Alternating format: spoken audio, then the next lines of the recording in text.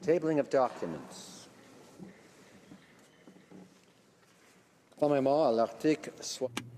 Pursuant to Section 79(2)(2) of the Parliament of Canada Act, it is my duty to present to the House a report from the Parliamentary Budget Officer entitled Fall Economic Statement 2017, Issues for Parliamentarians.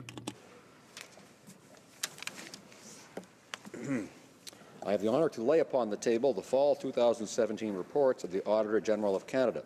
Pursuant to Standing Order 1083G, these documents are deemed to have been permanently referred to the Standing Committee on Public Accounts.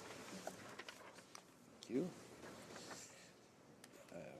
Tabling of documents. The Honourable Parliamentary Secretary to the Minister of Crown Indigenous Relations. Thank you, Mr. Speaker. I have the honour to table in both official languages an assessment of the population impacts of select hypothetical amendments to Section 6 of the Indian Act. Parliamentary Secretary to the Minister of National Revenue. Thank you, Mr. Speaker. I have the honour, pursuant to Standing Order 32, subsection 2, to table the Office of the Taxpayers Ombudsman's annual report in both official languages entitled Fairness, a Right, Not a Privilege. Dépôt de projet de loi émanant du gouvernement. Introduction of government bills. Statements by ministers.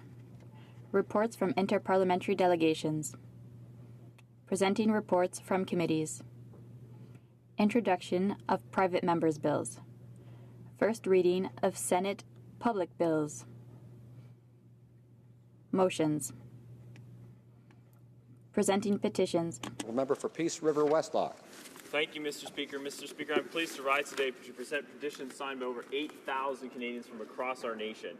These petitioners are concerned about the accessibility and the impacts of violent and degrading sexually explicit material online and the impacts on public health.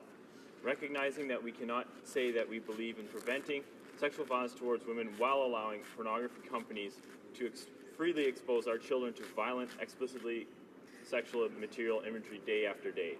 As such, these petitioners are calling on the House of Commons to implement meaningful age verification on all adult websites. Thank you, Mr. Speaker. Member for Esquimalt Saanich Sooke. Thank you very much, Speaker. I rise today to present e-petition 1162 concerning Tibetan human rights defenders. This petition was originated by Namdal Tenzin of Scarborough, and it calls on the Government of Canada to urge China to fulfill its international human rights obligations and to create a comprehensive report on the situation of Tibetan human rights defenders and to make public intervention on behalf of Tibetan human rights defenders, particularly the 11th Panchen Lama. Presenting petitions. Présentation de pétition. Questions on the order paper. The Honourable Parliamentary Secretary to the Government House Leader. Yes, thank you, Mr. Speaker. I would ask that all questions be allowed to stand at this time, please. Agreed. Agreed and so ordered. Orders of the day. Ordre du jour. Oh, excuse me. The Honourable Government House Leader is rising. Mr. Speaker, I move, seconded by the Minister of Justice, that in relation to Bill C-45, an act respecting cannabis, to amend the Controlled Drugs and Substances Act, the Criminal Code and other acts, not more than one further sitting day shall be allotted to the consideration of the report stage, and 2 sitting days shall be allotted to the consideration at third reading stage of the said bill, and that 15 minutes before the expiry of the time provided for government orders on the day allotted to the consideration of the report stage and on the second day allotted to the consideration at third reading stage of the said bill, any proceedings before the House shall be interrupted, if required, for the purpose of this order, and in turn every question necessary for the disposal of the stage of the bill then under consideration shall be put forthwith and successively without further debate or amendment. Thank you, Mr. Speaker. Read the motion and then I'll read the word.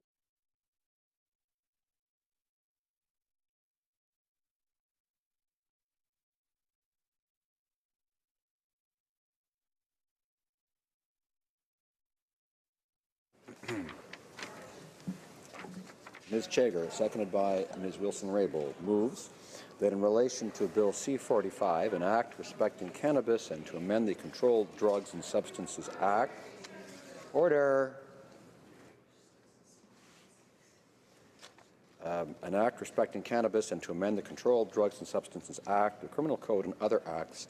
Not more than one further sitting day shall be allotted to the consideration of the report stage, and 2 sitting days shall be allotted to the consideration at third reading stage of the said bill, and that 15 minutes before the expiry of the time provided for government orders on the day allotted to the consideration of the report stage and on the second day allotted to the consideration at third reading stage of the said bill, any proceedings before the House shall be interrupted if required for the purpose of this order, and in turn every question necessary for the disposal of the stage of the bill then under consideration shall be put forthwith and successively without further debate or amendment.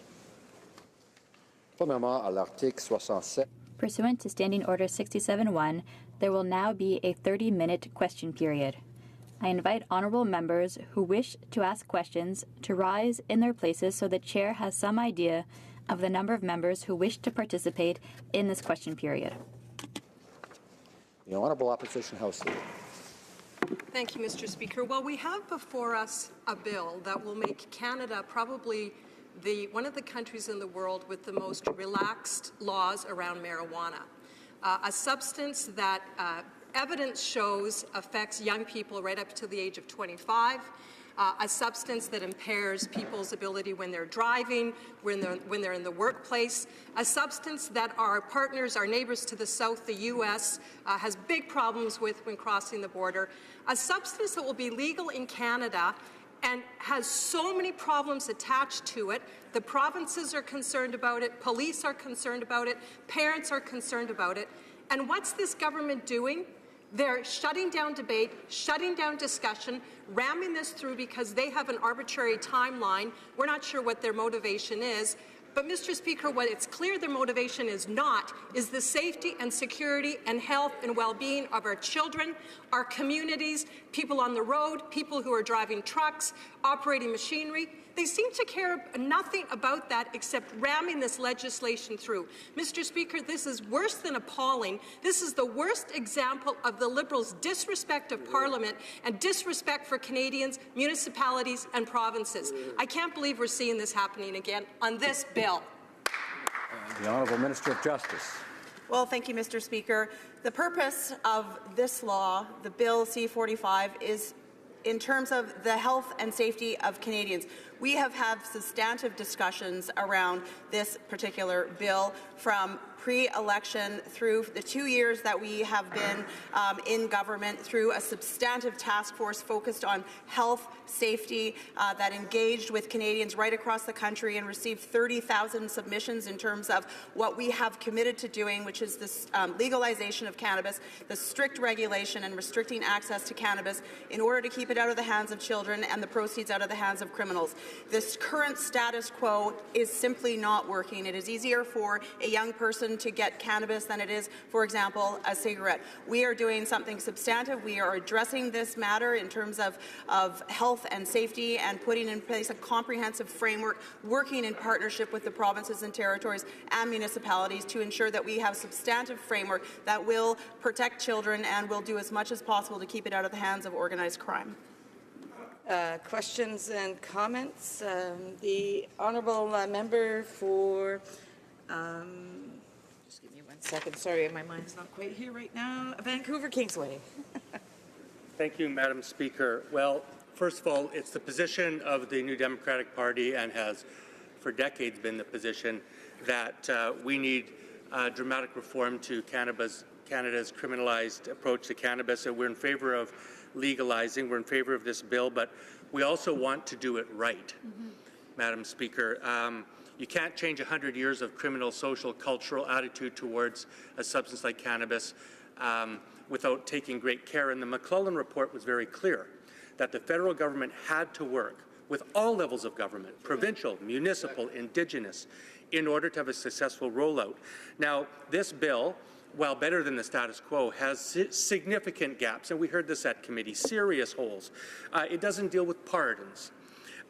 We had Indigenous people, representatives testify at committee, Chief Isidore Day, who told us there hasn't been any negotiation or discussion with Indigenous people whatsoever prior to this. And they're going to have to roll out this bill and apply this bill on Indigenous reserves and bans. The Honourable Justice Minister just said that they're concerned about getting this out of the hands of organized crime and protecting children, yet this bill does not legalize edibles. It would have kept it illegal, period, but for the New Democrats pushing and pushing. And now they will be legal within 1 year of this bill becoming law. So this government is content to leave edibles and concentrates in the hands of organized crime, marketing to children. They're content to do that. That's the other gap. And finally, this bill continues and perpetuates the criminalized prohibitionist approach to cannabis. My question to the minister is this. In 2015, when this government promised Canadians legalization of cannabis, why didn't they tell Canadians that after this bill becomes law, there will be more cannabis offences in the criminal code after legalization than there's before? And why won't they work with provinces and municipalities who are asking this government to slow this process down instead of putting their own political interests ahead of sound legislation that really will protect children and provide good legislation in this country? The Honourable Minister of Justice. Well, thank you, Madam Speaker, and I appreciate the comments made by my colleague across the way. We are committed to the passage of Bill C-45 in order to legalize cannabis in this country, strictly regulate and restrict access to cannabis, in order, as my friend articulated, to keep it out of the hands of children and keep the proceeds out of criminal organizations. We are committed to doing it right, and we are and will continue to work with all levels of government. We started that engagement and discussion and received substantive feedback through the substantive efforts of the task force that was constituted by our government that received 30,000 submissions, including from provinces and territories, including from municipalities, including from law enforcement agencies, and we will continue to engage with them and are continuing to engage with them through my parliamentary secretary, the Minister of Health.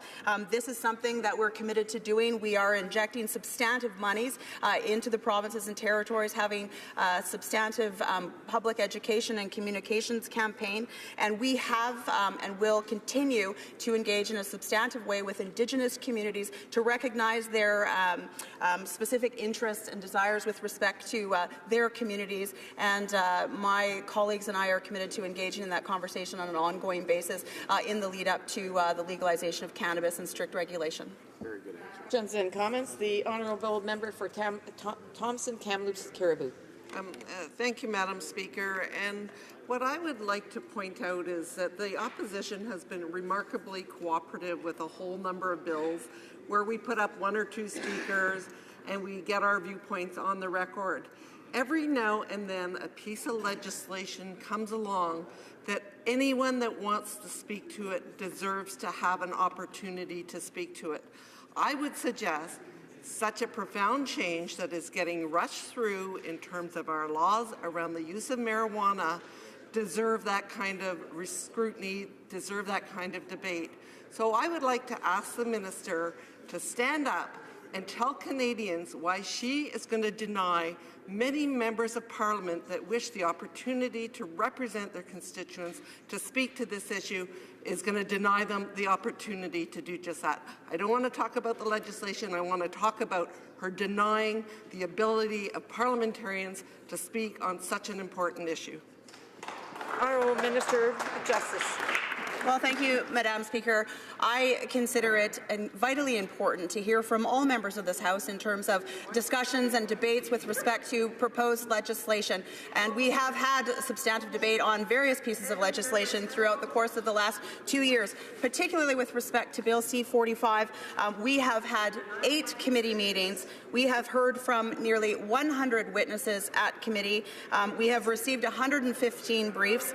In this honourable place, we have heard from 86 speakers. We've had 31 hours of debate. This is an incredibly important piece of legislation that we're wanting to move forward in order to legalize cannabis, strictly regulate and restrict access to cannabis in order to keep it out of the hands of kids and the proceeds out of the hands of criminals. The status quo simply is not working. We have had 2 years of substantive discussion right across the country, and I was very pleased to receive and hear from the 86 members of Parliament in this place that have submitted their concerns, as well as the views from committee that made some amendments to this piece of legislation, and the discussions will ongo in the other place. And comments, the Honourable Member for Longueuil-Saint-Hubert. Thank you, Madam Speaker. I am stunned to see how a political agenda from the Liberal Party can contaminate someone like this minister who was at the Assembly of First Nations in British Columbia. Those people are rising to say things are going too quickly. All the provinces are saying the same thing. In Quebec, we've been discussing it very quickly. It's an extremely important topic, and there needs to be a legal framework. Police officers are not ready. It's a shame. How can she rise in this place and tell us that it's not just partisan politics, that it's not just being able to say that they kept this promise? How can she defend this disavowal of her own vision for First Nations in all provinces? Well, thank you, Madam Speaker, and I appreciate the comments from my colleague across the way. I'm not disavowing any vision with respect to Indigenous peoples. What Bill C-45 does and is committed to do is legalize cannabis, strictly regulate and restrict access to cannabis in order to keep it out of the hands of children and the proceeds out of the hands of criminals. This has been the agenda of this government for 2 years. We've engaged in substantive discussions right across the country, including within this place. We value the feedback that we've received from members of Parliament in this place. Look forward to the discussion that will happen in the other place. With respect to Indigenous communities, we will continue on an ongoing basis to engage with Indigenous communities, and we have and will continue to engage with provinces and territories, as well as law enforcement, to ensure that they have the tools necessary in order to meet legalization in July of 2018. We have invested significant numbers of dollars to assist the provinces and territories to assist in an education and a public awareness campaign about the harms of cannabis, and we will continue to proceed in this manner to ensure in legalization that we have and bear the utmost priority of the health and safety of Canadians. That is our commitment to Canadians. questions and comments. The honourable member for Sarnia-Lambton. Thank you, Madam Speaker. I think it's absolutely outrageous that this debate is being shut down. You know, this government has been rushing ahead from the beginning to this arbitrary date, which is 223 days away.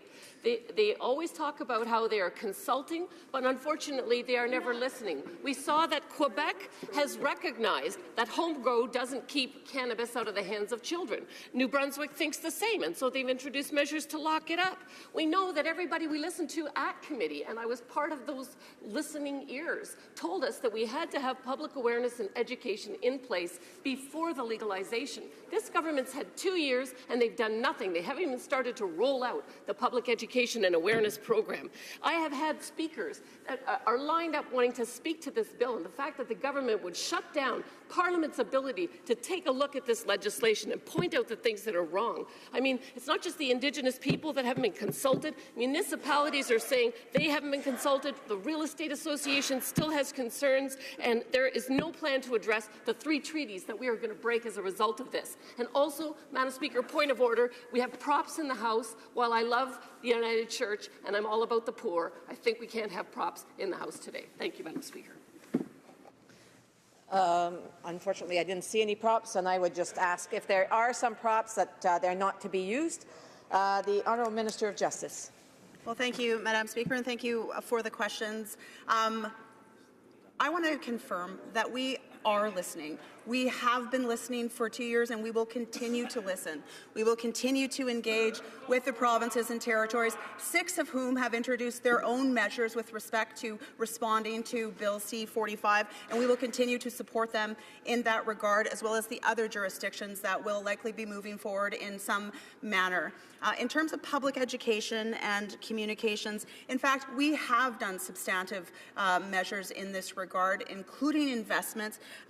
Very recently, we announced $36.4 million around public education and awareness, and that campaign has begun. For example, we have engaged in many initiatives via social media. We have issued 110,000 leaflets for a drug-free Canada. There is ongoing efforts by my colleagues, the Minister of Health and Public Safety, to ensure that we continue to communicate the risks with respect to cannabis, particularly particularly with respect to young people. We will continue to have this campaign. We will continue to work in collaboration on this campaign and ensure that the provinces and territories and municipalities and law enforcement are prepared for the legalization, strict regulation, and restricting access to cannabis.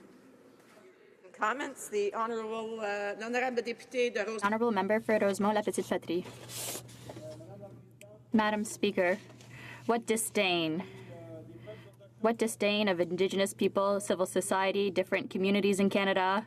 What disdain for the provinces. A government that says that it's listening, but it's deaf as a post. It's not able to listen.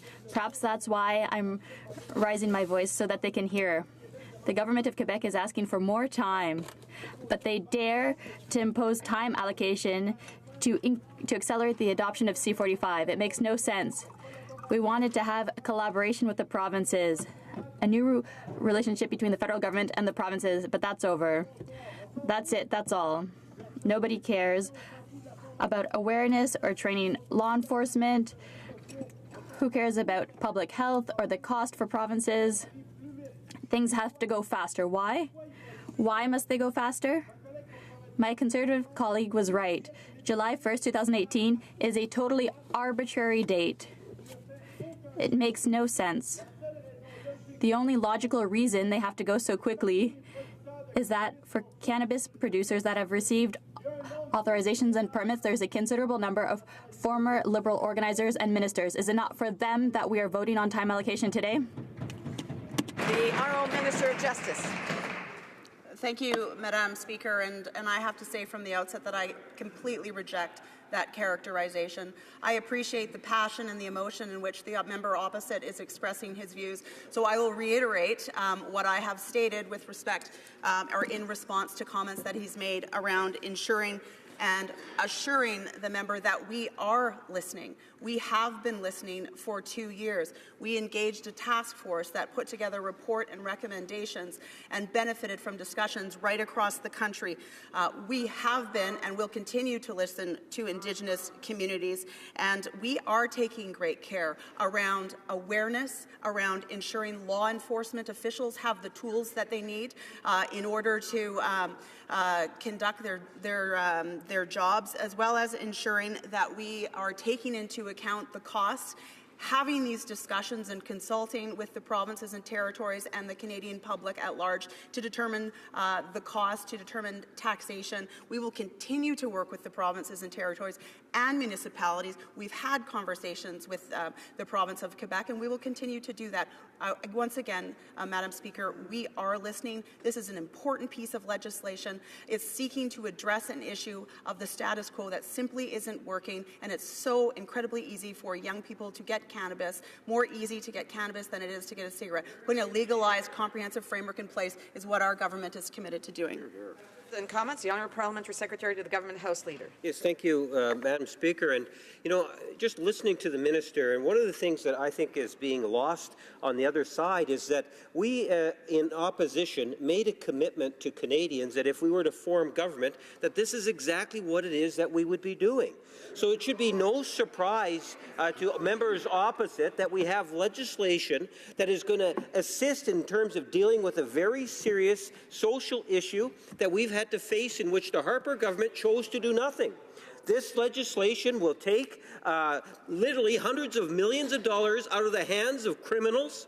It's going to go so much, or work so much better towards assisting our young people. Today, we have the more young people engaged with cannabis and consumption and smoking of cannabis than any other Western world country in the Western world. This, for the very first time, is going to take direct action, and I'm wondering if my colleague, the Minister, can just maybe provide comment in terms of the importance of maintaining this particular election platform issue. I just want to remind members that there is an opportunity to ask more questions. So if they have questions and comments, I think that they would wish to wait when I call that in order to stand up and ask, as opposed to yelling them across the way. The Honourable Minister of Justice.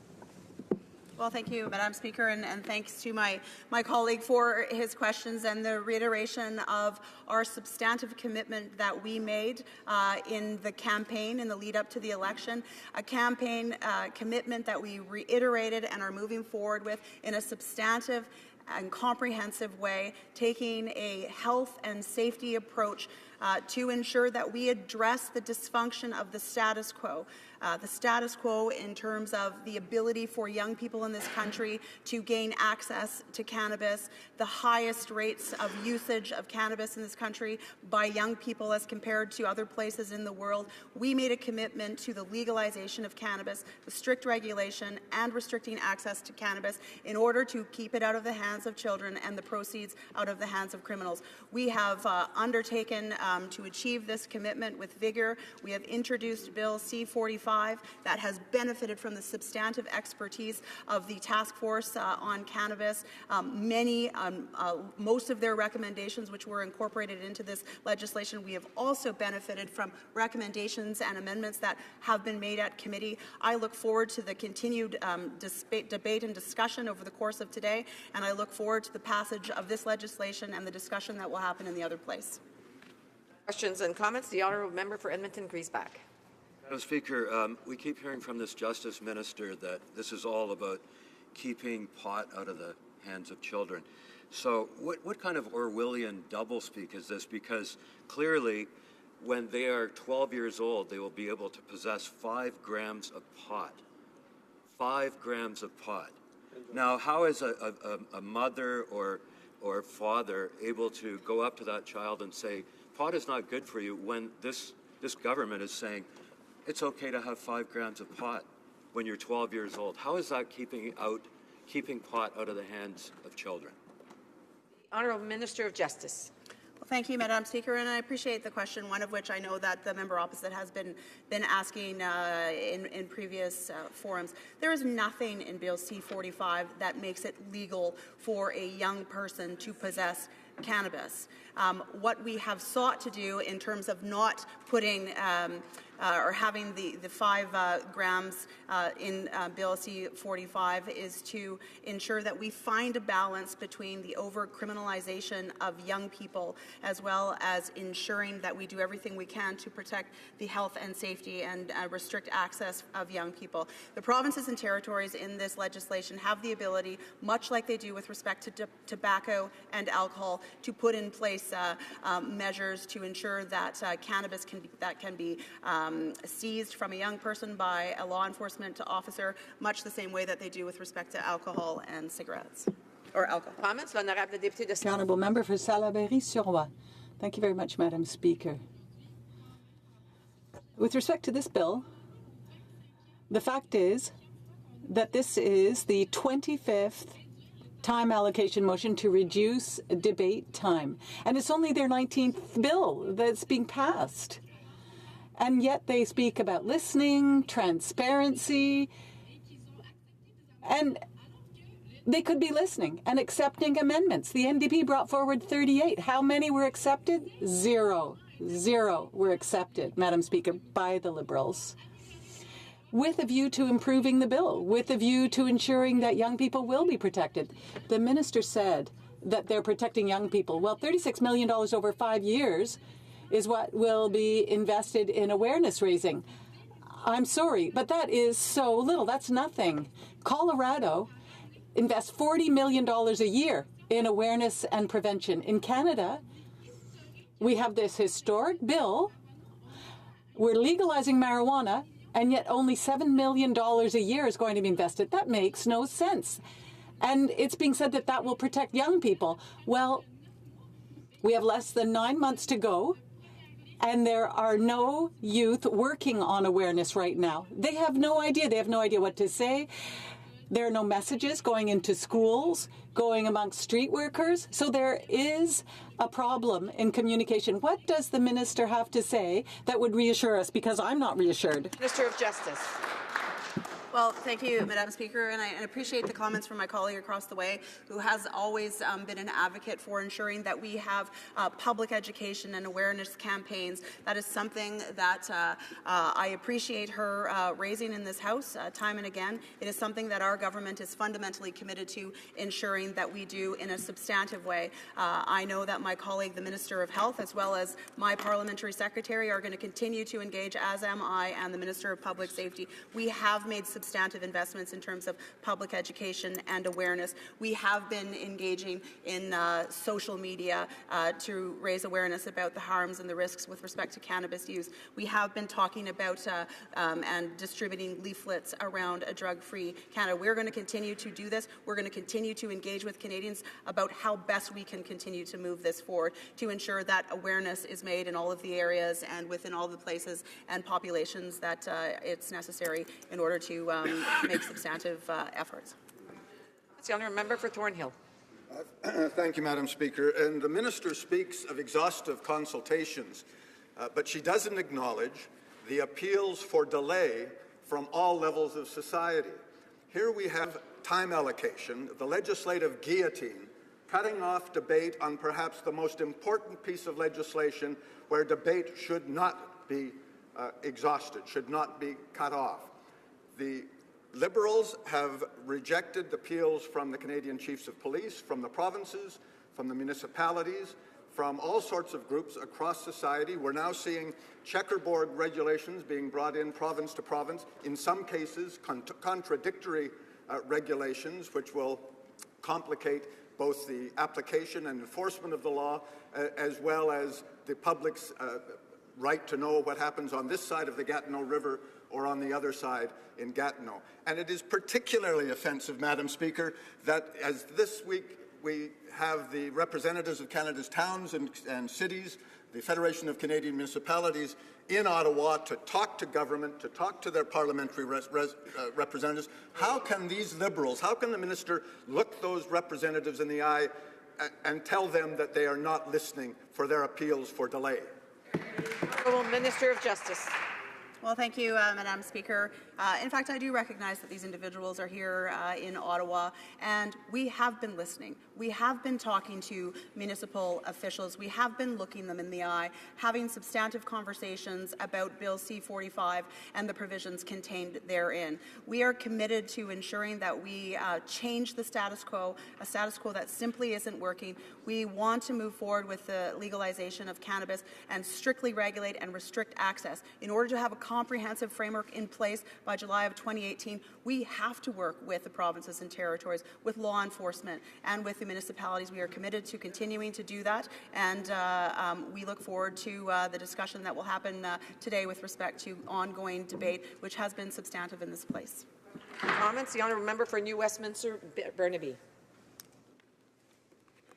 Well, Madam Speaker, the fact is this has become a government that is engaged in serial closure. This is the 25th time in this Parliament that this government has sought to ram through legislation without having proper debate. And it's particularly egregious this week, Madam Speaker. Yesterday we saw Bill C-59, an immensely controversial piece of legislation.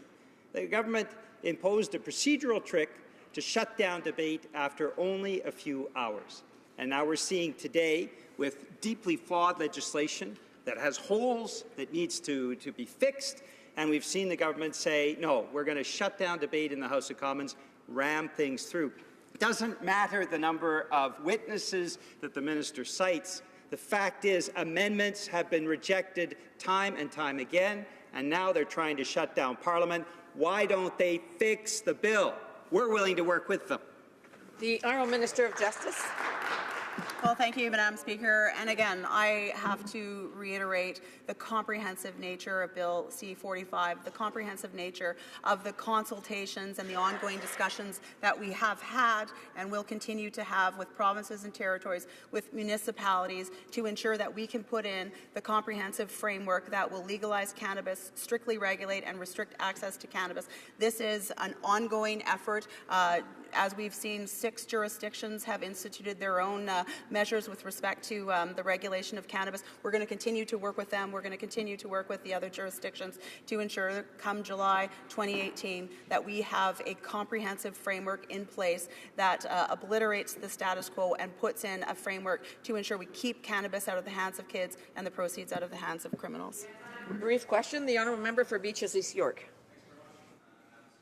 I've heard a lot of talk about delays from the other side and the request for delaying this legislation further, and we're rushing so quickly ahead. And I would just note, Colorado in November 2012 and Washington in November 2012, there were resolutions passed at the ballot. The electorate called for legalization. In Colorado, 13 months later, businesses opened to sell cannabis. In Washington, 21 months later, businesses opened to sell cannabis. And I would wonder, given it's already over 24 months since our election, does this seem like a rush here in Canada? The Honourable Minister of Justice has 1 minute to respond.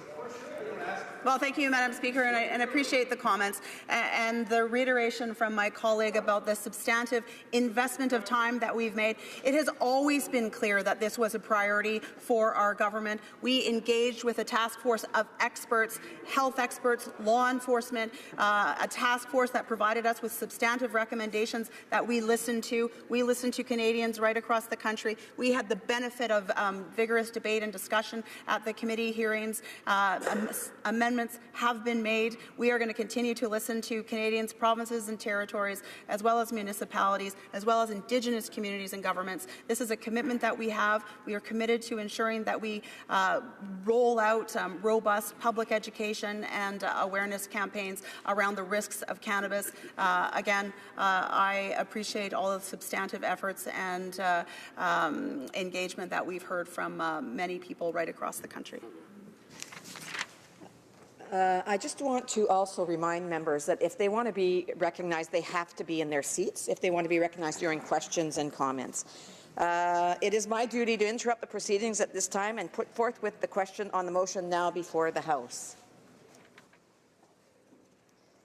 Madame Chagger, appuyée par Ms. Chagger, seconded by Ms. Wilson-Raybould, moves that in relation to Bill C-45, an act respecting cannabis, and to amend the Controlled Drugs and Substances Act, the Criminal Code, and other acts, not more than 1 further sitting day shall be allotted to the consideration of the report stage, and 2 sitting days shall be allotted to the consideration at third reading stage of the said bill.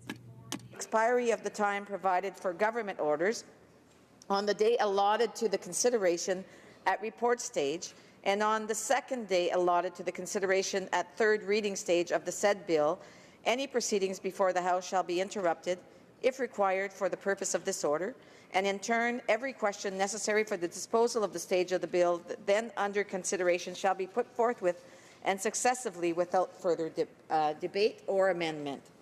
The pleasure of the House to adopt the motion. All those in favour of the motion will please say yea. Those against the motion will please say nay. In my opinion, the yeas have it. Call in the members.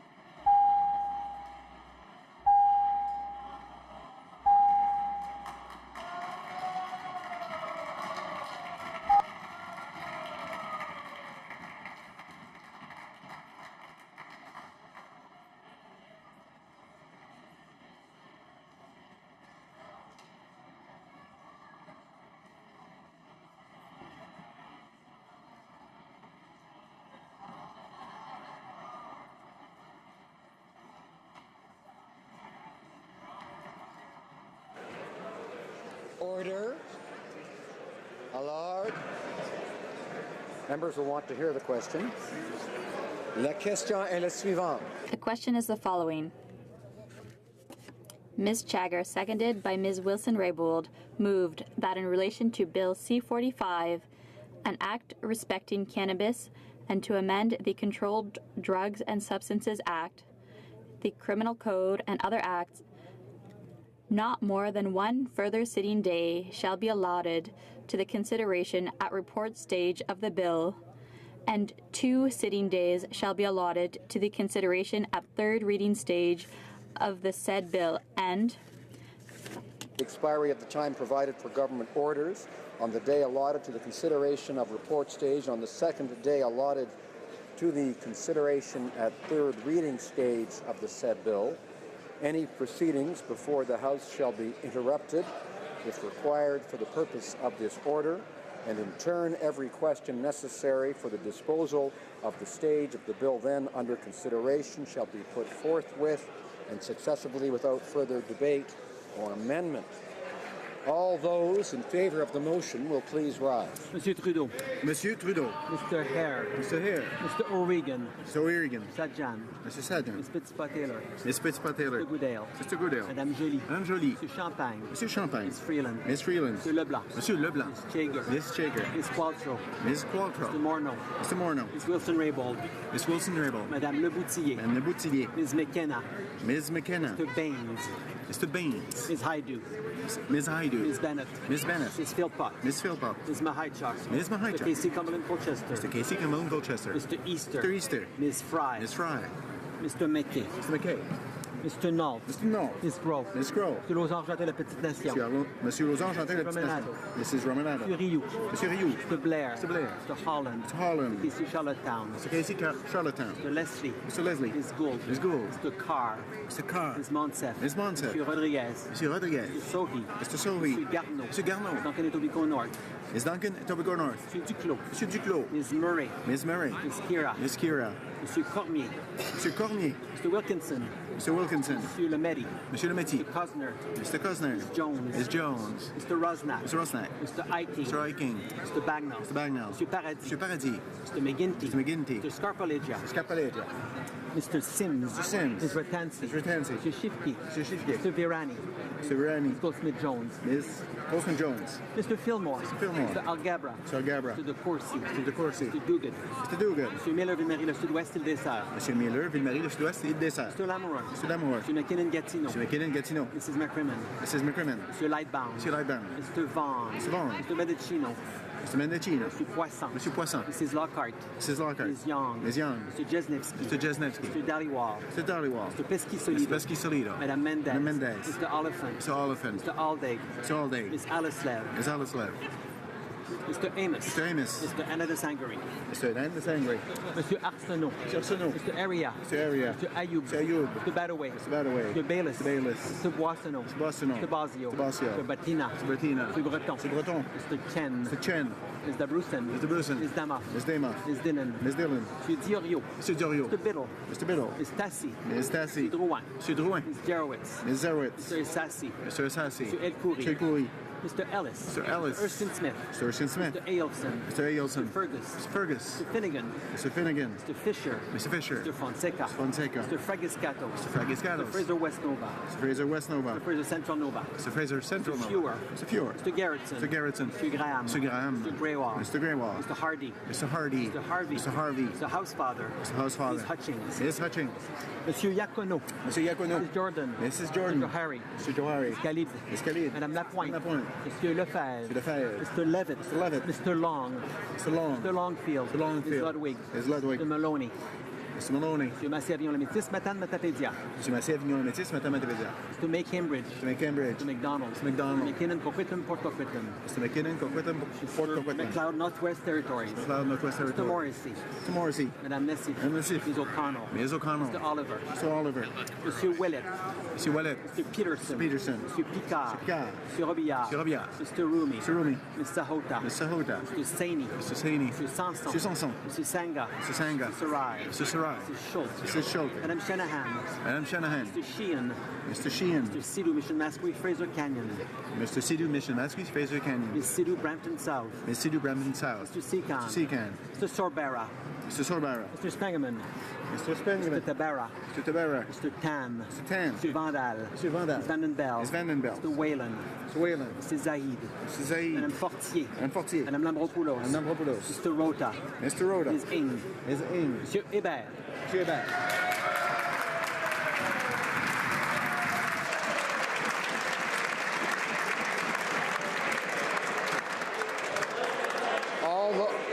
All those opposed to the motion will please rise. Mr. Scheer. Mr. Scheer. Mr. Nicholson. Mr. Nicholson. Ms. Finley. Ms. Finley. Mr. Blaney Belchasse de Chemin Levy. Mr. Blaney Belchasse de Chemin Levy. Mr. Allison. Mr. Allison. Mr. Bazan. Mr. Bazan. Ms. Rampel. Ms. Rampel. Mr. Kemp. Mr. Kent. Mr. O'Toole. Mr. O'Toole. Mr. Reyes. Mr. Reyes. Ms. Bergen. Ms. Bergen. Mr. Poiliev. Monsieur Poiliev. Mr. Fast. Mr. Fast. Mr. Bernier. Monsieur Bernier. Mrs. McLeod. Kamloops Thompson Caribou. Ms. McLeod, Camus, Thompson, Caribou. Mrs. Block. Mrs. Block. Mr. Clement. Mr. Clement. Mr. Van Loan. Mr. Van Loan. Mr. Nuttall. Mr. Nuttall. Mr. Albus. Mr. Albus. Mr. Doherty. Mr. Doherty. Mr. Paulus. Mr. Paulus. Mr. Barlow. Mr. Barlow. Mr. Berthold. Mr. Berthold. Mr. Deltel. Mr. Deltel. Mr. Chong. Mr. Chong. Mr. Reed. Mr. Reed. Mr. Warkington. Mr. Warkington. Mr. Straw. Mr. Straw. Mrs. Stubbs. Mrs. Stubbs. Mrs. Harder. Mrs. Harder. Mrs. Wong. Mrs. Wong. Mr. Abul Taif. Mr. Abul Taif. Mr. Kelly. Mr. Kelly. Ms. Gladue. Ms. Gladue. Mr. McColeman. Mr. McColeman. Mr. Warawa. Mr. Warawa. Mr. Sorensen. Mr. Sorensen. Mr. Brown. Mr. Brown. Mr. Richards. Mr. Richards. Mr. Carey. Mr. Carey. Mr. Lukiski. Mr. Lukiski. Mr. Nader. Mr. Nader. Mr. Broussard. Mr. Broussard. Mr. Sweet. Sweet. Mr. Generous. Mr. Generous. Mr. Anderson. Mr. Anderson. Mrs. Wagenthal. Mrs. Wagenthal. Mr. Soroya. Mr. Soroya. Madame Boucher. Madame Boucher. Mr. O'Brien. Mr. O'Brien. Mr. Trost. Mr. Trost. Mrs. Gallant. Mrs. Gallant. Mr. Falk. Mr. Falk. Mr. Généreux. Mr. Généreux. Mr. Gourde. Mr. Gourde. Mr. Shipley. Mr. Shipley. Mr. Van Kesteren. Van Kesteren. Mr. Lake. Mr. Lake. Ms. Leach. Ms. Leach. Mr. Jennis. Mr. Jennis. Mr. Lobb. Mr. Lobb. Mr. Albrecht. Mr. Albrecht. Mr. Dreeshen. Mr. Dreeshen. Mr. Zimmer. Mr. Zimmer. Mr. McGuire. Mr. McGuire. Cooper. Mr. Cooper. Mr. Clark. Mr. Clark. Mr. Godin. Mr. Godin. Mr. Arnold. Mr. Arnold. Mr. Stanton. Mr. Stanton. Mr. Lauzon, Stormont, Dondassa, Glengarry. Mr. Lauzon, Stormont, Dondassa, Glengarry. Mr. McKenzie. Mr. McKenzie. Mr. Yurdega. Mr. Yurdega. Mr. Eglinski. Mr. Eglinski. Mr. Diot. Mr. Diot. Mr. Kitchen. Mr. Kitchen. Mr. Calkins. Mr. Calkins. Mr. Leipert. Mr. Leipert. Mr. Schmale. Mr. Schmale. Mr. Macaulay Edmonton West. Mr. Macaulay, Edmonton West. Mr. Kimmich. Mr. Kimmich. Mr. Vierson. Mr. Vierson. Mr. Waugh. Mr. Waugh. Mr. Motz. Mr. Motz. Mr. Weber. Mr. Weber. Mr. Benson. Mr. Benson. Mrs. Cousy. Mrs. Cousy. Mr. Caron. Monsieur Caron. Mr. Mulcair. Monsieur Mulcair. Mr. Julian. Mr. Julian. Ms. Duncan Edmonton Satkona. Ms. Duncan, Edmonton, Sudcombe. Ms. Matheson. Ms. Matheson. Mr. Christopherson. Mr. Christopherson. Madame Laverdière. Madame Laverdière. Mr. Massey, Windsor West. Mr. Massey, Windsor West. Mr. Garrison. Mr. Garrison. Madame Boutin-Sweet. Madame Boutin-Sweet. Monsieur Dubé. Monsieur Dubé. Madame Brosseau. Madame Brosseau. Mr. Rankin. Mr. Rankin. Mr. Davies. Mr. Davies. Monsieur Boulris. Monsieur Boulris. Monsieur Dussault. Monsieur Dussault. Mr. Donnelly. Mr. Donnelly. Ms. Kwan. Ms. Kwan. Monsieur Aubin. Monsieur Aubin. Monsieur Nantel. Monsieur Nantel. Madame Quash. Madame Quash. Mr. Blakey. Mr. Blakey. Monsieur Choquette. Monsieur Choquette. Madame Trudel. Madame Trudel. Ms. Benson. Ms. Benson. Mr. Duval. Mr. Duval. Mr. Stetsky. Mr. Stetsky. Mr. Canning. Mr. Canning. Mr. McGregor. Mr. McGregor. Ms. Malcolmson. Ms. Malcolmson. Ms. Blaney, North Island, Powell River. Ms. Blaney, North Island, Powell Ms. River. Hardcastle. Ms. Hardcastle. Madame Hughes. Madame Hughes. Monsieur Barcelou Duval. Monsieur Barcelou Duval. Monsieur Plamondon. Monsieur Plamondon. Monsieur Sainte-Marie. Monsieur Sainte-Marie. Monsieur Marcil. Monsieur Marcil. Madame Posé. Madame Posé. Monsieur Fortin. Monsieur Fortin. Monsieur Thériault. Monsieur Thériault. Monsieur Beaulieu. Monsieur Beaulieu. Ms. May, Saanich Gulf Islands.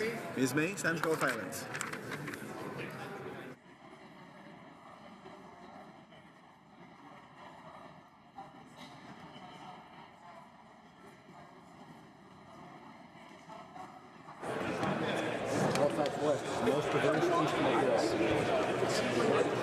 Yeas pour 170, 170.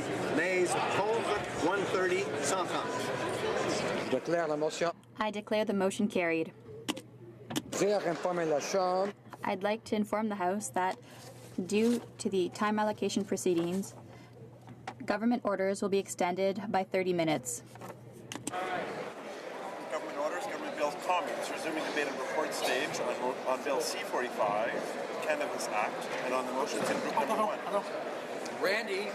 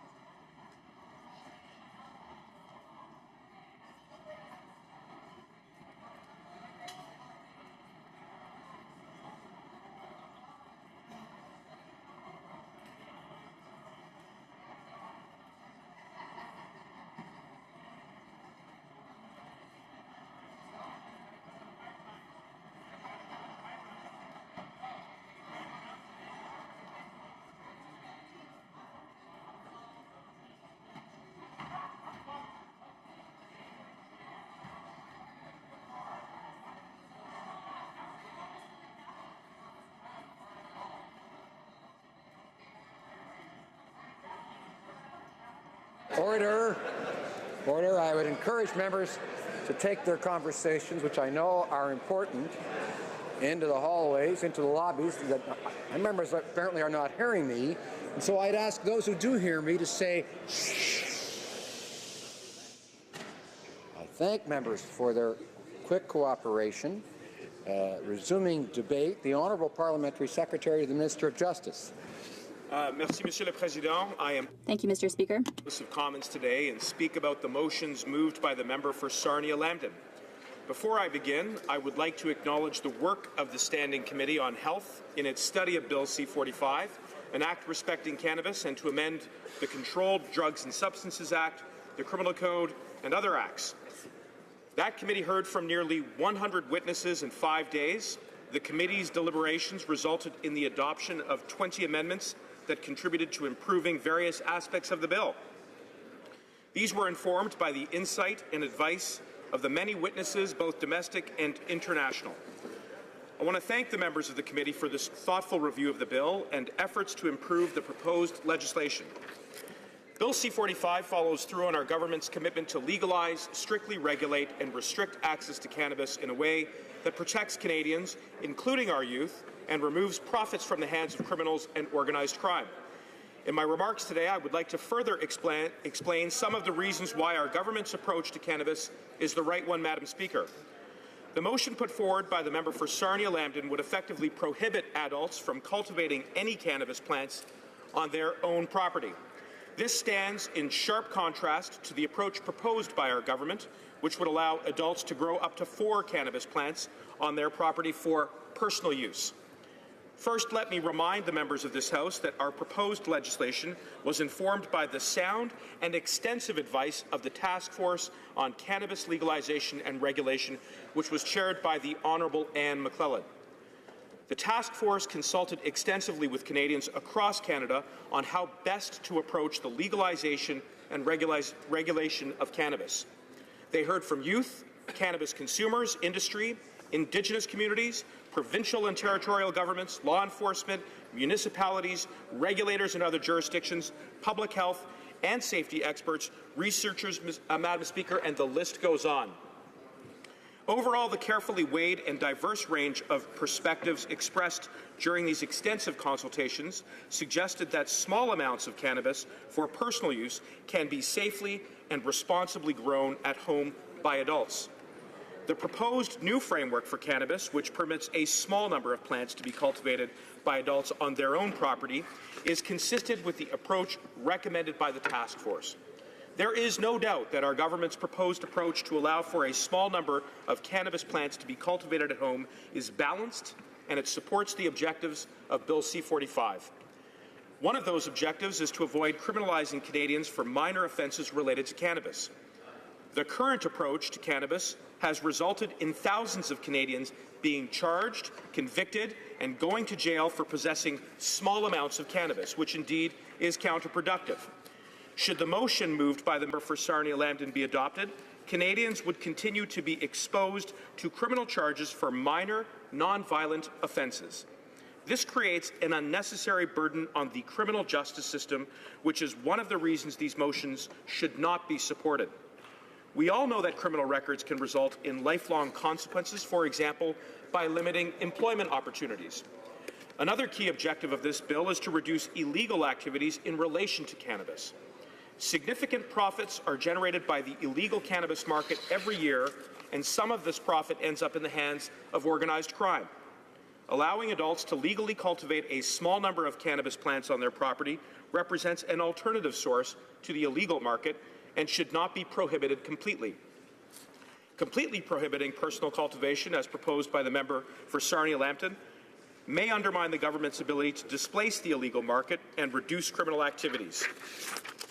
Setting a limit on the number of plants an adult may grow is a reasonable way to distinguish between responsible adults who wish to grow a limited number of cannabis plants at home and cannabis cultivated to supply and drive the illegal market. This is why other jurisdictions have taken a similar path. As the federal framework has also been informed by international experience and best practices, I would note that in jurisdictions where cannabis is legal and strictly regulated, only one, Washington State, that state has maintained a prohibition on personal cultivation. Other jurisdictions, including Colorado, Oregon, and California, set provisions that restrict the number of plants that can be grown, such as the ones included in our own Bill C-45.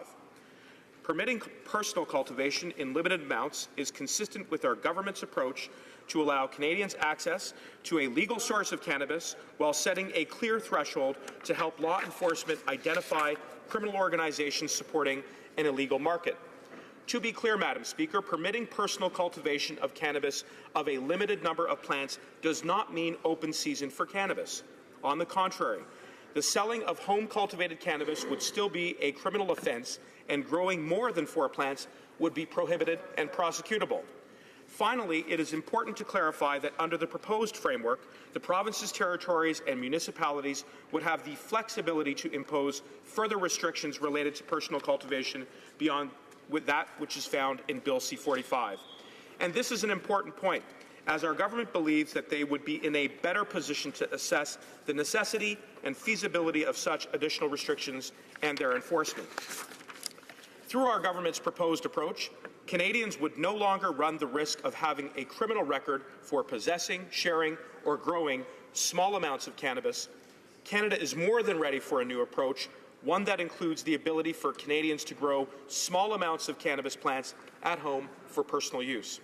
Again, the motion moved by the member for Sarnia-Lambton goes against the key objectives of the bill, and therefore we would recommend that all members of this House vote it down.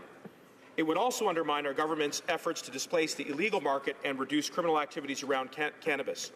I am confident that the new legal framework that we are proposing, including the current provisions of that bill, which allow for personal cultivation of a small number of plants at home, is the best path forward for all Canadians. Thank you, Madam Speaker. Merci. Questions and comments? The honourable member for Sarnia-Lambton. Thank you, Madam Speaker, and I'd like to thank the member opposite for his speech. And certainly I did sit through all of the testimony at Health Committee, and I noted in his speech he talked about Washington State. And in fact, Washington State did not allow home grow, and we see that they had the best outcomes in terms of reducing organized crime down to less than 20%, and in making it difficult for people under the age of 21 to actually get hold of cannabis, which is actually the goal of this whole legislation. The government did not listen to the provinces, and they have removed the height requirement from the 4 plants, which means that you could, if you watch the YouTube video, grow your chicken wire across your whole inside of your house and have 4 trees and a huge amount of marijuana. So my question for the member is, why did he not listen to Washington State, Quebec, and New Brunswick, who clearly see that home grow is a problem? The Honourable Parliamentary Secretary to the Minister of Justice. Madam Speaker, and I want to begin by thanking my colleague for her question. We did listen, and just to be clear, Madam Speaker, there have been no less than 86 speakers in this House who have contributed to this debate. At committee, 8 meetings were held, nearly 100 witnesses heard, over 115 briefs submitted and considered by the committee. The committee, through its deliberations, proposed a number of amendments which are going to continue to be debated both in this House and the other place, Madam Speaker. When it comes to other jurisdictions, as I pointed out in my remarks, Washington was the only state, but there are a number of other jurisdictions in the United States which have indeed sanctioned personal cultivation because they, like us, understand that striking the right balance between personal use, which should not be criminalized, and keeping cannabis out of the illicit markets and out of the hands of our youth is the best path forward. Thank you, Madam Speaker. And comments? The honourable member for Vancouver Kingsway. Thank you, Madam Speaker. Well, I had the good fortune of sitting on the Health Committee as we studied this bill, and the New Democrats are in favour, broadly speaking, of legalization and want to work productively with the government to provide the best possible legislation that we can have in this country. But without any doubt, there are serious gaps and flaws in this legislation that for some reason this government does not want to address in their rush to have this legislation passed by an arbitrary date of July 1, 2018. For instance, one of the holes in this bill is it allows provinces to opt out of the home grow provisions. It allows them to opt out of the 30-gram possession limit, which means that, as we've already seen with Quebec, has indicated that they're not going to allow any home growing whatsoever. We're going to have a patchwork of marijuana regulations across this country. My honourable colleague talks about the need to rush this so that we get out of the hands of criminals. Yet this government says the exact opposite when it comes to edibles, saying, no, we can't regulate on edibles because we're not ready for that. There's no provision to ensure small craft growers in this country will be licensed.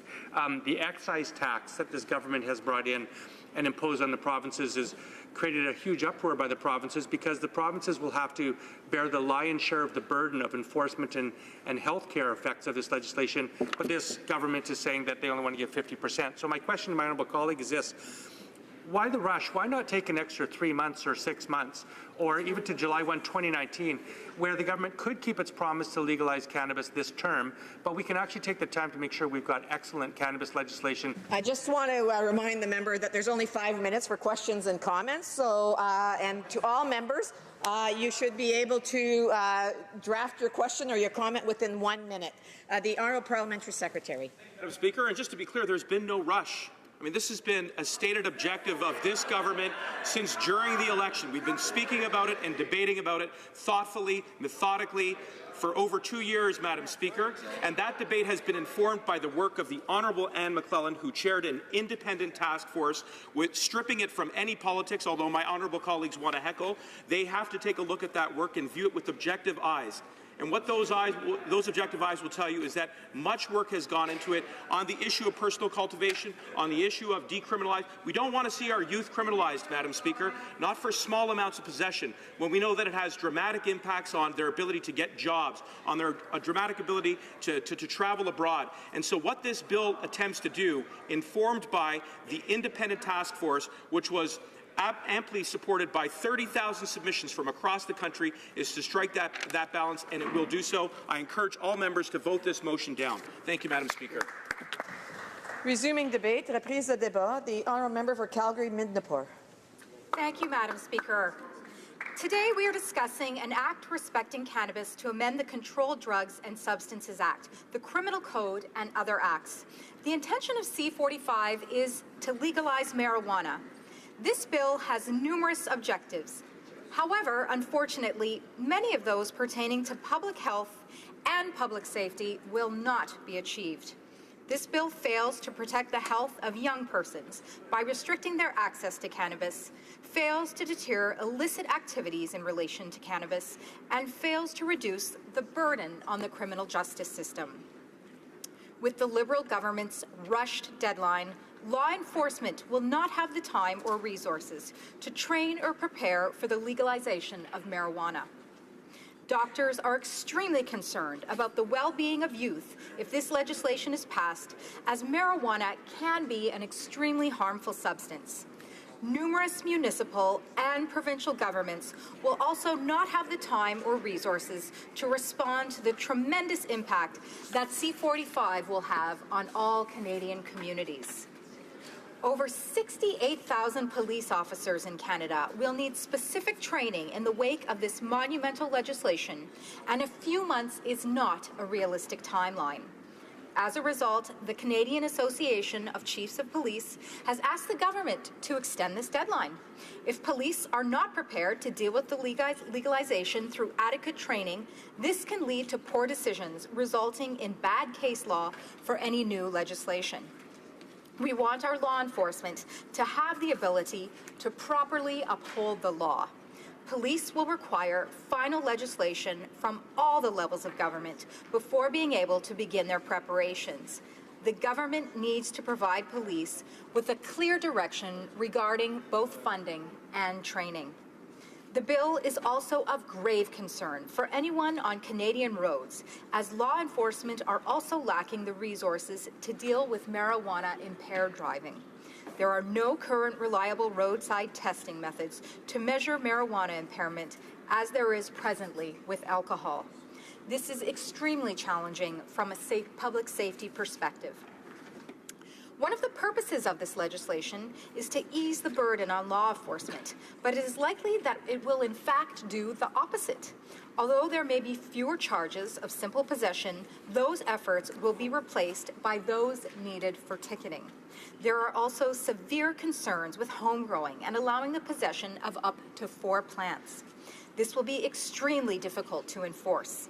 Jurisdictions such as Colorado in the United States, who have already legalized marijuana, have seen tremendous difficulties with this, especially with individuals selling their homegrown marijuana for a lower price than what is legally regulated. This is problematic as it won't incentivize the elimination of a black market. Some elements of plain packaging could further hinder the enforcement of the black market, as it will be very difficult for law enforcement to identify between legal and illegal marijuana products. Youth access to marijuana is another grave concern. It has been medically confirmed that there are severe long-term effects from marijuana use by youth, such as cognitive delays, as well as mental health issues. All of these are likely to affect their goals in school, as well as future careers. Smoking marijuana doubles the risk of developing schizophrenia, which is especially worrying for those who are already at a greater risk. These risks don't just stop at the age of 18 when one becomes an adult either, but rather can be experienced up till the age of 25. There needs to be increased awareness on these risks for those 25 and under, and not those just under the legal age. Research suggests that youth typically begin use in a social setting and don't recognize it as harmful. Youth also perceive the risks of marijuana impairment when driving to be minimal. The government should not be dismissive of the evidence we have seen in Colorado after they legalized marijuana. The state experienced drastic increases in deaths caused by marijuana-impaired driving. It is crucial for youth to be informed of the facts of these dangerous realities and not be relying on myths and word of mouth. Having homegrown marijuana is also a substantial risk to youth, as it is easily accessible through the home. Despite provisions to restrict youth access, marijuana use by youth was frequent, and most of the marijuana was obtained originally bought from legal sources. This is particularly concerning in relation to the production of edibles. Although they have been excluded from this bill, they are likely to be produced privately by individuals or even sold on the black market. With marijuana more easily accessible through legalization, edibles will be more prevalent. When marijuana is put in food, children may mistake them for delicious treats, which can be extremely dangerous. I would like to note that Quebec's legislation for marijuana will forbid homegrown cannabis for personal use, for likely just those reasons. The province of New Brunswick is also addressing the dangers of homegrown marijuana by making individuals lock up their plants.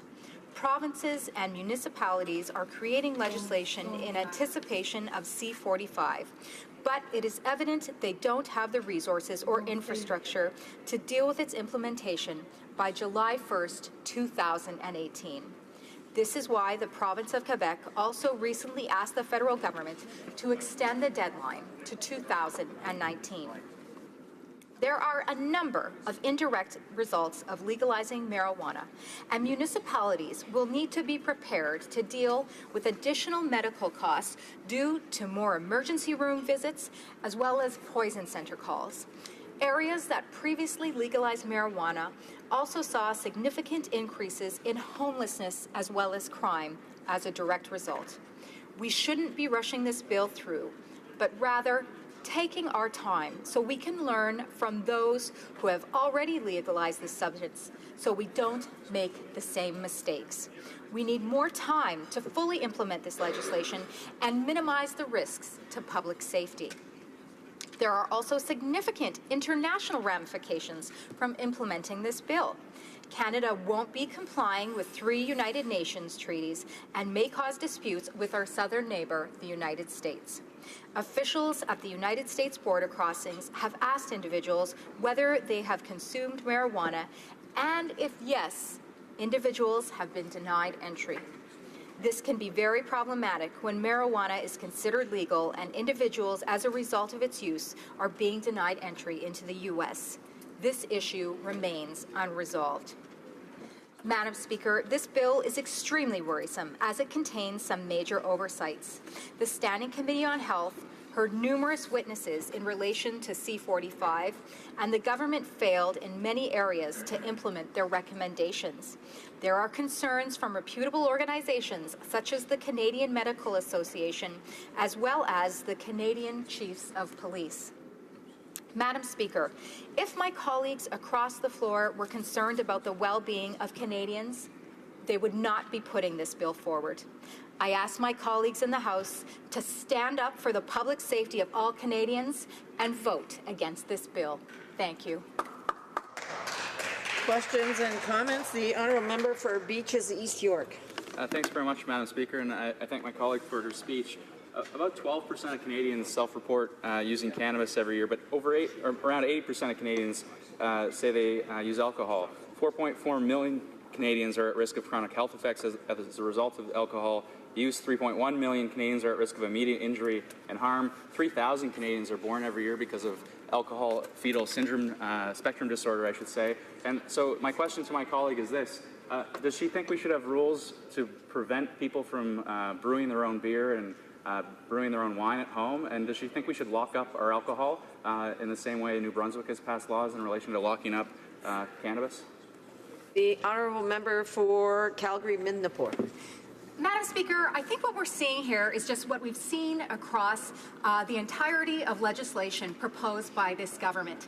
And that is an attempt to blur the issues. That is an attempt to confuse things, to create problematic, complicated, unclear systems, unclear processes. I know I've seen this a lot in my home province of Alberta regarding the natural resources sector, and I think that this question is just another example of that.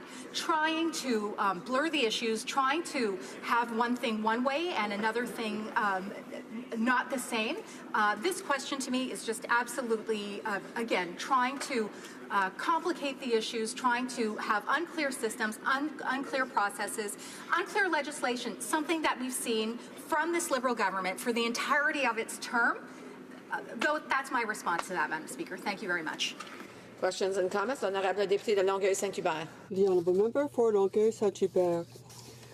Thank you, Madam Speaker. I'd like to thank my colleague for her speech. I think that she has noted the worries of people who know the reality of young people's lives, who know what an effect this can have on the workplace. And it's very clear that the government just is blinded by its election promise and has no other priority but this. They just want to shovel this into the province's courtyard, and the money that comes back, it'll be 50-50 for Ottawa and the provinces. Does the honourable member have any comment? Well, that is my point exactly. We need more time. All provinces need more time in order to prepare for this. The provinces and territories are not ready to respond to this legislation, and this really concerns us. And I think what my colleague has said has a lot of merit. I am really against this bill. I am against this legislation. Thank you, Madam Speaker. Parliamentary Secretary to the President of the Treasury Board. Thank you, Madam Speaker. And I have a very short question. I wonder if my colleague across the aisle really believes that it's better for the current situation where criminal gangs regulate, control, push, promote, sell cannabis products, or is it better for the federal government to regulate, control, educate, and prevent, which is what their plan is? The honourable member for Calgary-Midnapore. I don't believe that in denying this legislation, we are saying that these options are better. What we are saying is that we need more time to effectively and properly evaluate this legislation, more time to allow our provincial and municipal counterparts to prepare, more time to prepare in regards to the international treaties, which I made reference to. And I'll also make the point, Madam Speaker, I think it's very unfair. I go back to the first question that was posed to me. Again, this Liberal government picks and chooses what is best for them. Regarding the international treaty for marking of firearms, they want to comply with the United Nations treaty because it goes along with the ideological agenda that they have. Whereas, complying with the 3 treaties in regards to the marijuana legislation, it's not convenient for them. It doesn't conform to their ideology. So I would say that no, I absolutely do not want to see the black market gangs running this illegal market of cannabis, of marijuana. What I would like to see is effective time to create a proper plan for all levels of government to respond in the best manner possible for the health and safety of all Canadians. Thank you, Madam Speaker. Reprise de débat, resuming debate. The Honourable Parliamentary Secretary to the President of the Treasury Board. Thank you, Madam Speaker. And I'm speaking strongly in support of Bill C-45. Through which our government is ending the failed approach of criminalizing cannabis. This is an opportunity to protect our youth, to take profits out of the hands of criminals, and to treat drug use as the public health issue that it actually is. And I've actively worked to advance this policy since hosting the Liberal caucus in discussion back in the fall of 2011 about the potential legalization of cannabis. So I am proud to stand in this House and see this policy come to fruition. And I'd like to start by giving some thanks to organizations that have been advocating for this very practical and positive new policy.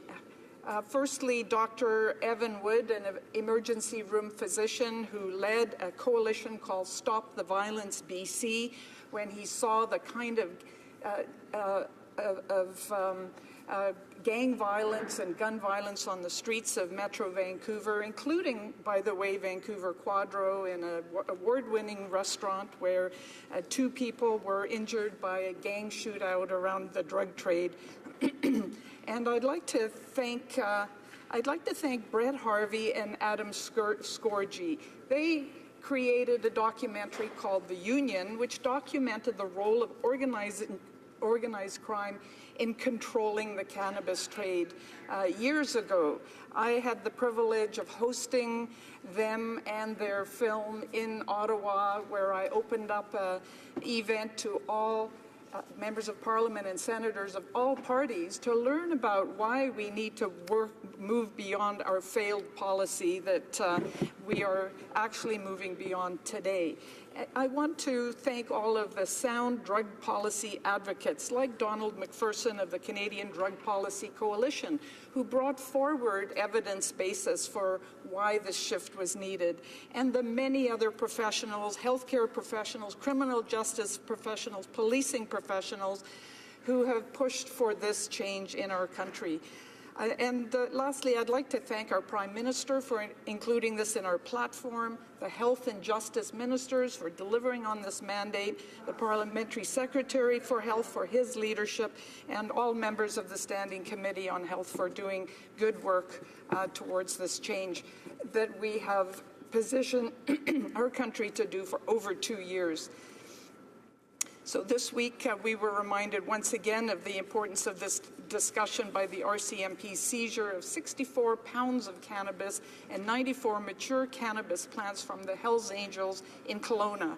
So that's the reality of our current system, Madam Speaker. Organized crime produces, distributes, and sells the cannabis and uses it to fund their other criminal ventures. It's Hells Angels and other criminals who regulate and control the product and what's actually in it and how to sell more of it to our youth. It's criminal gangs who recruit young people to be part of this terrible criminal enterprise.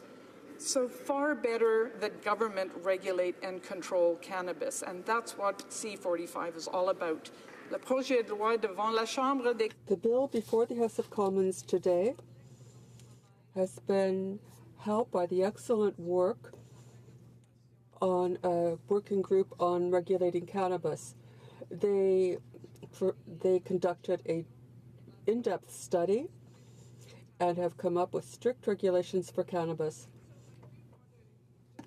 that the members' offices are saying we need more time, but actually there's been a lengthy, thoughtful process on this already, and it's time to move. And the members' offices that are yelling at me right now are just trying to stop this. I'd like to say to the honourable member, I'd like to say that if she has comments or questions, she should wait until the time reserved for questions and comments. I am sure that she would also like the respect of other members when she makes her speech. Madam Speaker, adults who are in possession of small quantities of cannabis, up to 30 grams, will not be treated as criminals. Bill C-45 will allow responsible adult consumers a way to obtain legal substances that have been strictly regulated in order to respond to national standards, high national standards, to ensure security and quality. Reduce the disproportionate burden imposed on the 18,000 individuals who were charged with possession of cannabis in 2016 alone. And we know that can sometimes mean lifelong impacts from a simple possession charge on their life prospects. C-45 will reduce this travesty and also reduce the burden on the criminal justice system. Our government believes that law enforcement and the courts should devote their resources to criminal activities that are truly detrimental to society, as well as to education and prevention in the case of public health issues like cannabis use. The expert witnesses who appeared before our Standing Committee on Health agreed with our government's proposed approach. For example, Carrie Schuyndler from the Canadian Nurses Association stated that, I quote, Bill C-45 promotes the removal of harms associated with the prohibition model, so much loved by the Conservatives opposite, while recognizing the need to protect vulnerable populations, including youth. Under our current regime, Canadian youth have one of the highest rates of cannabis use in the world. In 2015, 21% of youth aged 15 to 19 reported using cannabis in the past year. Now, some Vancouver Quadra citizens have expressed concerns that legalization will increase use of cannabis by young people.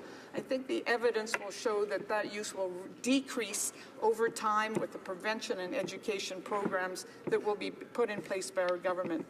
But let's be clear, too many youth are using cannabis now under the system controlled by the criminal gangs. And so this is why the bill includes strict controls and penalties to protect young people and measures to deter and punish adults who provide cannabis to underage Canadians. Deterring the illegal market is necessary to really protect Canadian youth. Experts such as Dr. Christina Grant from the Canadian Pediatric Society has cautioned us that an age limit that is too high risks preserving the illegal market that currently provides the supply of illegal and unregulated and unsafe cannabis to Canadians between the ages of 20 and 40. These are the young people who currently have the highest rates of consumption among Canadians and among their peers in other developed countries. It is also important to bear in mind the fact that the bill will offer each province and territory the flexibility to set its own supplementary restrictions, which can go beyond those proposed within the federal framework according to the needs and circumstances which are unique to the provinces and territories. Minimum age if a province or territory so chooses. Beyond the proposed minimum age restrictions and severe penalties for selling cannabis to youth, Bill C-45 also proposes a number of additional controls to protect young Canadians. For example, the bill includes provisions that would prohibit the sale of cannabis and cannabis products that are considered appealing to youth. It would ban the advertising and promotion of cannabis, except in limited and very restricted circumstances. It would also set out requirements for packaging and labeling to ensure they are not appealing to youth.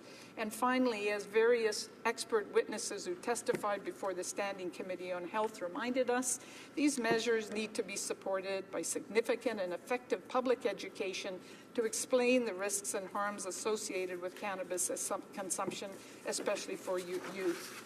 Our government fully agrees with these experts, and we have already started a national public awareness and education campaign in collaboration with provinces and territories. This campaign will be augmented by the additional $36 million announced recently.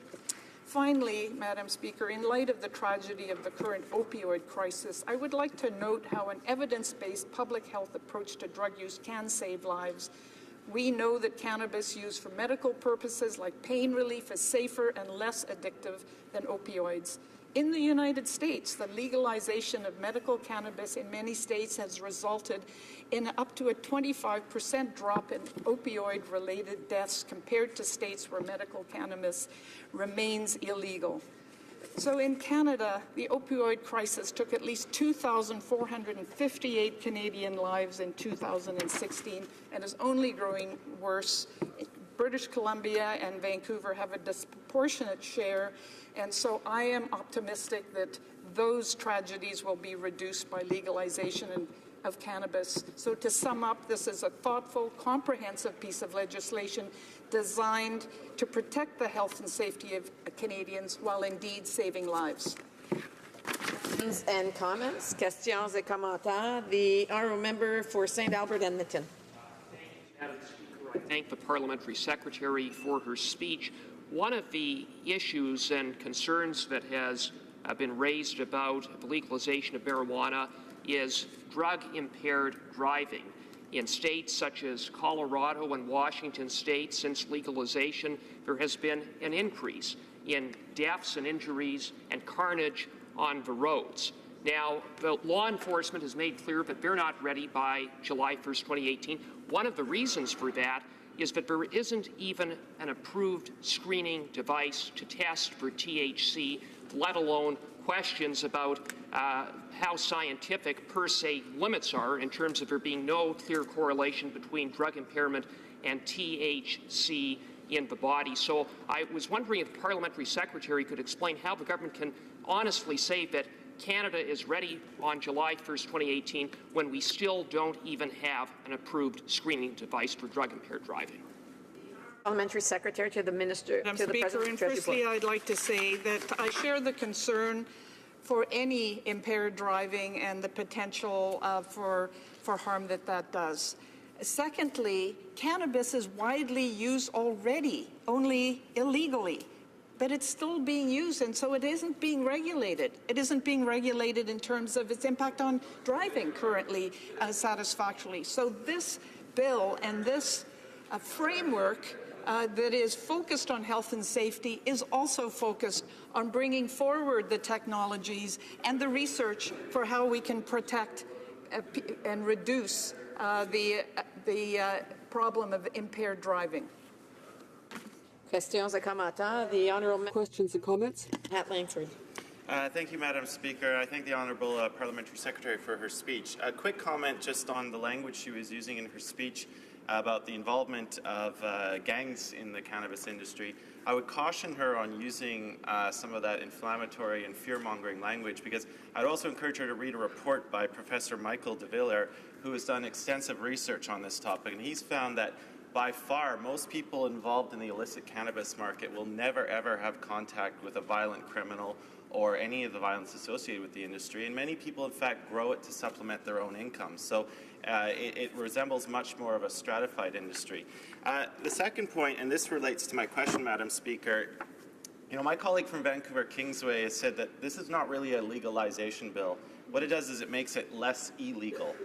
This bill sets up a whole new framework with a lot more prohibitions than what currently exists. And so If under Section 7, this Liberal government has the purpose of reducing the burden on the criminal justice system in relation to cannabis, yet they're setting up all of these new prohibitions, does she honestly think that in light of the Jordan decision, after this bill is passed, that our criminal justice system will be less used than it is currently today?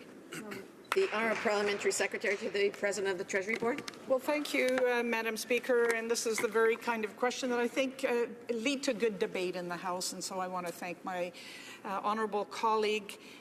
Being from Vancouver, Metro Vancouver, which my colleague across the aisle doesn't share that privilege, I am very aware of how much violence in the streets has been tied to drug crime and organized crime. And that's exactly why we had a coalition of literally dozens of professionals, medical professionals, police, criminology professionals, justice professionals, with a coalition that's called Stop the Violence BC. So it may be a stratified criminal activity now, as he mentions, but there was a strong element of organized crime that was creating fear on the streets and actually deaths of innocent bystanders, and that has to stop. Secondly, the prohibitions are very important to protect younger Canadians who are below the minimum threshold from being exposed to the sale of cannabis illegally, and I think that that is an important part of this whole framework, because it is about health and safety, and especially protecting our youth. Resuming debate, reprise de débat, l'honorable député de Charlebourg. Honourable member for Charlebourg-Haute-Saint-Charles. Madam Speaker, I rise today to speak to Bill C-45 that would legalize marijuana. Madam Speaker, imagine that our Prime Minister really believes that legalizing pot will protect our children, the children of 12, 14 years old. When I hear that sort of thing, I'm persuaded that he isn't making sense or is being disingenuous. What I find even more troubling is that the member for Scarborough Southwest, a former police officer, also believes that organized crime will quite simply roll over once Bill C-45 is adopted in Parliament. These gentlemen are part of an imaginary world where simplistic, poorly written bills magically solve very complex problems. In this same world, these heroes would dismantle organized crime with fairy dust. It's like, poof, no more problems. But in this chamber, Madam Speaker, we must forget that imaginary world and face reality as adults. We must ensure that our actions lead to real results, improve safety for Canadians, and keep young people away from a life of drugs. But C-45 only complicates the problem of drug use in Canada. No, Madam Speaker, legalizing pot will not reduce our children's access to drugs.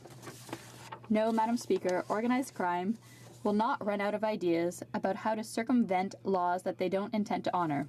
And no, Madam Speaker, our police officers don't have access to fairy dust to fight crime, violence, and the loss of life caused by drugs.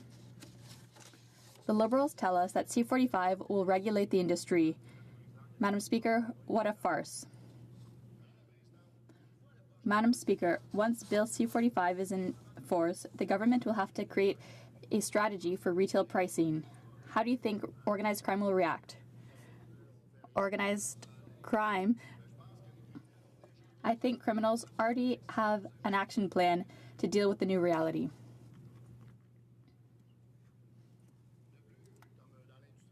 As with tobacco, we know what happens. When the government increases taxes on tobacco, what does organized crime do? Well, surprise, there's always an adjustment in the market. History shows us that it's the same thing every time, that it will be the same thing for marijuana. In addition, young people are more likely to be attracted by the lower prices of the black market because they can't afford, as adults can, to pay more. The Prime Minister, if he wants to, could buy marijuana at any price. But that's not the case for our young people. They'll have to choose between the government's price and the price of criminals.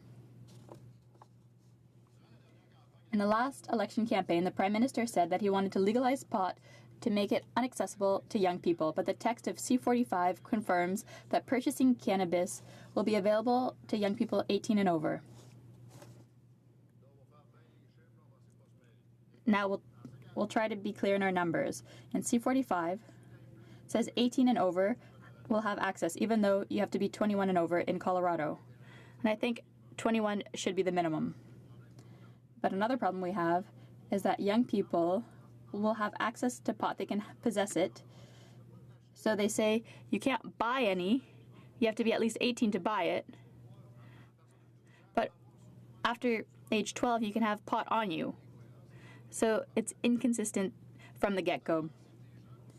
In addition, 16 and 17-year-olds, minors, often hang out with 18-year-olds, less so than those 21 and over. So an 18-year-old who's able to buy marijuana might have 16, 17-year-old friends and will be able to transfer it. I'm not the only one saying this. The witnesses said that 21 should be the minimum age, especially those who came from the medical field. I'm thinking of my 12 and 14-year-old children. Currently, the Act will allow possession of up to 5 grams of marijuana. 5 grams, to put that in context for people, is 10 to 15 joints. Imagine my 14-year-old son was caught with 10 joints in his pockets. It wouldn't be illegal. He can't buy it, but he can have it on him. So it's inconsistent, C45. In addition, in the Act, there's nothing that prohibits young people from distributing it among themselves, 12 to 17-year-olds. So, Madam Speaker, what I recommend with C45 is that the possession limit for young people be 0. No possibility that a young person could have drugs. There are also many questions about the different cannabis products and the sale and licensing strategies that have yet to be defined. Landlords also have problems because currently the law indicates that people can have up to 4 plants. There's no limit on the height.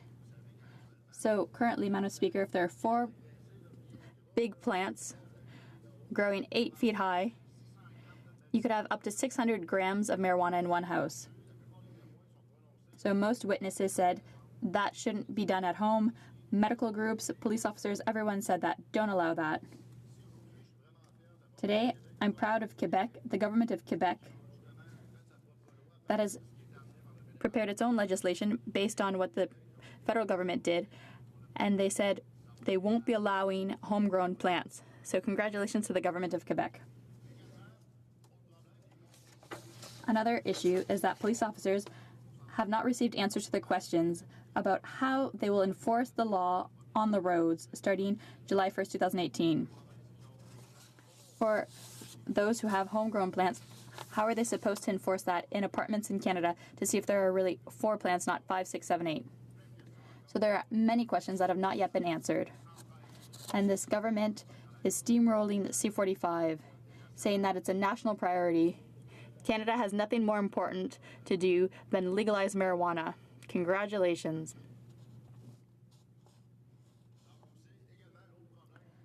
The other problem mentioned by police officers is that there's the issue of the smell, the nuisance of having plants.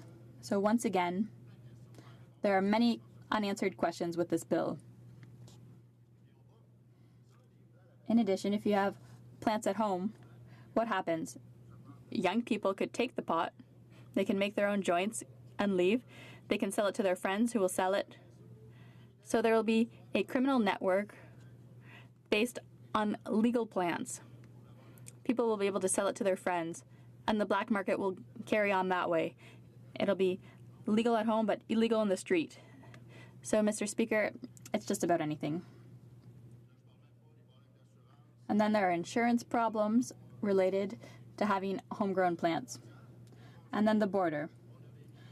We've seen recently that we've had illegal immigrants, and all of the RCMP's resources are at the border. And now, with marijuana, border officers are saying, what do we do? If there are Americans that arrive at the border with marijuana, do we stop them? Do we tell the Americans? Because it's illegal on their side, but if they come here with their pot, if they come to Canada to smoke their joints, do we declare them to the Americans? What do we do? So there are unanswered questions. at the border.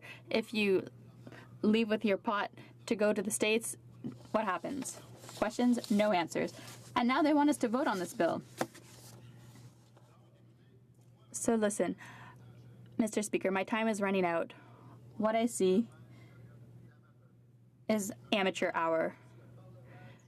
The Parliament of Canada, the House of Commons of Canada, if it votes on a bill like this, it's because we're high-level amateurs. High levels, usually it's pros, but in this case, we're talking about non-professionals. Our Liberals are turning us into a frat house.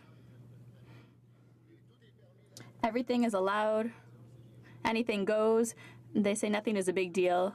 But, Mr. Speaker, for my children, I will be voting against this bill. Thank you. Questions and comments. The Honourable Member for Rivière-des-Mille-Îles.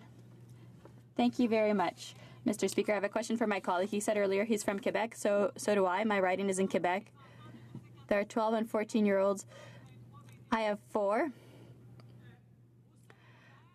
In high school, would you say that it's already accessible, that your children already know where to find marijuana? The current system does not work.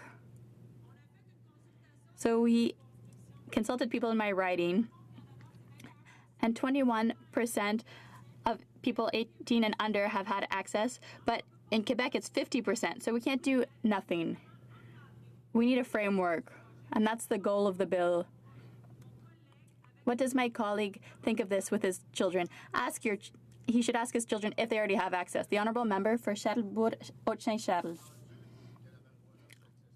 I've heard that marijuana is accessible, but if we legalize it, it'll be accessible and it'll be possible to buy it at the SAQ. We know pot is a problem, but making it legal is like closing our eyes, trivializing it, and saying we don't need to do anything. We can't attribute resources. Just go buy it. It's no longer dangerous. That's the problem. The problem is closing our eyes and saying we'll just make it legal. That's my position. You can believe what you want on the other side of the house, but on our side it's clear. The government has said that the current system has not worked, so they'll just legalize it. $270 million to start helping police officers have equipment for enforcement. Provinces are asking for millions and millions of dollars to have the tools they need to control what will be legal. Why not do it when it's illegal? We should charge people if we need to. There's a lack of consistency. It's not logical. Marijuana is a drug. We don't think it should be legalized and put in the hands of everyone. Question et commentaire, the Honourable Member for Vancouver Kingsway. Thank you, Mr. Speaker. I'd like to thank my honourable colleague for his speech. One of the, I think, beauties of the democratic system is that Canadians send representatives to this House of Commons to debate issues of the day, and we have differences of opinion on a number of important issues, and I think they're all worthy of respect. I don't think it's a surprise to point out to my colleague that the New Democrats don't share the conservative view on the criminalization of drugs. But I would ask my honourable colleague 2 quick questions. One is, does he agree or does he think that the continued criminalization of cannabis is a policy that should be pursued, even if it results in young Canadians, marginalized Canadians, poor Canadians getting criminal records for simply possessing small amounts of cannabis for personal use? Is that his position, that we should continue that policy so that Canadians get criminal records for imbibing in that substance? The Honourable Member for Charlesbourg-Haute-Saint-Charles. I'd like to thank my colleague for his question. The Conservatives and the NDP have 2 opposite perspectives on this, but I can tell my colleague that the Conservative Party last year, 2 years ago at the Vancouver Convention, voted, it's in our platform now, that we agree with decriminalizing marijuana possession, to no longer have a criminal record for simple possession. We agreed on that. We're not close to that idea, but there's a big difference, and I think Canadians know that there's a difference between legalizing marijuana and selling it and decriminalizing it and taking away that criminal element for young people who are caught. It's completely different. questions and comments. We have time for a very short question. The Honourable Member for Montmagny-Liselet, Kamouraska, Rivière-du-Loup. Thank you, Mr. Speaker. I'd like to ask my colleague, I'm also from Quebec. I'll have the opportunity in the next few days to table a petition with 9,600 names from women agricultural producers from all over Quebec. They're very involved in their community, and these women are very concerned that decriminalizing marijuana, or rather legalizing marijuana, will be a scourge in Quebec. I'd like to ask my colleague, there are surely female agricultural producers in his riding. They must not be the only group that have denounced this bill, and Liberals don't want to listen to anyone.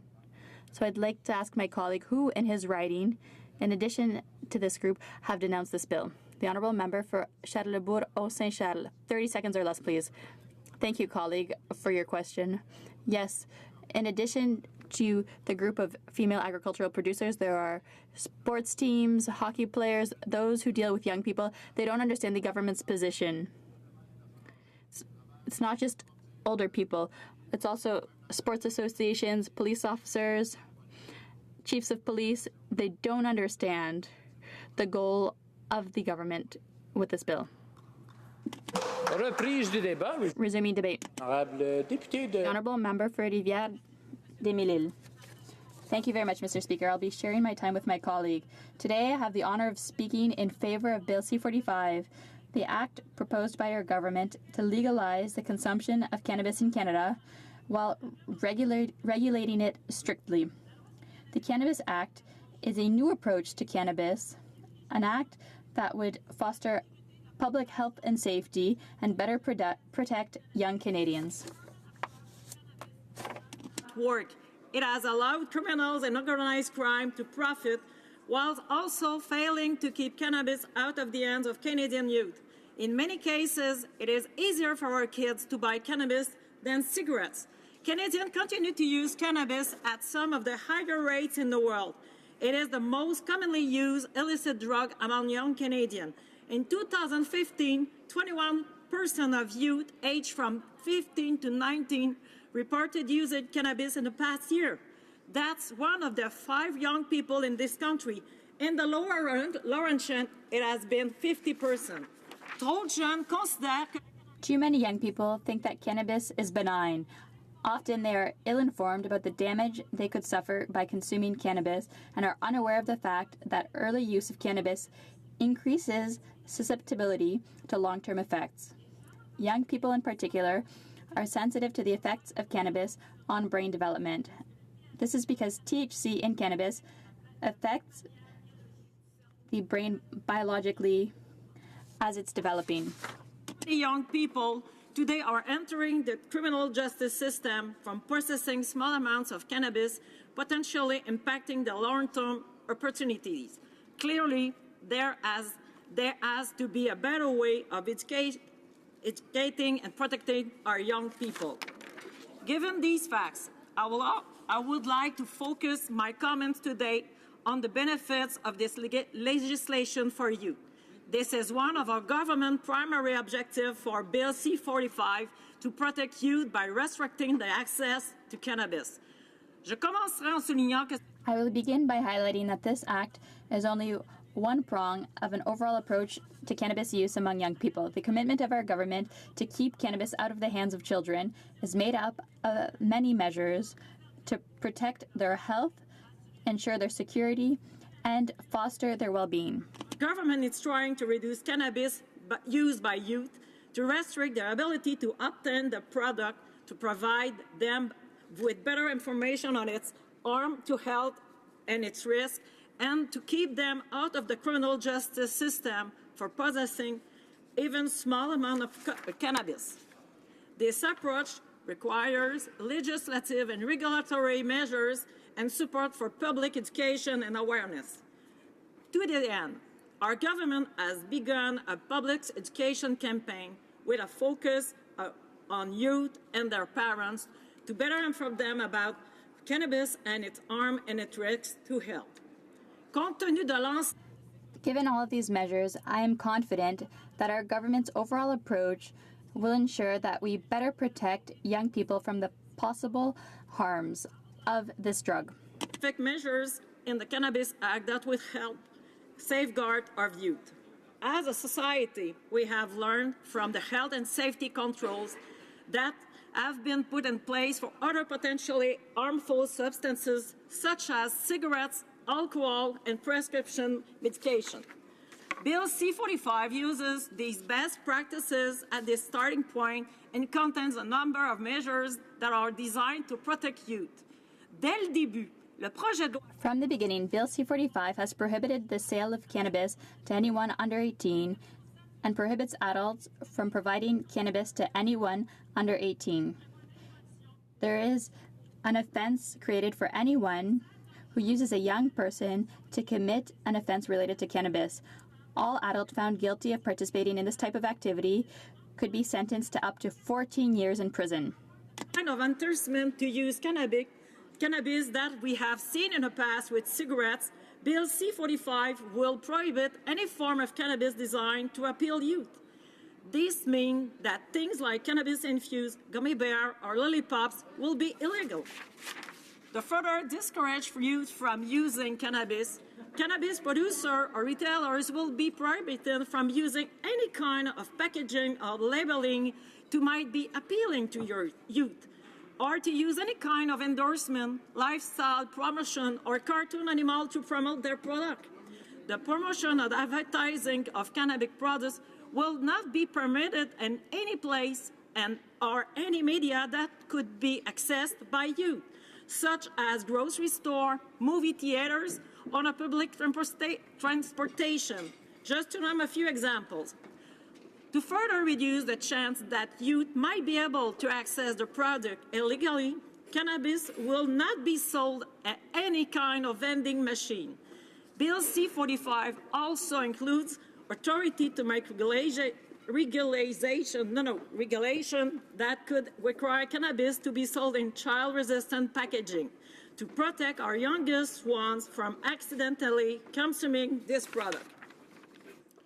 Taken together, these measures constitute a comprehensive approach to protecting the health and safety of our youth. En plus de préserver la santé. In addition to protecting public health and safety, one of the goals of our government is to avoid criminalizing Canadians who have committed relatively minor offenses. Having a criminal record for simple possession of small quantities of cannabis can have significant consequences. Job opportunities, housing, volunteering, travel, all of that can be complicated if you have a criminal record. So this is a question we must ask ourselves. Do we want to continue burdening Canadians with these difficulties because they possessed small quantities of cannabis? Our government's answer is a categorical no.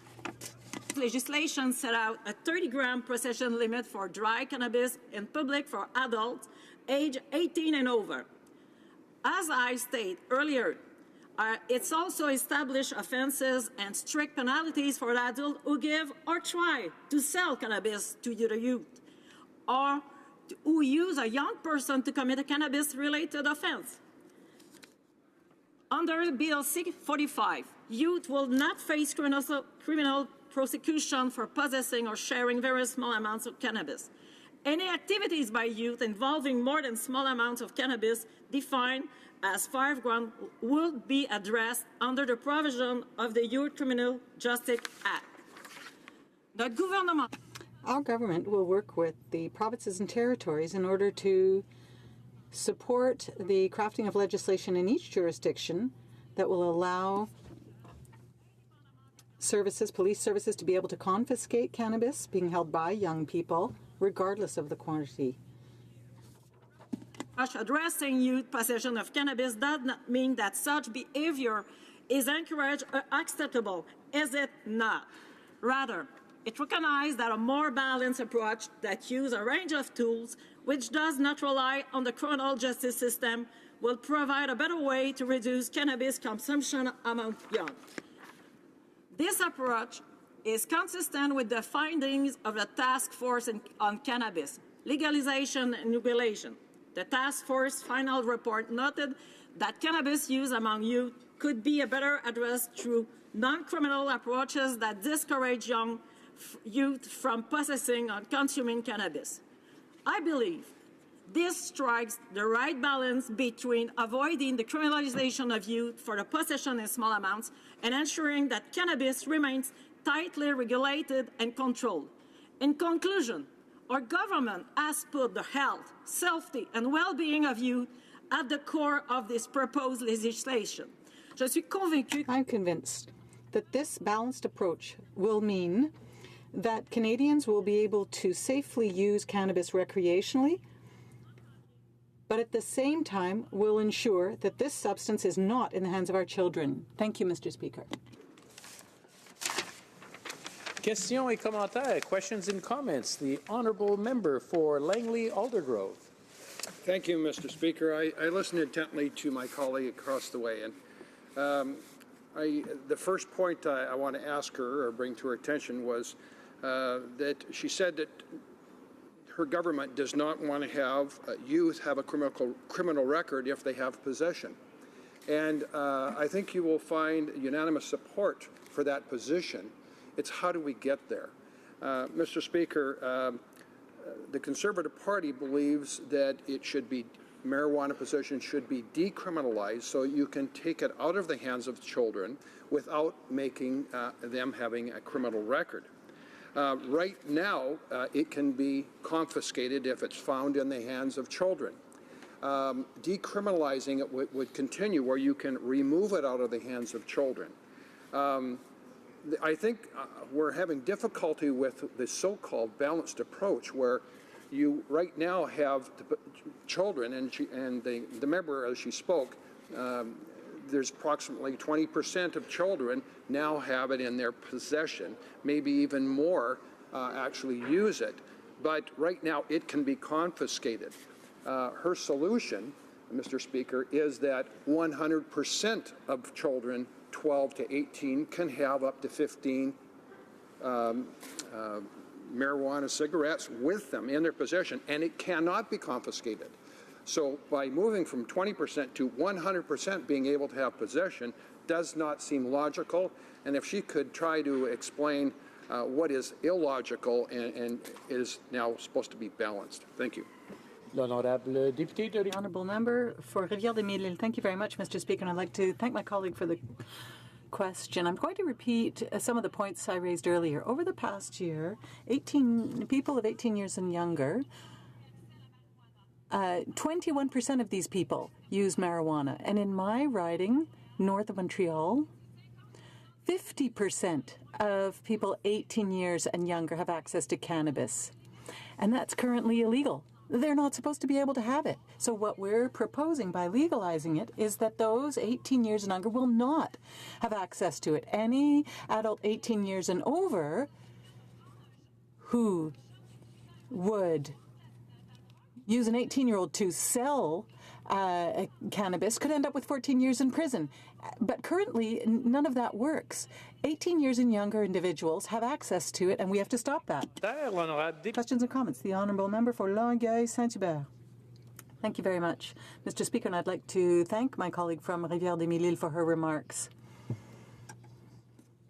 If I'm not mistaken,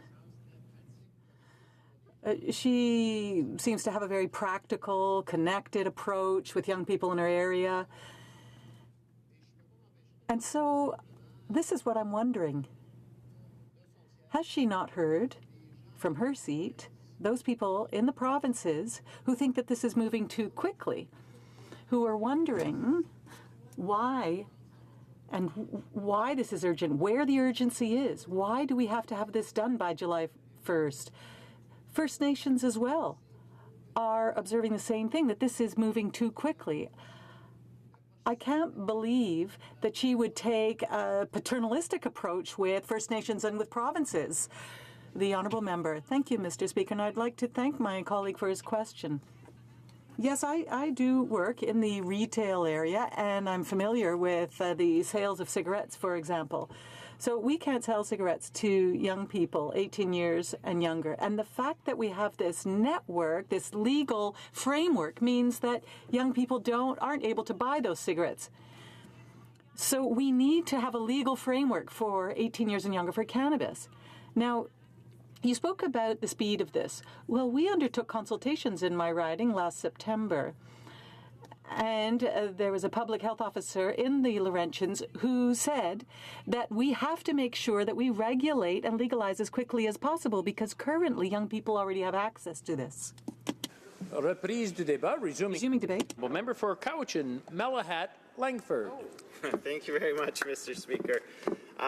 When I last rose in this House to speak on Bill C-45, it was back in May, and I remember I began my remarks back then, Mr. Speaker, of speaking favorably of the government for taking an important first step in the move to rectifying the failed crime and punishment approach that we have held in this country since the 1920s.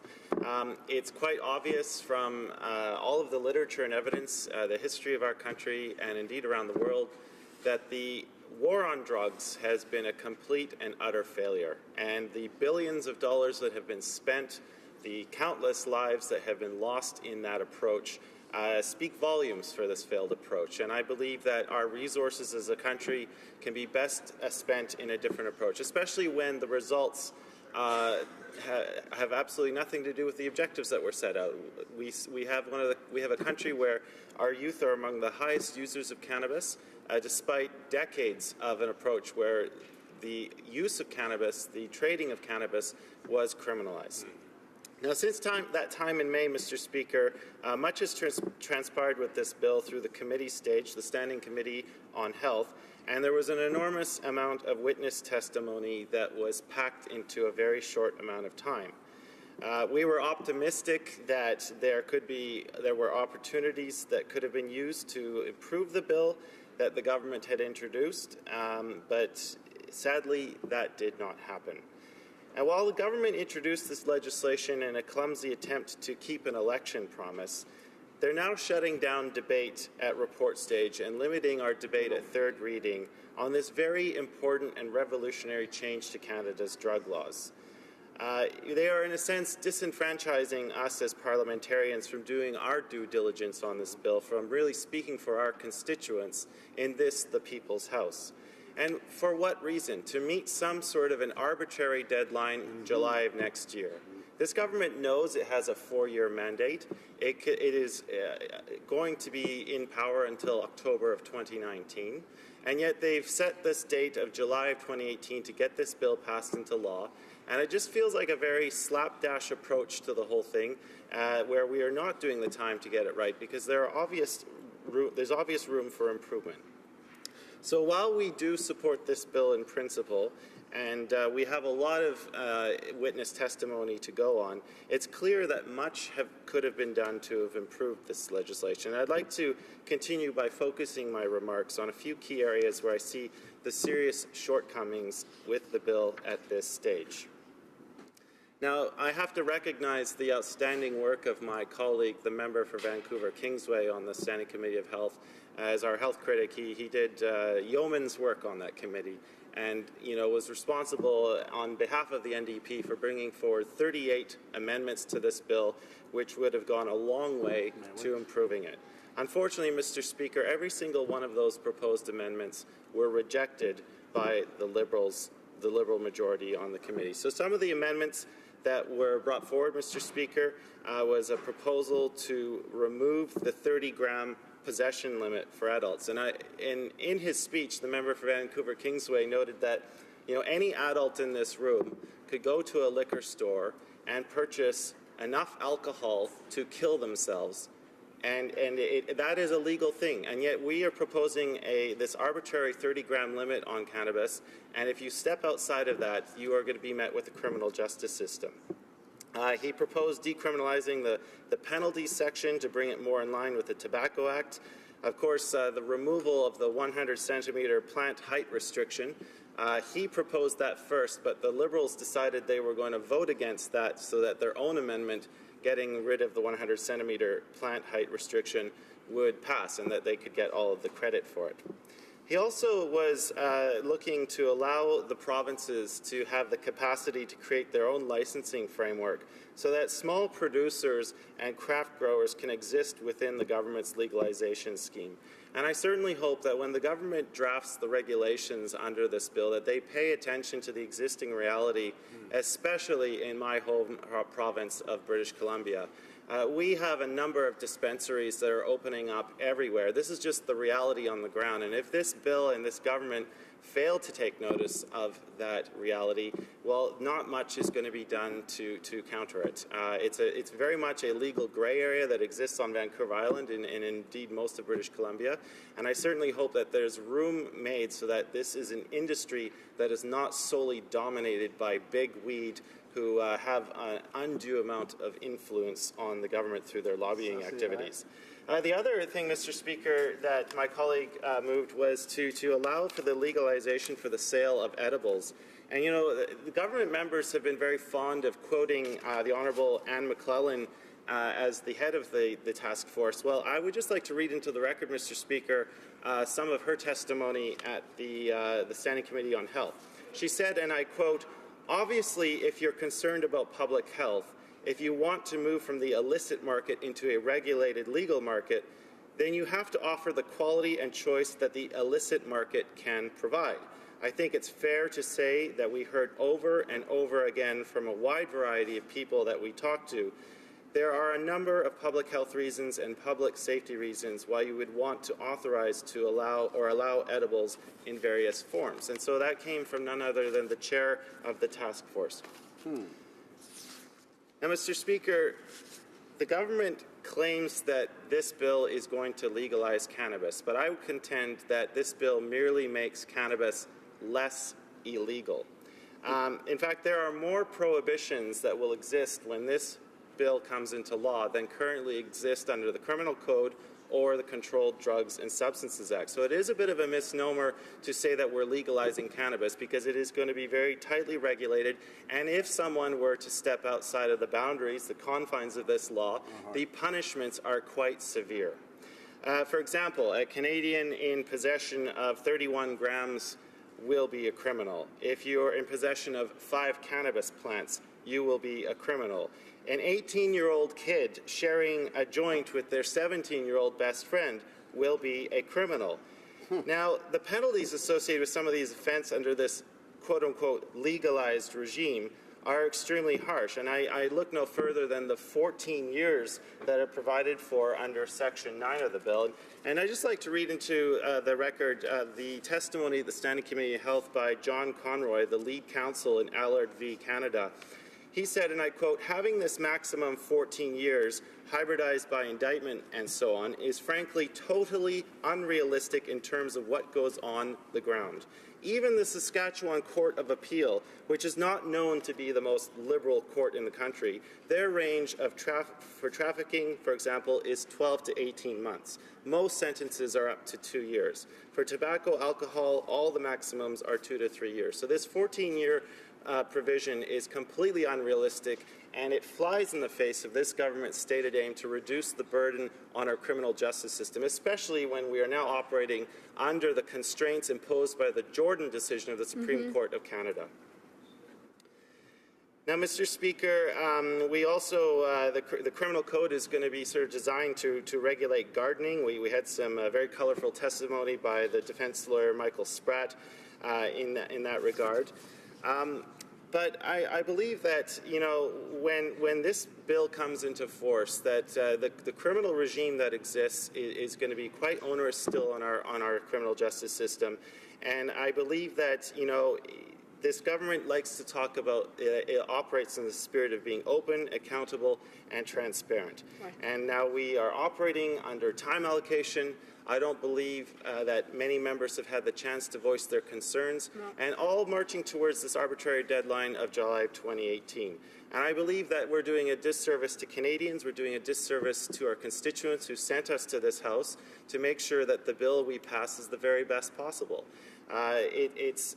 We know the legalization regime is coming forward, But I think we owe it to Canadians to make sure that that's done in the best way possible, that we recognize the government's stated objectives in this very bill, Mr. Speaker. If you go to Section 7, one of the main ones is they want to deter illicit activities in relation to cannabis through appropriate sanctions and enforcement measures, and they want to reduce the burden on the criminal justice system in relation to cannabis. Those are two stated objectives under Section 7, and I think there are very valid questions as to whether this bill is actually going to accomplish that.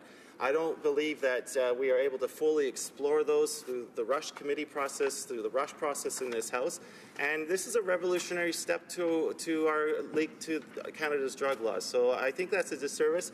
I see my time is running up, Mr. Speaker, so I will end there by offering my qualified support for this bill in recognition that a much better job could have been done. And when we form government in 2019, we'll be looking to improve it. Thank you. Questions and comments? The honourable member for Winnipeg North. Thank you, Mr. Speaker. You know, it's interesting, and I guess I appreciate the member appears to be saying that he's supporting the legislation, and that's a good thing. I truly believe so, Mr. Speaker. But the primary reasons why I believe that it's important that the government continue to move on this particular file is because of the issue of safety. Taking money out of the hands of criminals, hundreds of millions of dollars, dealing with cannabis usage amongst young people today. For those three reasons in particular, and there are many more, I believe this is good, solid legislation to move forward with. And I'm wondering if my colleague from across the way, I know he's already made some reference to those three parts, if he would like to expand on any one of those three. Member for Cowichan, Malahat, Langford. Thank you, Mr. Speaker.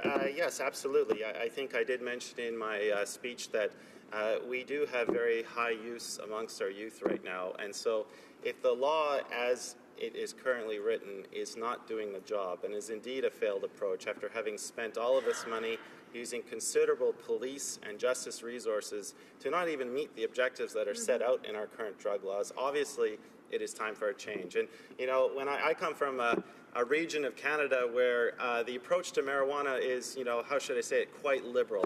People already regard it as a semi-legal substance. That's just the reality on the ground. And so it's time for our drug laws to change and acknowledge that fact.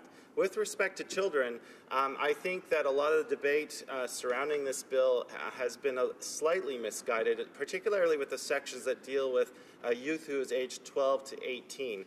The way I read that bill is that it's very much designed to take kids out of the criminal justice system by specifying an amount that they could be in possession of without burdening our criminal justice system, because I truly believe that the social harm imposed by a criminal sentence does far more harm to a person's future than any possible use of the drug could itself. Questions and comments? The honourable member for Sarnia-Lambton.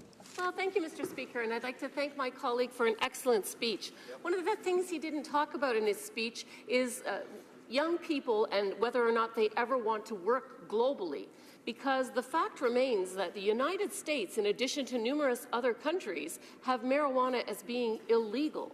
And so they are starting to ask in my border town community at this point in time whether or not people have ever smoked marijuana when they're going across the border. And if they say yes, they won't be allowed. And that will be true as well for other countries. Now, no one is talking about this, and it seems to me with the government having had this on their list for 2 years that this should have been part of the public awareness and education that would let young people know not only of the harms of smoking, but of the harms and the damage to their career potential. And I wonder if the member could comment on that.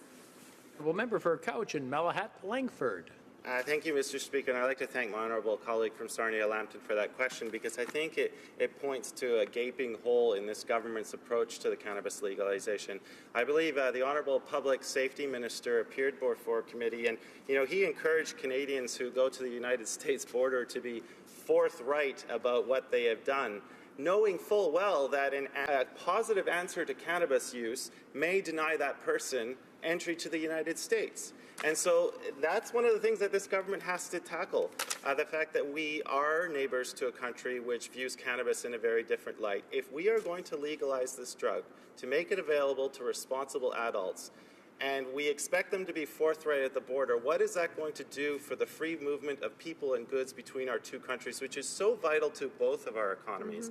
I have so far not heard a satisfactory answer to that. I believe it's a major contradiction that this government needs to address, and I certainly hope that the various ministers are taking this up at the highest levels in Washington to ensure that we reach some sort of an agreement, because right now the only way I can see Canadians possibly surviving this is to actually lie, because if they tell the truth, they are going to be prevented from crossing the border. It's going to have major effects on us. So I hope the government addresses that problem. I hope they actually provide a reasonable answer on what is actually going to be done to solve this very serious problem. Resuming debate, the Honourable Parliamentary Secretary to the Minister of Public Safety. Thank you very much, Mr. Speaker, and it's a pleasure to rise to speak on this bill. I want to start by thanking the committee for their work. I know they heard from more than 100 witnesses. They went through a very detailed clause-by-clause process. It was a very deliberative process that I think was very instructive to the bill. And I want to thank them for their amendment, particularly on edibles, which builds upon some of the understanding and learning from the process of legalization that we saw in Washington and in Oregon. And of course, this work was built on the expert task force work that had 1,500 meetings with individuals and took submissions from across the country to make sure that there was an exhaustive consultation process before this bill was ever introduced. And it's important to note, while this bill is certainly transformational, it's also transitional. And so that we're going to have an opportunity with a full review after 3 years to take a look at the impact of the legislation and how it's working.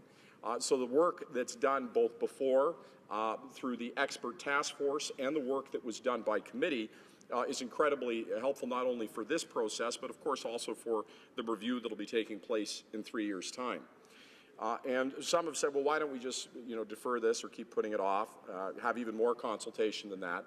But there's an imperative reality, and that is that Canada has the highest use of cannabis anywhere on the planet. That for young people, the cohort that we're most concerned about and gets most talked about in this place, that is north of 20%. In fact, it is double that of tobacco, which is, of course, a legal substance. In fact, it's much easier for a young person to get hold of a cigarette or alcohol than it is cannabis. And that's, of course, because somebody who is a drug dealer, somebody who's operating in the shade of criminality, doesn't really care who they sell to. They're not worried about getting fined for selling somebody too young. And so the reality is it is far too easy. And having 3 teenagers myself who tell me stories about how prevalent it is around them, how easy it is if they were to so choose, and I'm lucky they haven't, that is around them. And so we, on the one hand, hear from the Conservatives who talk about sort of doing nothing and just sort of sticking with this appalling record on cannabis, say, well, let's just not do anything, let's be an ostrich and pretend there isn't a problem. And then on the other side, we hear from the NDP who says, well, this isn't really legalizing, we should really open this up far more. And so I think that demonstrates a responsible tone that we're taking on this debate, which is let's learn from the lessons of other controlled substances, tobacco and alcohol. Let's learn from other jurisdictions that have legalized cannabis and make sure that we bring forward the most effective regime possible, given the evidence. And I look specifically to tobacco because I think it's very instructive to the case that we have here now. Tobacco rates, prevalence rates for young people exceeded 50%, and that's not more than a few decades ago. We had a massive public health crisis on our hands. That high, elevated rate of prevalence amongst young people was going to lead to unbelievable chronic disease and illness.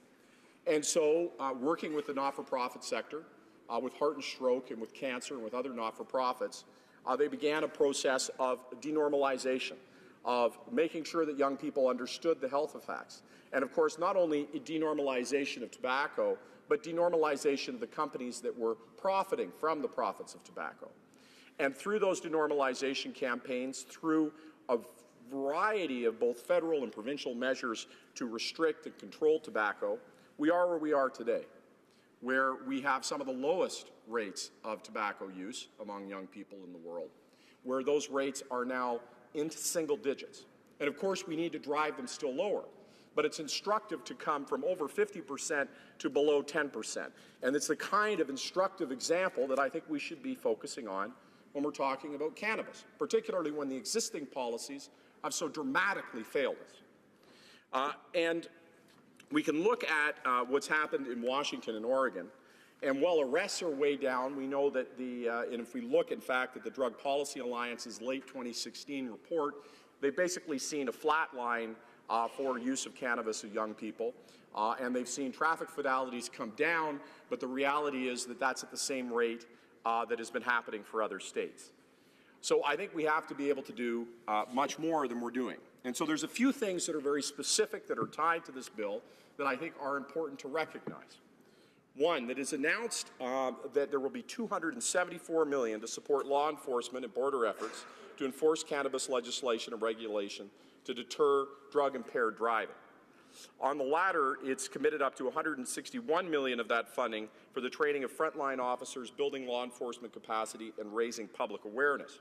And this is important because when the members opposite talk about the dangers of driving while high, they're 100% right. What they're wrong about is that it's already happening, that the law enforcement officers simply are not given the tools, dollars, or equipment to be able to deal with the problem today.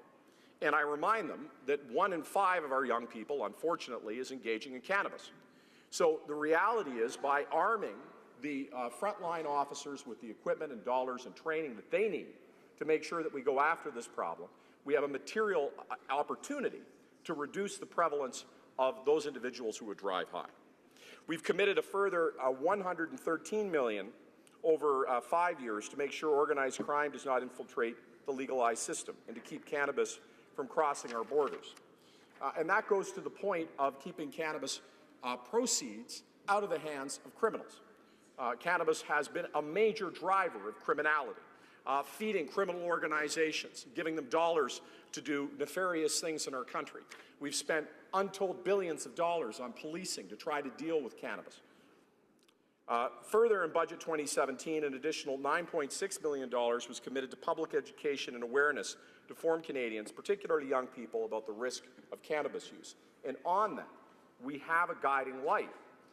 The efforts that were engaged in tobacco in this very regard were incredibly effective at denormalizing tobacco and reducing the prevalence of young people. And I think if we could get to the point where we saw cannabis prevalence reduced to the same level as tobacco, that would be seen as a major success, and certainly we would see a reversing of the decades of increasing uses of cannabis. And the fact that I had the opportunity, I was executive director of the Heart and Stroke Foundation, had an opportunity to intimately look at how that system worked and work with those professionals who deal with substance abuse. It's a realistic approach to a very intricate and complicated problem. And this is the other point that I want to make, is specifically as it regards to youth. We know that cannabis is at its most dangerous, and this is why I reject the comments of the NDP that we should just open this up very broadly without controlling it tightly, because we know that on a young mind, cannabis is particularly devastating.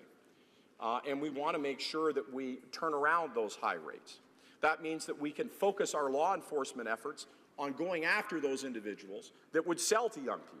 Instead of trying to go after the entire population, which has been an abject failure, we can focus those resources at having a zero-tolerance policy for those that are 18 and younger, when we know those are the individuals that are medically the most vulnerable from this kind of, from the use of cannabis. And so that's why we're focusing on public education. That's why we're making sure that there are very strict penalties for those that would trade in cannabis to young people. And that's why we make sure that we also are starting with where I wish we had started with tobacco, with controlling how it's promoted, making sure that you have plain packaging from day one, making sure that you don't have promotional campaigns that loop into children. You know, it's sad to see in the third world that the tobacco companies are still engaging in these practices of trying to addict young people to their substance when they know it will kill them, when the only outcome of using tobacco is death. So we don't want to make the mistakes of tobacco. And so we're starting with those proper controls up front. Mr. Speaker, so many partners agree, whether or not it's the substance abuse workers or nurses or pharmacists or Mothers Against Drunk Driving or academics or a variety of experts. The past approach didn't work. We need a new approach. This, rooted in science and evidence, is our best path forward, and I'm proud to support the bill on that basis. Comments, the honourable member for Sarnia-Lambton. Thank you, Mr. Speaker, and I'd like to thank the member opposite for his speech. Now, he talked about how, the government is taking a very cautious approach on the edible side, but really they're not, because they're allowing home grow, and you can have thousands of grams within your house that people can be baking into brownies with no quality control about potency whatsoever. And so why does he think that's protecting young children? The Honourable Parliamentary Secretary. Well, it's clear, Mr. Speaker, that what we want to do is bring forward a regime that's realistic, and that what was found through the expert task force is that banning the ability of people to grow any plants at all is simply unrealistic. That individuals are going to engage in it, but what we want to make sure is those uses are for personal consumption and not for external use or selling to others. So, of course, it's very easy to control the ability to sell to children on that basis. It's no different than somebody making a decision that they're going to brew within their own home for their home use alcohol. And we have an expectation that they're not going to sell to children. And if they did, or if they allowed their children to have it, then that would obviously be an issue for law enforcement. And that's the broader point of this, that by ensuring that we're focused on going after those that would trade in these drugs to young people, we can focus our law enforcement efforts on protecting young people and ensure that those places that are selling cannabis are doing so in a controlled and regulated environment where they're going to be facing stiff penalties to selling. In contrast, a criminal just doesn't care. Questions and comments. The honourable member for Kootenay, Columbia. Thank you, Mr. Speaker, and I'd like to thank my colleague for his speech. My riding of Kootenay, Columbia, actually, there's kind of mixed views currently on legalization of recreational use of marijuana itself. But one of the things that we certainly want to see happen is with legalization, we want the opportunity for our growers to be part of the economy of the future. And so they formed a cooperative. About 120 people have gotten together and formed a cooperative, and they want to grow marijuana outdoors in the sunshine under very tightly controlled circumstances, and then be part of the future of legalized recreational use of marijuana. I'd be interested in the members' views on this kind of approach to the future. Parliamentary Secretary. Thank you, Mr. Speaker. Well, it's certainly true that a great number of individuals are looking at a legalized regime that is controlled and asking the question how they can grow in that environment or how they can legally produce marijuana. I know the former Conservative Cabinet Minister Julian Fantino is heading up one such organization, is looking at growing cannabis.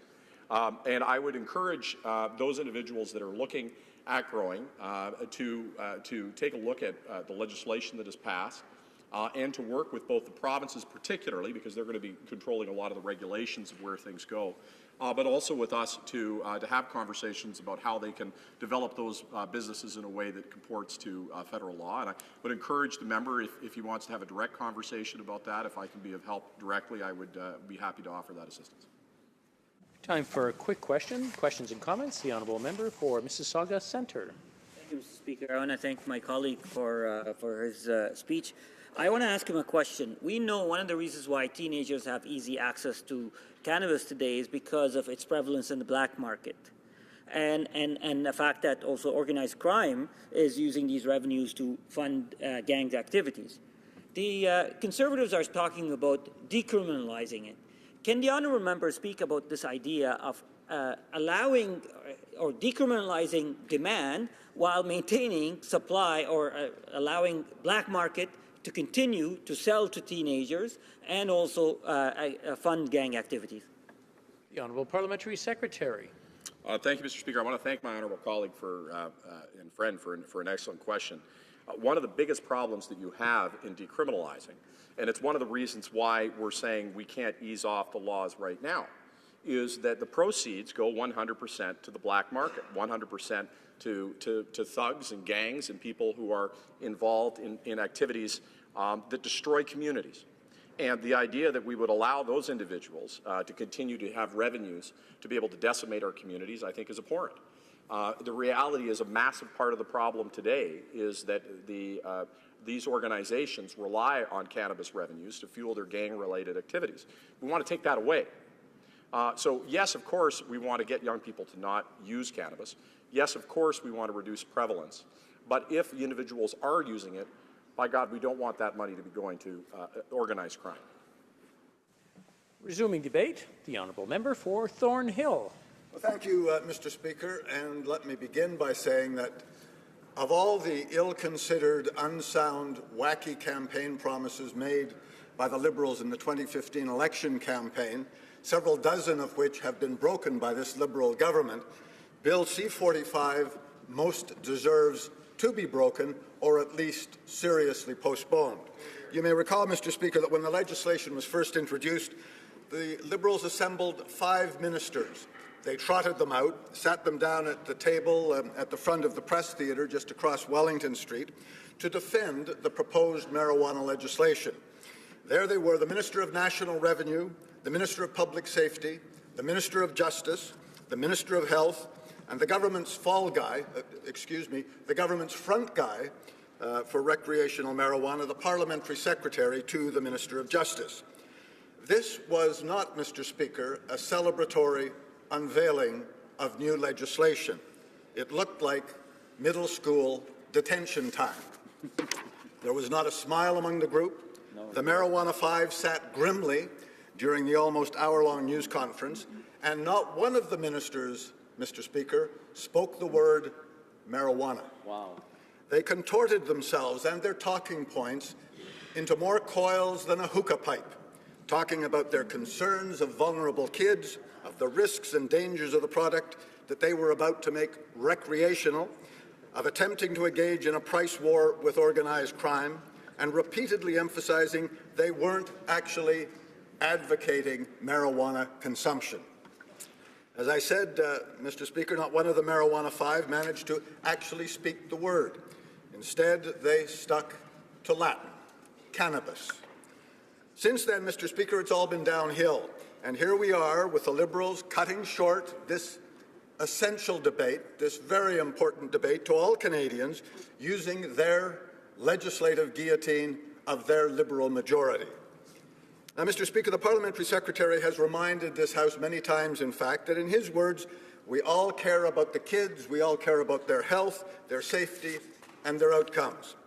And the PS has reminded us that he spent most of his adult life fighting crime, that crime and violence can be reduced in society through smart action. Well, we in the official opposition absolutely recognize this member's service, and we certainly agree that we all care for Canadian children and that crime and violence can be reduced in Canadian society through smart action. But, Mr. Speaker, we strenuously disagree that the Liberals have approached this matter in any way that may be remotely characterized as smart. The Liberals have rushed to crank out the legislation, C-45, but they've downloaded almost all of the real responsibilities and costs to the provinces and the municipalities. And from top to bottom, we've heard serious, worthy concerns from the medical community, from law enforcement, from small town and big city councils and provincial legislatures that the Liberals' rush to legalize recreational cannabis by July 2018 is simply going too far too fast. Yep. Far too fast for effective education of consumers, young and old, far too fast for thorough and rational training of law enforcement officers and agencies, far too fast to think through the matters of homegrown marijuana in terms of volumes produced, access to young children, and a variety of landlord-tenant issues. The proposed federal law allows for 4 plants per home. Testimony at Health Committee calculated that 4 plants of 100 centimeters height could produce up to 600 grams of marijuana, and that height limit, as you know, Mr. Speaker, has now been removed from the bill. No one on the Liberal side, the government side, has explained how 600 grams fits with the maximum possession limit of 30 grams. Now, the Health Committee also heard in evidence from the United States that Where Colorado, in its legalization, allows homegrown marijuana, Washington State does not, an exception being for frail medical consumers. The rather stark results: in Washington State, where no homegrown was allowed, organized crime's share of the marijuana market was reduced to less than 20% in less than 3 years. In Colorado, where homegrown was allowed, organized crime jumped into the game and continues to flourish. We learned last week that some provinces will heed the lessons from those two states, and some won't, Mr. Speaker. Quebec's draft legislation will outlaw homegrown marijuana with a purchase and consumption age of 18. But there are other disparities in the area of distribution. Ontario says it will only allow distribution through its Liquor Control Board, as will Quebec. But Alberta is going to go the free enterprise retail route, regulated by provincial regulation, but with no set limit on the number of private stores. And coming back to testimony from south of the border, we've also learned from Colorado there's been a 32% increase in drug-impaired driving, which brings us to the repeated concerns expressed individually and collectively from Canadian chiefs of police. These chiefs of police say there is no possible way, zero chance, Mr. Speaker, that they will be ready to enforce new laws for legalization of recreational marijuana by next July or any month soon after. They've pleaded for more time to properly train officers about the new laws, about the science, and the detail of what is allowed and what isn't. They want more time to certify an adequate number of officers to conduct roadside drug-impaired driving testing. They've also asked, along with a variety of other groups, for more time for public education. Without a delay, the chiefs of police warn there will be a gap between the actual legalization, what the Liberals originally grandiloquently proclaimed would be Canada Cannabis Day, before they backed off to a now vague commitment of sometime in July. There is a gap, Mr. Speaker, between actual legalization and the ability of police to properly enforce the spectrum of new laws and regulations. The gap, the police chiefs warn, will give organized crime an opportunity to exploit these new laws. And as Ontario Provincial Police Deputy Commissioner Rick Barham warned, for organized crime to flourish. Now, the Liberals claim, Mr. Speaker, that they will squeeze organized crime out of the marijuana market through predatory pricing, undercutting street prices. The Liberal government of Ontario is talking about a $10 a gram price, of course with sales tax on top. And this Liberal government is talking about another tax, $1 a gram federal levy. The street dealers, the distributors for organized crime, are laughing out loud, Mr. Speaker, that prices in the $8 to $12 a gram range will actually put them out of business. On radio talk shows in Toronto the last couple of weeks, it was clear that both sellers and buyers of the market today believe the illicit market will continue to exist and quite possibly grow. A year ago, a Seattle, Washington state marijuana dealer was selling marijuana at less than $5 Canadian a gram. Wow. Coming back now for just a moment, and I know my time is short, Mr. Speaker, to this Liberal government's proposed $1 a gram levy to be split, they say, 50-50 with the provinces. That's a non-starter.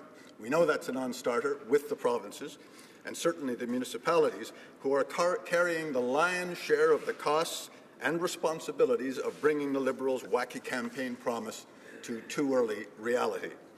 Mr. Speaker, as I said at the beginning of my remarks, of all of the ill-considered promises made by these Liberals during the 2015 election campaign, and again, several dozen of which they have reluctantly but realistically broken, Bill C-45, Mr. Speaker, most deserves to be broken or at least seriously postponed. Thank you, Mr. Speaker. Questions and comments. Questions et commentaires. The honourable member for Winnipeg North. Yes, thank you. Mr. Speaker, you know, the Conservatives have this mindset of the status quo, as if the status quo is in the best interest of Canadians. And the member that just spoke just highlighted just how much the Conservative Party continues to be out of touch with Canadians and not realizing the need for government to take action. You know, we have the highest consumption of youth with cannabis or marijuana, as my colleague across the way likes to refer to it as, Mr. Speaker. We have criminal activities today in our communities, in Winnipeg North, the area that I represent, where we have gang members and others that are selling marijuana or cannabis to 12-year-olds, 14-year-olds, and so forth. We want to see the hundreds of millions of dollars taken away from the criminal element. We want to see make it tougher for young people to be able to have access to marijuana. And the Conservatives seem to be determined to stay in the past and not take any actions whatsoever. We've now had some of their more progressive members say, well, let's at least slow down. My question to the member is, when can we anticipate that the Conservatives will come to the realization that government at times needs to protect our children, and this is one of the ways in which we can actually do that? The honourable member for Thornhill. Well, Mr. Speaker, if I might use the word wacky one time again, I mean, that's an outrageous question. We on this side of the House, certainly the official opposition and the NDP, recognize the inevitable. This Liberal majority rushing through using the guillotine legislative tool today to cut short debate is going to pass Bill C-45. They are determined to force it on Canadians, on Canadian communities, on Canadian police forces, on Canadian society, and they're doing it far too soon. They talk about, oh, we're not rushing, we've had exhaustive consultation. They're not listening to Canadians, Mr. Speaker. No. They're not listening to the advice of the police forces, of the medical associations, of small towns and large cities.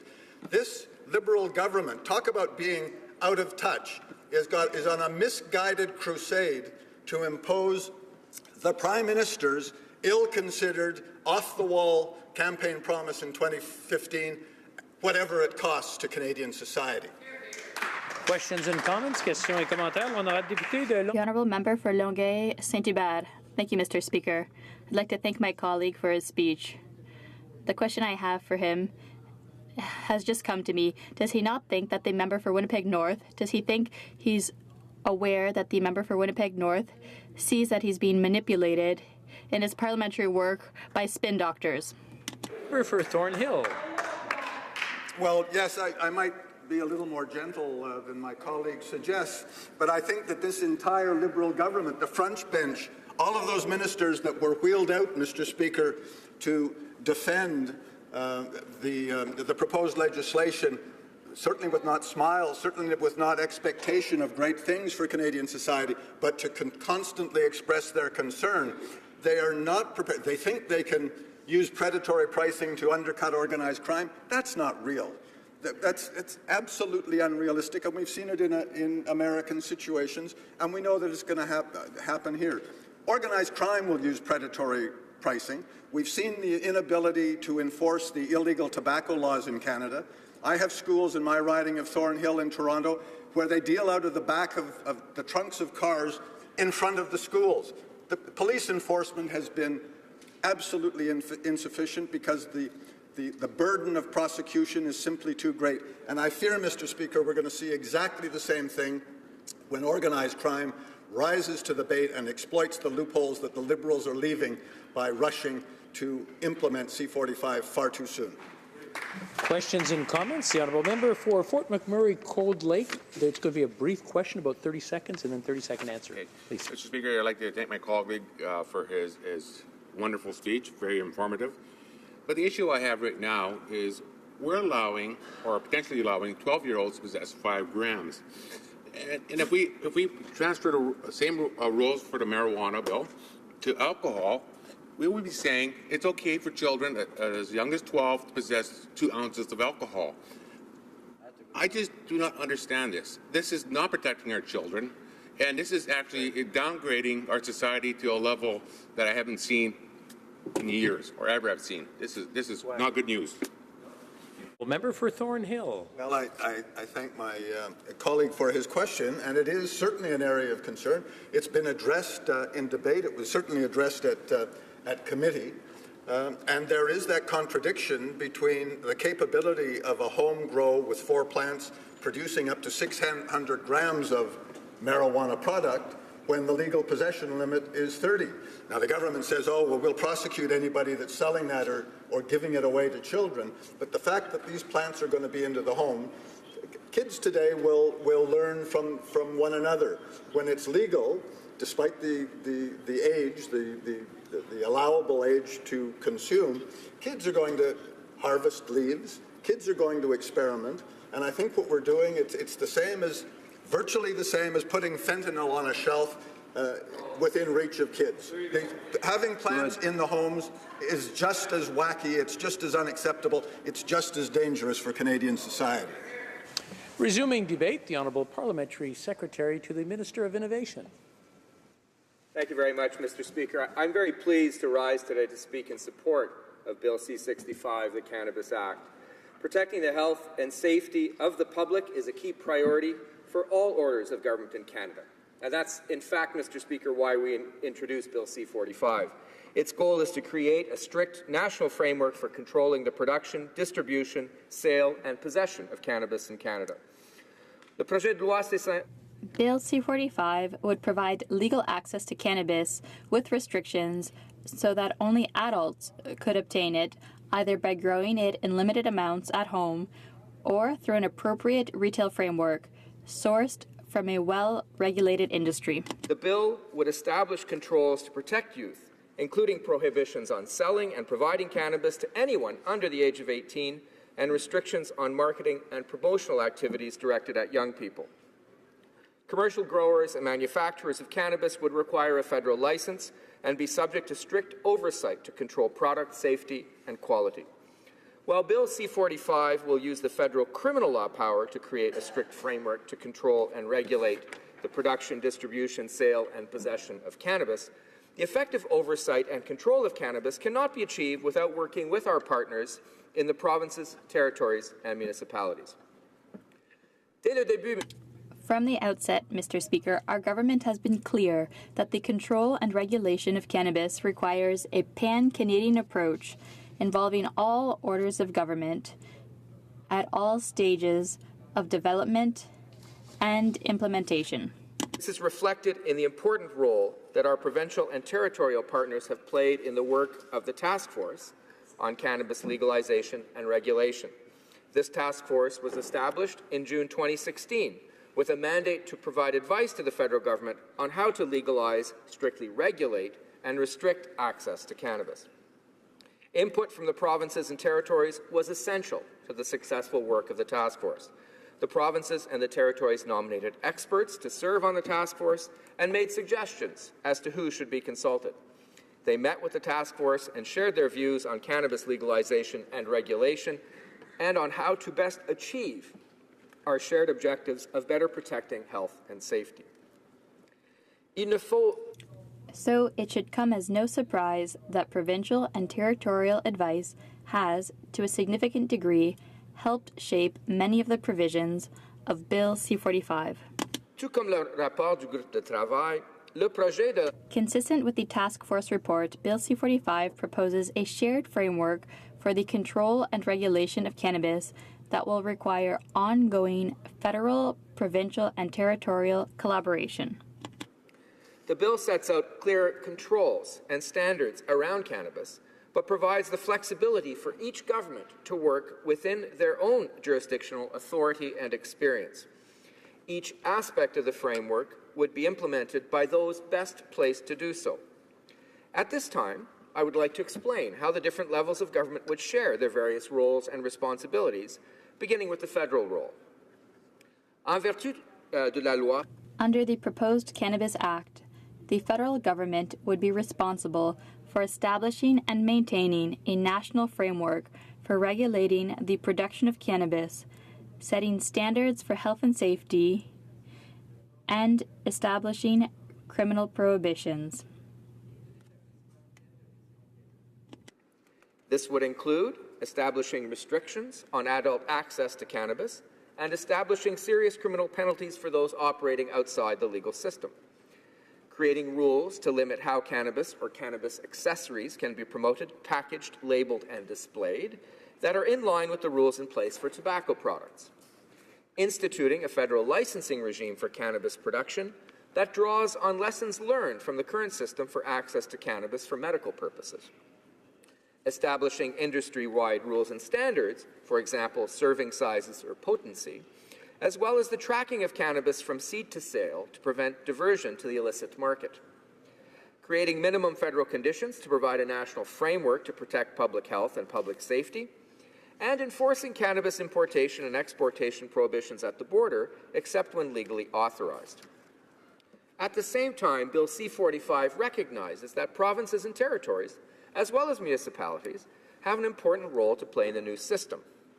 Similar to provincial and territorial oversight over the distribution and sale of alcohol, the proposed legislation would recognize provincial and territorial legislative regimes that oversee and regulate the distribution and retail sale of cannabis in their respective jurisdictions.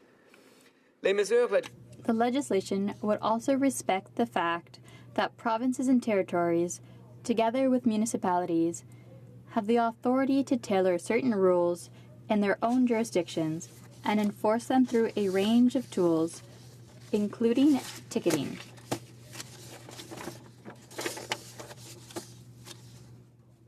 Consistent with the recommendations from the task force, provinces and territories, working with municipalities, will be able to establish rules around where cannabis-based businesses can be located within a community, and also where cannabis can be consumed in public. Provinces and territories could also set additional regulatory requirements to address issues of local concern. For example, provincial and territorial legislatures have the authority to set a higher minimum age for cannabis possession, or more restrictive limits on possession for personal cultivation, including the lowering of the number of plants or restricting where they may be cultivated. As a result, Bill C-45 is drafted in such a way that provinces and territories can establish these stricter rules under their own authority. Key roles for our municipal counterparts would include setting and enforcing local zoning bylaws, inspecting buildings, and carrying out local enforcement for matters related to minimum age of purchase, personal cultivation, personal possession limits, smoking, and place of use restrictions, as well as public nuisance complaints. As the framework is implemented, Mr. Speaker, I am confident that our government will work closely with its counterparts in the provinces and territories, as well as municipalities. Pleased to note that provinces and territories have already begun to prepare for legalization. For example, our partners in Manitoba have already introduced legislation amending provincial traffic safety laws to help police crack down on drivers who are driving while impaired by drugs and to restrict how cannabis can be transported in a vehicle. The active involvement of our provincial, territorial, and municipal counterparts will be vital in helping to ensure that young people do not have access to cannabis and that those who sell cannabis outside of the legal framework will face stiff penalties. Our government has stated repeatedly that it will work with provinces and territories to raise public awareness and educate Canadians about the risks associated with cannabis use and to monitor the impacts of providing strictly controlled access to cannabis. As you know, in Budget 2017, our government committed to $9.6 million over 5 years to a public education and awareness campaign and to surveillance activities. Responsibility between the federal, provincial, and territorial governments, provinces, and territories complement federal public health programming, including through the management of public health and safety issues and school-based education and counseling. In partnership with provinces, territories, municipalities, and local communities, our government has stated its intent to invest in equipping and training law enforcement to uphold road safety. It has also indicated that it will continue to have discussions with the provinces and territories on the taxation of cannabis. Continued federal, provincial, and territorial collaboration through both supply chain security and public education will be essential to ensuring that the objectives of strictly regulating cannabis, including getting the profits out of the hands of criminals, are met. We'll continue to work tirelessly with all levels of government to realize our common goal of protecting the health and safety of Canadians. Merci, Monsieur le Président. Thank you, Mr. Speaker. Questions and comments. Questions et commentaires. The honourable member for Sarnia-Lambton. Thank you, Mr. Speaker, and I'd like to thank the member opposite for his speech. Now, just today, the doctors of BC are calling for the province of BC to not allow home grow. Add that voice to Quebec, who's not going to allow home grow, to New Brunswick, who's recognized it's a problem and wants people to lock up their marijuana, and the other 10 provinces and territories that have come with no plan. Okay, so it's clear that they recognized that home grow doesn't meet the requirements stated in the bill.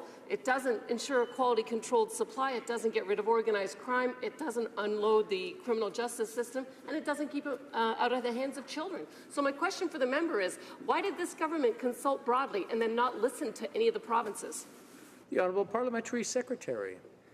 Thank you, Mr. Speaker, and I thank the honourable member for her question. The criminal law standard, Mr. Speaker, which is within federal jurisdiction, is a heavy apparatus, if you will, and through our consultations, we set the criminal law standard at 4 plants to allow certain flexibility to the provinces. Now, the provinces are, within their jurisdiction, able to further regulate on that point. That a number have chosen to do so or are planning to do so, I think is indicative of a healthy federal system in which both the federal government and the provinces are attuned to the needs of their people and the health of their populations. There's nothing wrong with some variance across the country as provincial governments determine what to do with that standard. Questions and comments. Questions et commentaires. L'honorable. The honourable member for Salaberry-sur-Roi. Thank you, Mr. Speaker.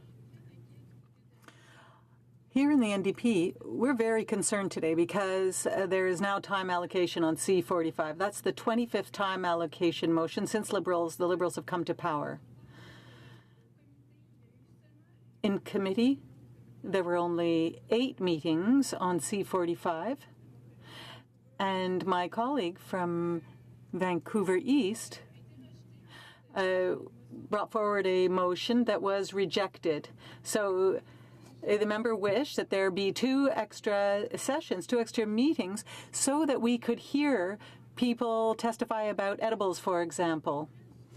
Now, the Liberals say that they've been very open, that they've been listening, but I don't understand then why we weren't able to listen to these other witnesses. We also brought forward 38 amendments, and they were all turned down. And these amendments could have improved the bill. So how can the Liberals say on their side then that they're open and transparent and that they take all these proposals into consideration in order to improve the bill when they do this? They say they want to, for example, safeguard our youth, make sure that we have everything we need, and not take lightly drug use. So the government says that it wants to get drugs out of criminal networks. However, there are many unanswered questions. So given all these unanswered questions, why is it then that the Liberals just simply want to speed up the process? Quebec and many other provinces have asked that this process be extended so that we can take the necessary time to consider this bill. What would my colleague have to say about that? The Honourable Parliamentary Secretary. Thank you very much, Mr. Speaker, and I'd like to thank my honourable colleague for her question. Now, we have been working for a long time on this bill. Since we were elected as a government, we have been working on it. We have been consulting, whether it's through the country, through committee, through the special committee that was tasked with this. We consulted provinces from the very outset. We are working hand in hand with the provinces in order to find solutions, and their suggestions have already been incorporated into the bill. Mr. Speaker, we're looking to strike the right balance with this bill, and we sincerely believe that we've done that. And now is the time to move forward with this bill. Reprise du débat. Resuming debate. Honourable member for Edmonton West. Hey, bravo! Bravo! Thank you, Mr. Speaker. I'm pleased to rise to discuss Bill C-45, the pot legalization bill, or as I call it, Phoenix 2.0. Why? Because it's an example of government rushing through a bill to meet some nonsensical, arbitrary deadline, despite warnings from everyone involved that we are not ready. Absolutely. But in this case, instead of hurting those solely in the public sector, we're going to be hurting Canadians across all demographics, and especially the young.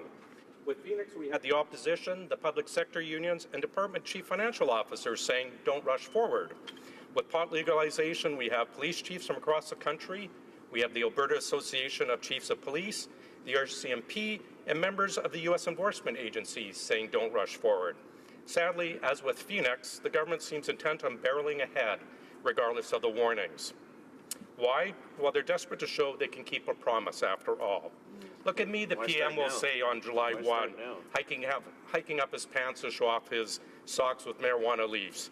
He's going to spark up the first ceremonial doob on Parliament Hill, run around, take selfies with those lighting up. No doubt the clever Liberal marketing machine will say the PM just happened to be running by, shirtless no doubt, a crowd toking up. And of course his official photographer just happened to be there taking some pictures. And no doubt they'll come up with some clever tag about the PM and hashtag it that he was photo-bonging some group. But there's real consequences to rushing forward when law enforcement's not ready. Let's look at the Liberal policy on pot from their webpage, broken down by statement. First statement, the current laws do not prevent young people from using marijuana. So the Liberal solution to this is legalize the substance that is being consumed. It defies logic to argue normalizing pot use and making it available everywhere will somehow prevent young people from using it. Consider some real-world examples. Colorado went from 13th place to first place overall for pot consumption among their youth after legalization. Washington State's pot use among students post-legalization is 42% higher than the rest of the country. Studies from the U.S. show that the young people have a perception at post-legalization that pot is harmless and does not cause mental issues. Now, allowing every single citizen to legally grow pot up to 4 plants worth at that means by definition there will be more pot. This government has so far neglected to adequately explain how they plan to keep the extra pot off the streets and out of our schools. Next, they state, arresting and prosecuting these offenses is expensive for our criminal justice system.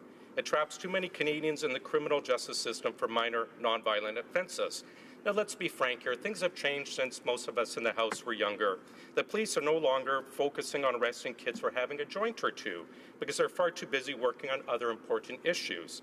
The police chief of Edmonton stated very clearly, police may use the presence of pot as a cause to search a car or search someone in which they may find guns, opioids, or stolen goods. But to argue for legalization because too many Canadians are trapped in the criminal system simply does not jive with what the experts are saying. Next, the Liberals say the proceeds from illegal drug trade support organized crime and greater threats to public safety like human trafficking and hard drugs. But here's a clue for the government. The Hells Angels are already involved in the legal part of marijuana. I quote from the RCMP report to the Association of Chiefs of Police. There's no shortage of organized criminals groups who have applied to produce medical marijuana under Health Canada's new MMPR, including the Hells Angels. Now, legalization isn't keeping out organized crime. Organized crime is already taking advantage of the legal regime. Now it goes on with the Liberal plan to ensure that we keep marijuana out of the hands of children and the profits out of the hands of criminals, and we will legalize, regulate, and restrict access to marijuana. So in summary, we'll keep pot out of the hands of children by legalizing the substance we want to get rid of, legalizing possession for children as young as 12, and making production legal, thus ensuring that the supply will skyrocket. At the same time, they say we'll keep our profits out of the hands of criminals, even though they haven't said how, and they're ignoring the fact that the criminals are already involved in the legal system. The government seems to expect that the Hells Angels will just turn over and say, well, we had a great run, guys. I guess I'll use my Harley to be an Uber Eats driver now. Now, maybe the government can offer the Hells Angels some of that reintegration services that they're offering returning ISIS fighters. No, honestly, if you've been buying pot from someone for the past 5 years, getting a great price, having it delivered to your door, are you now going to trudge down to the local government-run store 9 to 5 only, Monday to Friday, of course, and on camera to buy weed at a higher price? I don't think so. Mind you, Kathleen Wynne will offer you air mile points, so there's something that. But let's move on. Continuing with the Liberal plan, we'll create new, stronger laws stronger laws to punish more severely those who operate a motor vehicle while under its influence and those who sell outside the framework. Well, this is a great one. We have no standards on measuring impairment. The Canadian Association of Chiefs of Police recently met, and they've narrowed down their roadside testing devices to 2. Now, we haven't decided on the best one, much less have them in the hands of the police. More importantly, the failure rate on the device is as high as 13%. Now think about that. Every single person charged is going to have a lawyer begging to take on this trial. Now what judge is going to say, hey, 13% failure rate, that's pretty good, you're guilty? None. Now if the courts are jammed now, what happens once every one of these offenses are taken to court? The government's letting accused rapists and murderers to walk free under Jordan because of their absolute ineptness and inability to appoint judges.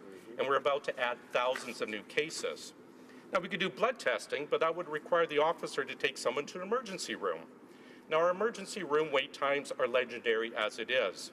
Do we think any nurse or doctor is going to keep someone with a broken arm waiting, or a child with a runaway fever waiting just to draw blood for a cop for a weed DUI? And the costs of these roadside devices? $45 to $90 per use. The training for every one of these operators, about $20,000.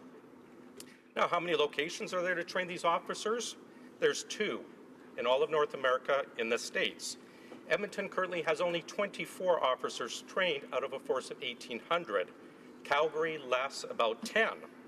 Maybe the Liberals are hoping that, contrary to decades of experience with drinking and driving, people just won't drive when high. But again, let's look at the stats in the U.S.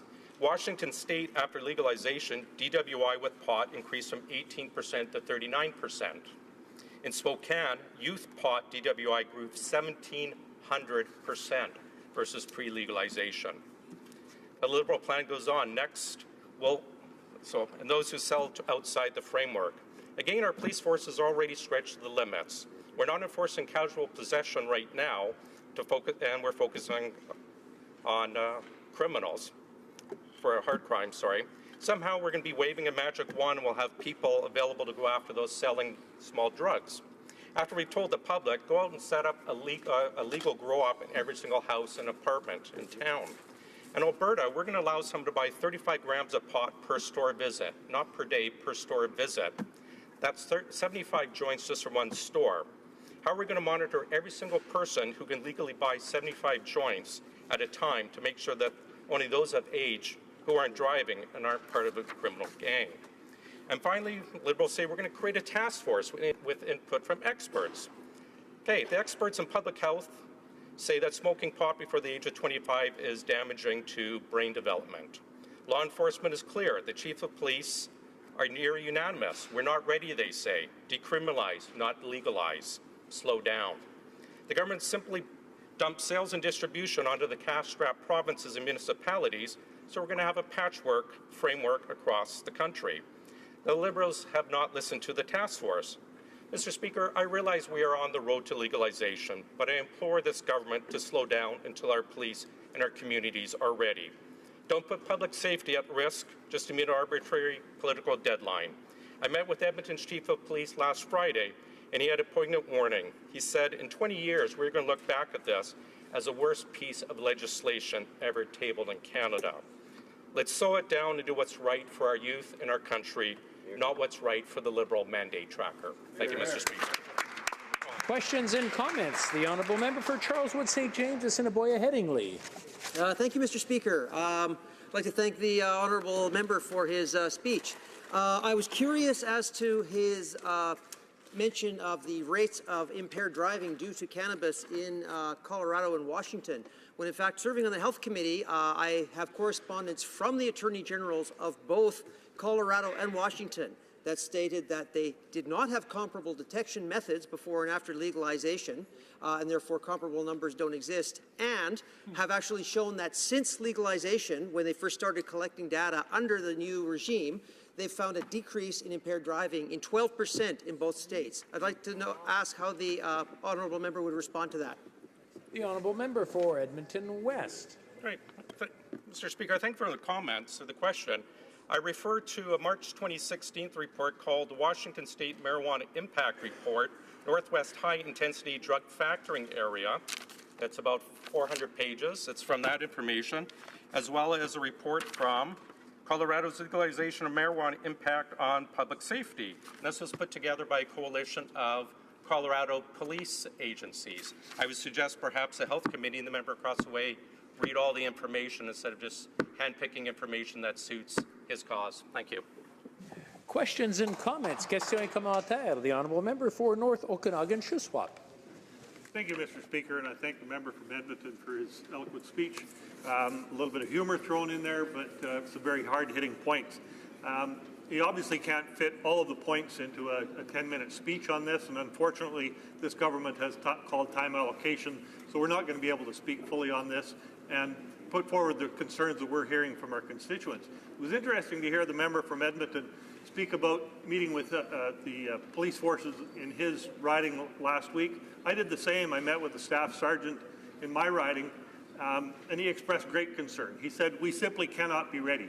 Even if the equipment and the detection methods were there, I could not afford to send my staff for the training. I could not get replacement staff while I sent staff for training. We just cannot be ready. I'd like to hear what the member from Edmonton has to say, and maybe he has a little more time to expel a little bit more what he heard last week. Thank you. Well, member for Edmonton West. Mr. Speaker, I'd like to thank my colleague for the question. That's a very good point. That was a point brought up by Edmonton's police chief. We're not ready. It takes time to send people down to the U.S. for the training. He figures Edmonton alone, just one city, it's going to cost $10 million to train officers for this. And I want to bring up something that came up in 2 weeks ago when we were studying the supplements. In the supplements B, money set aside for the RCMP to set up a framework to prevent impaired driving. Now keep in mind, just Edmonton alone for 1,800 officers, it's going to cost us $10 million. How much is set aside from the sub-Cs?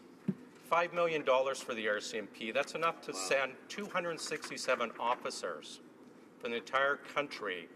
And we asked, one of the issues of the sub-Cs, Parliamentary Budget Officer has criticized this government for their slow rate of getting out the subs, and even commented that it's going to take months and months to get all the sub-C spending out. We asked the government, when do you expect to have this money out? Will it be weeks, as is required, or months? And their comment back was, for this money for the RCMP, it would be months and months, and that was an aspirational goal, not even a commitment to get the money out the door to get our RCMP trained on impaired driving. Again, I implore this government, slow it down. We realize you're going to legalize it, but slow it down and wait till the police are ready. Thank you. Questions and comments? We have time for a very, very brief question. L'honorable député de Vimy. The honourable member for Vimy. 30 seconds, please. Mention to the honourable member that, as we know, Canada is number one in regards to cannabis consumption already. It can be worse than that. Can we ask the honourable member to inform us about other countries where cannabis is legalized? How about the decrease? Is it decrease or is it increase the consumption of cannabis among youth? Thank you. Well, member for Edmonton West, 30 seconds or less, please. Thank you. As I mentioned in my speech, I was looking at two states that we know have legalized, Washington and Colorado. Washington, one city, Spokane, which is a fair-sized city, about 1 million. Impaired driving among youth post-legalization was up 1,700. Wow. Washington State, post-legalization, their consumption among students was 43% higher than the rest of the U.S. It's similar numbers for Colorado. The stats show you make it more available, people are going to take it up and smoke it, and that includes all demographics, especially the youth. Thank you. Resuming debate, reprise du débat, the honourable member for Aurora, Oak Ridges, Richmond Hill. Monsieur le Président, c'est avec plaisir. Mr. Speaker, it's with pleasure that I speak in favor of Bill C-45, an act respecting cannabis, and to amend the Controlled Drugs and Substances Act, the Criminal Code, and other acts. As my colleagues have pointed out, the present approach to cannabis does not work. It leads to crime and organized crime and helps criminals make profits off young Canadians. age-old subject has not stopped Canadians from using it. In 2015, approximately 12% of Canadians reported consuming cannabis in the past year. For young adults between the ages of 20 to 24, that rate is more than double at 30%. The vast majority of Canadians are obtaining cannabis products from the illegal market. This cannabis is produced without regard for public health and safety, often in clandestine circumstances with no oversight over how it is produced, no testing for dangerous or unhealthy contaminants, and no requirements whatsoever with respect to appropriate safeguards, factual and accurate labeling, or child-resistant packaging. That's why our government is moving to enact this legislation. The bill would better protect the health and safety of Canadians by providing access to a legal and quality-controlled supply of cannabis while implementing strict controls to restrict youth access to cannabis. On the illegal market, cannabis products are often grown, produced, stored, and sold without regard to public health and safety and accountability to the consumer. The products may be contaminated with pesticides, heavy metals, molds, and bacteria, and the source of this cannabis is often obscure or unknown. The bill would ensure that the production of cannabis in Canada is subject to a high and consistent national standards in terms of product quality, as is the case under the current regime for the production of cannabis for medical purposes.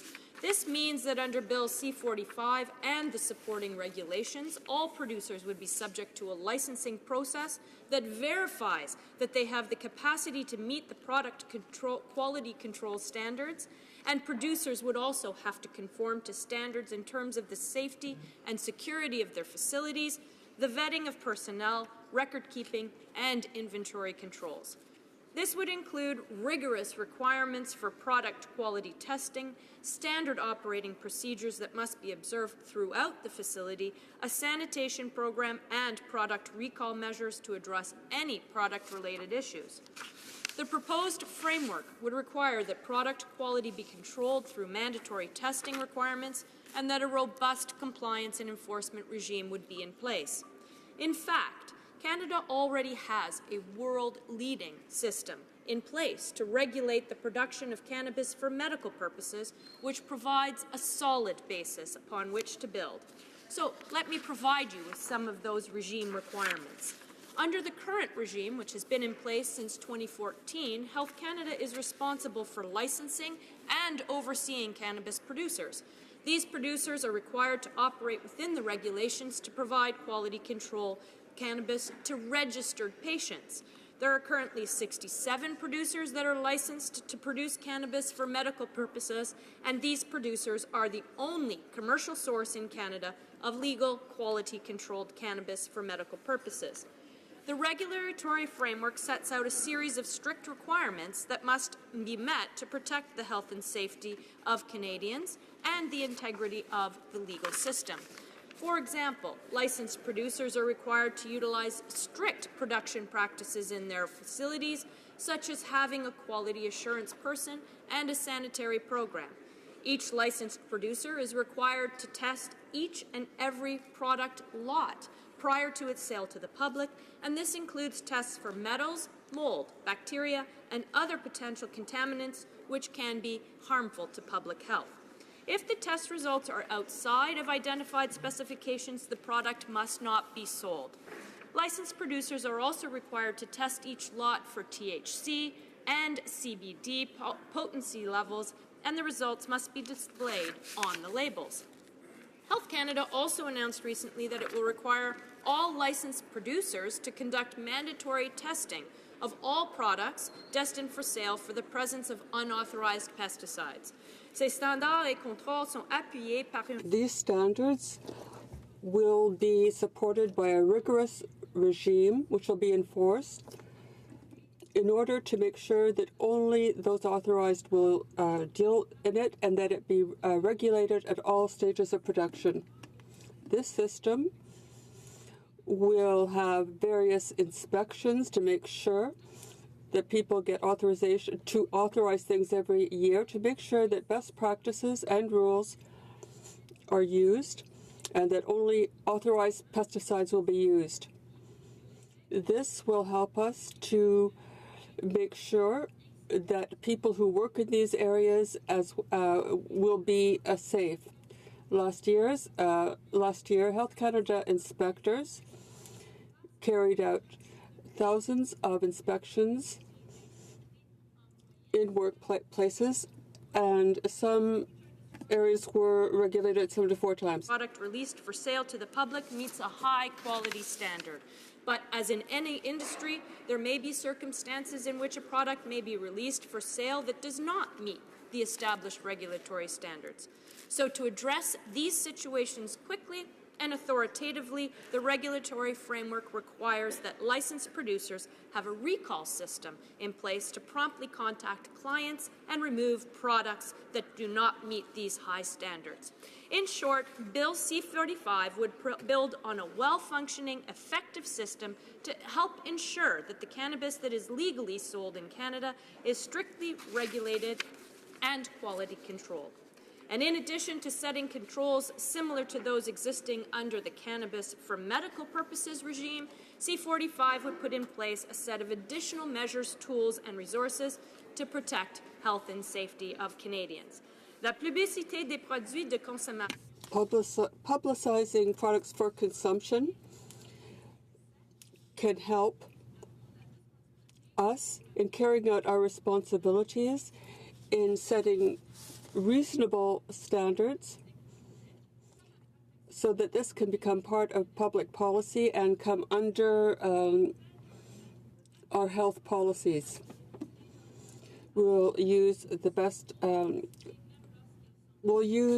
practices, those that have proved their efficacy, and we'll try to prevent adverse consequences for young people. Publicity will be based on would also ensure that packaging is child resistant, reducing the risk of accidental consumption. They would also set limits for potency and portion size and require factual information to be clearly presented on the product. The oversight and regulation of production at the federal level would provide all Canadians with the assurance that no matter where cannabis is produced or sold, it would be subject to the same high quality and safety standards and requirements across the country. In conclusion, this bill provides a real opportunity for Canada to address health and public safety issues associated with the illegal cannabis market. The proposed framework would establish a robust system that would allow adults to have access to legal and quality-controlled products as a result of a well-regulated framework and compliance and enforcement.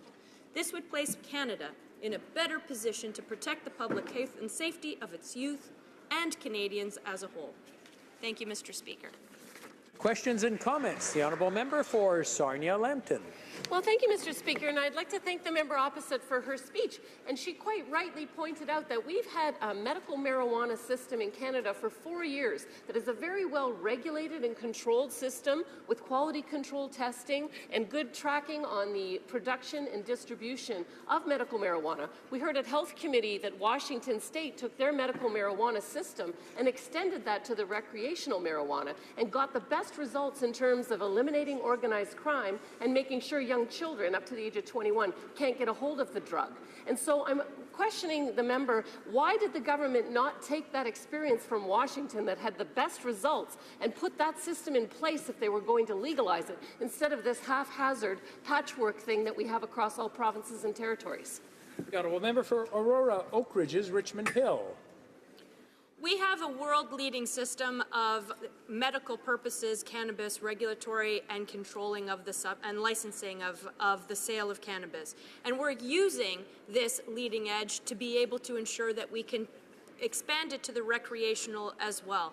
This is something that is important because we have to address the situation now, because it's in the hands of the criminals, it's in the hands of our youth, and people are using it now.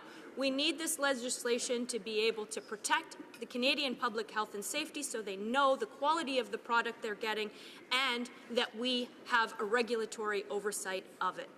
Thank you, Mr. Speaker. Questions and comments? The honourable member for, let me just double check that, Fleetwood Port Kells. You got it.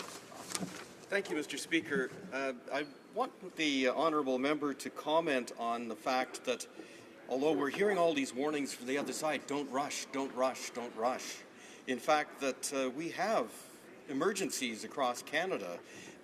We have an opioid crisis that's killing literally thousands of people across our country. And I wanted to reflect on the fact that that little character down at the foot of the stairs that's selling your kid the marijuana today isn't just selling marijuana. The honourable member for Aurora, Oak Ridges, Richmond Hill. Thank you, Mr. Speaker, and I thank the honourable colleague for the question. I think that's at the very core.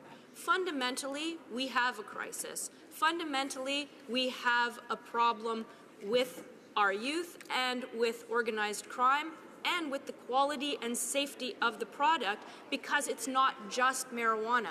Often that product is much more than just marijuana. And we don't have the luxury of waiting. We as a federal government have a responsibility to protect public health and safety and to provide a standardized framework across the nation. We can't confuse execution with the standards and regulatory responsibility that we have to Canadians. We will determine and determine the execution afterwards, but at the same time, we don't have the luxury of time. We cannot afford to wait. Thank you. Comments. The honourable member for Vancouver Kingsway. I'd like to thank my colleague for the speech. It's funny, I hear a lot of talk from the Liberals about the opioid crisis and the cannabis legislation. Well, actually, the opioid crisis is, in fact, a legitimate public health emergency, and for some reason, they don't consider it enough of an emergency to declare it a public health emergency. But cannabis is a little bit different. While I believe that there is an imperative to legalize, there is certainly no emergency to do so. And it's not the NDP or the Conservatives who are asking this government to slow the process down. It's provinces, Saskatchewan, Manitoba, Quebec, New Brunswick. It's police forces. It's Indigenous communities. It's municipalities. And we're not talking about defeating the legislation like the Conservatives do. New Democrats believe that cannabis should be legalized and want to work with the government to do so. My question, though, has to do with pardons, that this legislation doesn't deal with it. Can my honourable colleague tell me, does the Liberal government have any plan whatsoever to issue pardons to the hundreds of thousands of Canadians who carry criminal records for possession, that for an offence that this bill will no longer make a crime after July 1, 2018? Member for Aurora, Oak Ridges, Richmond Hill. Bill C-45 is about taking leadership. It's about setting a new standard. It's about taking the next step in Canadian public health and safety. And so, if not now, Mr. Speaker, then when? It's our responsibility to address a public safety and health issue that's in front of us and affecting our youth, and we don't have the luxury of time. Now is the time to address something that is at the core of our safety. Thank you. Resuming debate, reprise de débat. The honourable member for Edmonton Centre has 5 minutes, and then he'll have another 5 minutes when we return to the bill. The honourable member. Thank you, Mr. Speaker. I'm honoured to rise and speak in the House today in support of Bill C-45, an act respecting cannabis and to amend the Controlled Drugs and Substances Act, the Criminal Code, and other acts. In my remarks today, I would like to focus on why a new approach to cannabis is needed in this country and why we need to act now. The evidence is clear, Mr. Speaker. The current approach is simply not working. All that it has managed to achieve is to unduly criminalize Canadians for possessing small amounts of cannabis and to encourage them to engage with criminals and to consume products of unknown origin, potency, quality, and safety. It has also allowed criminals and organized crime to profit. What the present model does not do is to protect Canadians, especially young Canadians, against the risks and dangers associated with consuming cannabis. And this despite prohibitions in place for decades. Continue. A new approach is required as soon as possible to better protect youth and to make sure that adults have access to products that are quality controlled and of known origin and no longer run the risk of having a criminal record for possessing or sharing small amounts. Mr. Speaker, during the hearings of the Standing Committee on Health, Mr. Ian Culbert, the Executive Director of the Canadian Public Health Association, said, and I quote, "Unfortunately, we don't have the luxury of time, as Canadians are already consuming cannabis at record levels. The individual and societal harms associated with cannabis use are already being felt every day.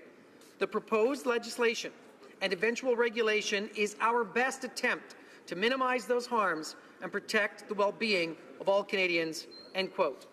Mr. Speaker, any further delay to implementation would simply perpetuate a system that is already failing to protect the health and safety of Canadians. This is exactly why our government is committed to bringing the proposed legislation into force no later than July 2018.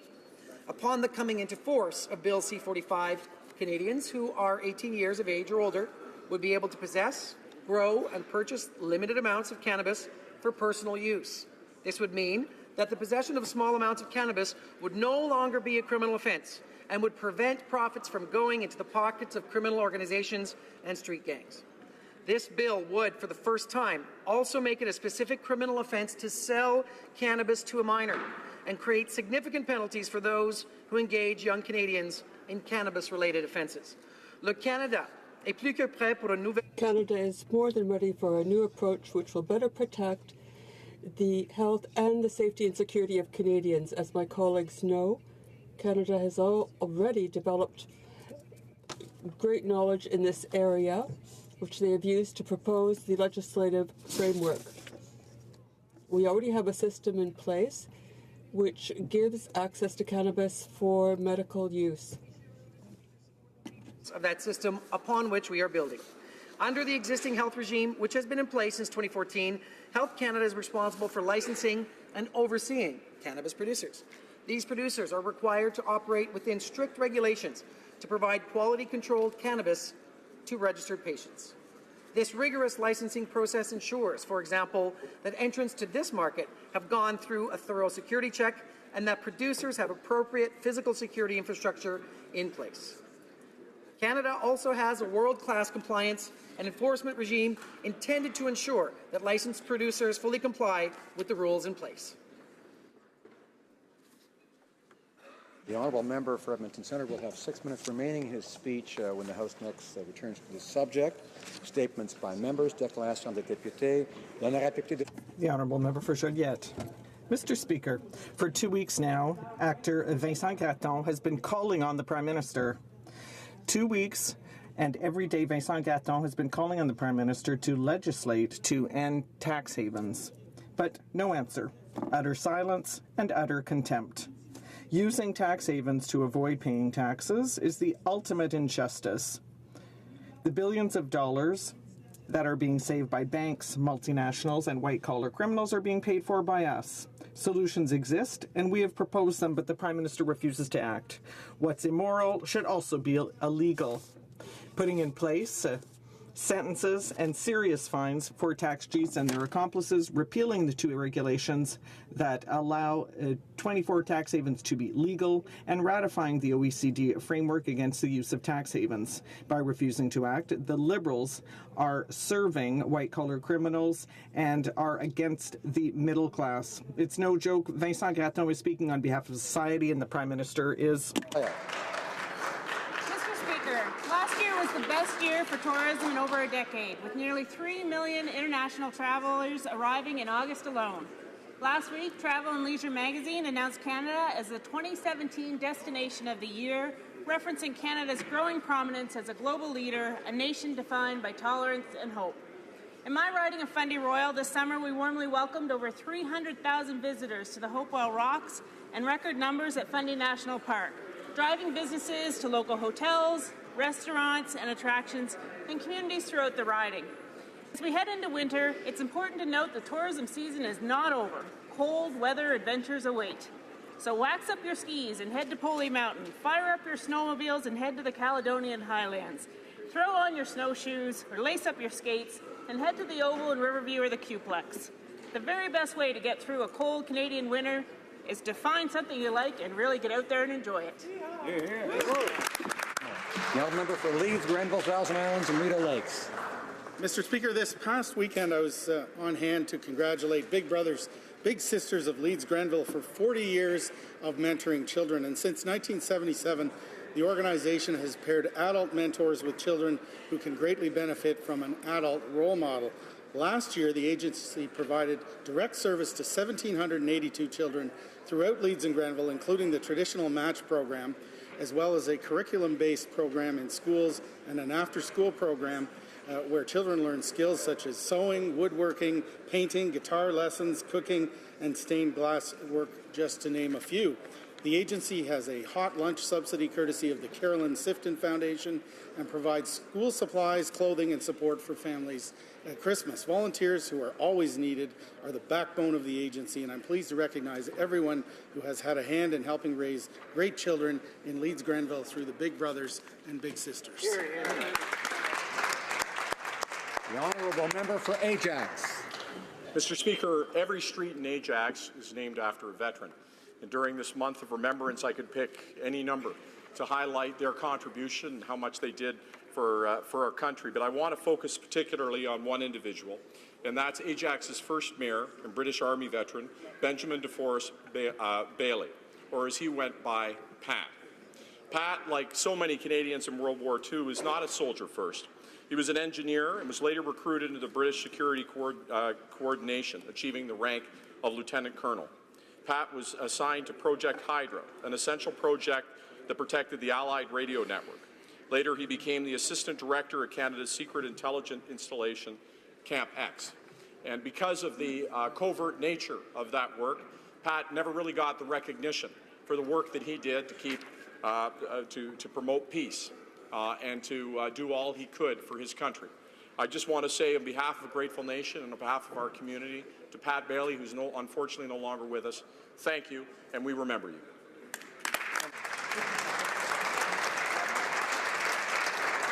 The honourable member for Edmonton Strathcona. Mr. Speaker, this government is keen to accept accolades for efforts to combat climate change. Regrettably, it's failed to give equal attention to duties to transboundary waters and to address injustices suffered by Indigenous communities from toxic pollution. Canada has been chastised by the UN for failing to protect the Peace Athabasca Delta and the Indigenous communities who depend on it for their survival. In approving Site C, this government ignored pleas by Alberta First Nations to first assess impacts to their treaty and constitutional rights. Successive governments have turned a deaf ear to these communities seeking study of impacts of oil sands emissions on their health, a mandatory duty long vested in the Federal Minister of Health. Despite parliamentary reports recommending regulation of oil sands, toxic emissions, no action. The Lancet report identifies pollution as the greatest global threat to life and health and has decried governments for failure to address this injustice. This government has the power and the responsibility to act. Why does it continue to abandon these Indigenous communities? The honourable member for Laurentide-Labelle. Mr. Speaker, on November 9th, the Laurentide Culture Council held the 28th edition of the Grand Prizes of Laurentide Culture. Over half of the finalists were from my riding, and I'm very proud to say that the winners of 7 in 8 categories are people from my area. I'd like to congratulate Jessica Viau, winner of the Jeune Relève Prize, Lortier Martin, le Théâtre Le Patriote, Polyvalente Saint-Joseph for the Art Education Award, Caroline Dussault, the winner of the Passion Award, Michel Robichaud, the winner of the Excellence Award, and Jean-François Beauchemin, who was Creator of the Year in the Laurentians. All of these prize winners and the hundreds of people involved in my writing are the living proof that culture is essential to the development and visibility of regions like mine, whether it be through dance, theatre, music, literature, and many other arts. They transmit the best of themselves to the citizens of Laurentide-Labelle, and I thank them. Thank you, Mr. Speaker. Honourable member for Simcoe North. Mr. Speaker, a week ago Sunday, we gathered in Penetanguishene in remembering an amazing man who'd made Wyvale and Penetanguishene his home during his last 23 years. He was a hockey great, among the best Canadians to play the sport. He'd often comment that his success in the game was from studying others. His humility and attention were always present. The longtime captain of the Chicago Blackhawks, he won the Stanley Cup in 1961 and 3 Norris trophies as the NHL's best defenseman. He played on 8 All-Star teams and was inducted into the Hockey Hall of Fame in 1975. Pierre Pilote passed away on September 7th at the age of 85. He leaves a loving family, dear friends in Penetanguishene, and thousands of hockey fans across the continent with wonderful memories and hockey moments. To his children, Denise, Pierre Jr., Renee, David, and their families, I extend our deepest sympathies and pay tribute to your dad and Papa, Pierre Pilote. Hear, hear.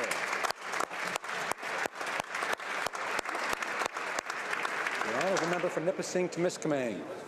Mr. Speaker, it's with great sense of excitement that my hometown is getting ready to rock the world. Starting March 17, 2018, North Bay, Ontario will put out the welcome mat for the Ford World Women's Curling Championships. Pendant 9 jours. Over 9 days, top-ranked women's teams from across the globe, some of them fresh from the 2018 Winter Olympics, will vie for the title. That these World Championships will have taken place in Ontario. Je tiens à remercier. I'd like to thank the North Bay Granite Club and the City of North Bay for having obtained this world-class sporting event, and I wish them best of luck with the final preparation. Tell you, fans and competitors alike are looking for a rocking good time. The honourable member for Yukon. 75 years ago, the Alaska Highway was officially opened with a ceremony at Soldier Summit, one of the greatest infrastructure projects in Canadian and American history. The Alaska Highway opened with 1,700 kilometers of road from Dawson Creek, BC to Delta Junction, Alaska. During the Second World War, the Japanese captured a foothold in Alaska.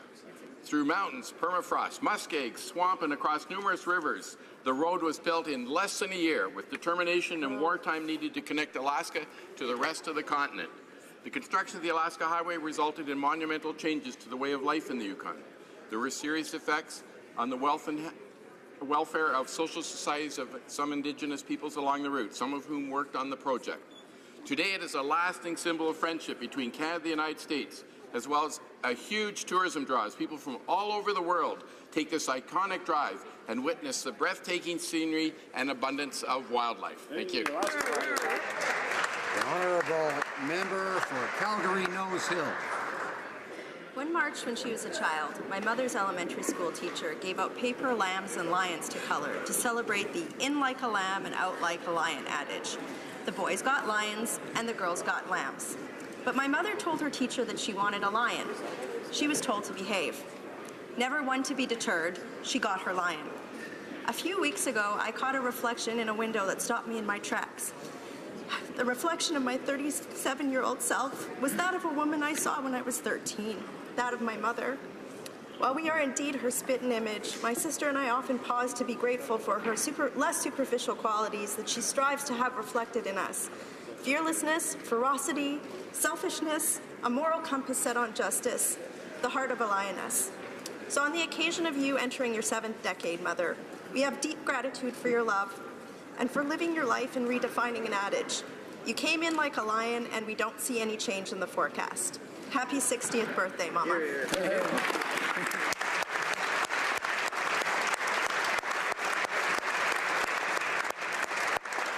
Member for Don Valley East. Mr. Speaker, on November 15th, 3 dynamic individuals from 3 different continents were the recipients of the first Global Pluralism Award. As well, there were honorary recipients from 7 additional countries. The award recognizes these exemplary world leaders who have responded creatively to the challenges of diversity. They have shown that difference is not a threat, but an opportunity that should be embraced. The award ceremony was presided by His Highness the Aga Khan and the Honorable Beverly McLaughlin. The winners were selected by an independent international jury chaired by the Right Honorable Joe Clark, former Prime Minister of Canada. Each recipient is awarded $50,000 to further their work in support of pluralism. As the recipients stated, you have put pluralism on the world stage and given us the momentum to carry out our work. Mr. Speaker, I congratulate them all. Thank you. The honourable member for Northwest Territories. Mr. Speaker, last Wednesday, I was thrilled to drive on the new 137-kilometer road connecting Inuvik to Tuktoyaktuk on the shores of the Arctic Ocean. I was joined by the Governor General, Ministers of Infrastructure and Crown and Indigenous Relations, the GNBT Premier and GNBT Cabinet Ministers, and by community members to celebrate a project that had been discussed for decades. As a former Transportation Minister with the Government of Northwest Territories, during the early planning stages, I was especially pleased to be included on this inaugural trip. Connecting our country from coast to coast to coast has long been a dream of many Canadians. Now this first link is complete. It's more important than ever to ensure that all Northerners are connected to the same services and opportunities available to those in the South. Congratulations to the residents of Tuk, Inuvik, and the entire Inuvialuit region on this very historic day. Thank you, Mr. Speaker. The honourable member for Barrie, Springwater, Oro-Medonte. Mr. Speaker, as you know, this month is Hindu Heritage Month. Since the first Hindu immigrants arrived in Canada at the beginning of the 20th century, Hindu Canadians have made significant contributions across various fields such as science, education, medicine, law, politics, business, and many, many more fields. They've been a positive force in society and have helped shape Canada into being a very multicultural and positive society by integrating traditions and festivals such as Diwali, Durga Puja, and Navaratri. Hindu Canadians have also helped build our country into the greatest place to live, work, and raise families. On behalf of the people of Barrie, Springwater, Oro-Medonte, I would like to thank and congratulate Hindu Canadians all across Canada on Hindu Heritage Month. Thank you, Mr. Speaker. The honourable member for Charlottetown. Mr. Speaker, yesterday was World Children's Day. I was honored to be invited to the United Nations in New York to witness a kids' takeover of the proceedings. Children from all over the world gave inspirational presentations to the UN delegates. Canada's representative was Basil Al-Rashdan. Basil is a 12-year-old Syrian refugee who now proudly calls Canada, and more specifically Charlottetown, home. He attends St. Jean Elementary School, where he is often called the Little Mayor. His school projects focus on themes of empathy and fairness. At the UN, he spoke of his journey from Syria through Jordan to Prince Edward Island in 2015, and how his initial fear and apprehension was, over time, transformed into pride, hope, optimism, and happiness. Before he spoke, he received a phone call from the Prime Minister wishing him good luck. Basil represented Canada well, raising our voice, his voice, for international children's rights today and every day. Thank you, Basil. Canada is very proud of you. The honourable member for Algoma, Manitoulin, Kapuskasing. Small businesses are the engines of our economy, but in the north, their importance is even more crucial. This week, the Hearst Economic Development Corporation will recognize the contribution of young business people at the Gala Prix Panache. It will also underscore the 65th anniversary of Ted Wilson's Menwear that is still being run by the Wilson family. Emerson, Algoma, Manitoulin, Kapuskasing honored exceptional businesses. In Kapuskasing, the Chamber handed out awards to Blooming Bouquet Flowers and Gift Shop, the Cap Royal Theatre, Cap Healthy Kids Community, Alain Murray, Kapuskasing Agri Services, Kevin Prevost and Eastview Chevrolet GMC, Chez Lisette Restaurant, Cabin Fever Motorsports and Marine, et Simon and Louise Dubosc. And Simon and Louise Dubosc, owners of La Boulangerie, who received the Lifetime Achievement Award. Were honored In Motion Fitness, Jib and Debbie Turner, and the Red Griffith Award for Community Involvement went to Peter and Betty Seidel. I congratulate winners, nominees, and all our small businesses who keep communities vital and strong. The honourable member for Thornhill.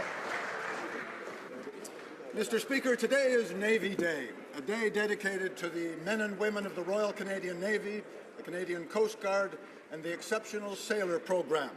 Our senior service traces its roots back to Tudor England, where a standing navy was established long before a standing army, and of course an air force was still a theoretical Da Vinci dream. The Royal Canadian Navy's beginnings date back to 1910, growing quickly during the First World War, and by the end of the Second World War, Canada had the third largest navy in the world. The Canadian Coast Guard was formed in 1962 and now boasts a fleet of more than 100 vessels of various purposes and sizes. Now, Mr. Speaker, challenges do remain with procurement and shipbuilding programs, but today, Mr. Speaker, we salute the men and women who have served in war and peace, who serve now in Canadian waters, and around the world we salute their service and the Navy's motto, Parati Vero Parati, ready, I ready. Hear,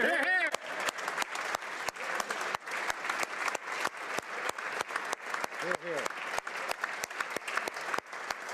The honourable member for London West.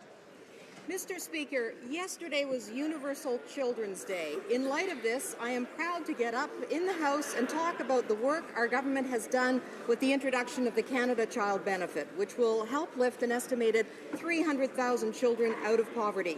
Initiatives like Bread Not Stones, a United Church of Canada project, helps raise awareness to reduce child poverty in Canada.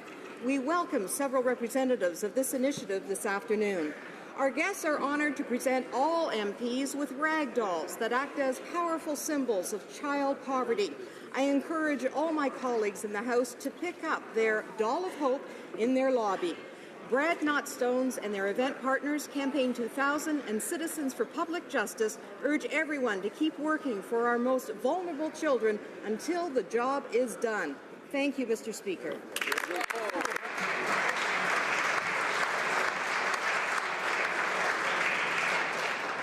Questions orales, oral questions. The Honourable Leader of the Opposition.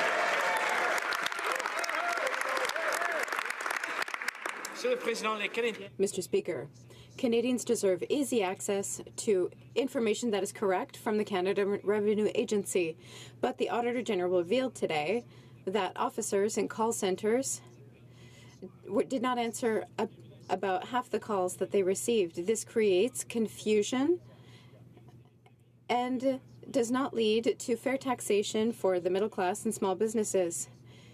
Why are they not getting anything other than a busy tone when they need answers? The Right Honourable Prime Minister. Mr. Speaker, I want to recognize that we will surely have a significant discussion today regarding the Auditor General's report. It's an excellent report, and it will be useful for our government to improve services. We recognize that there are things that we should have done better and that we will do better. At the same time, it must be recognized that 10 years of a government that cut services, especially towards the end, to balance their budget at all costs, well, that leaves consequences. We are working very hard to offer citizens services correctly. The Honourable Leader of the Opposition. Prime Minister's Canada Revenue Agency is notoriously difficult. The Auditor General reports that 29 million calls from Canadians went unanswered.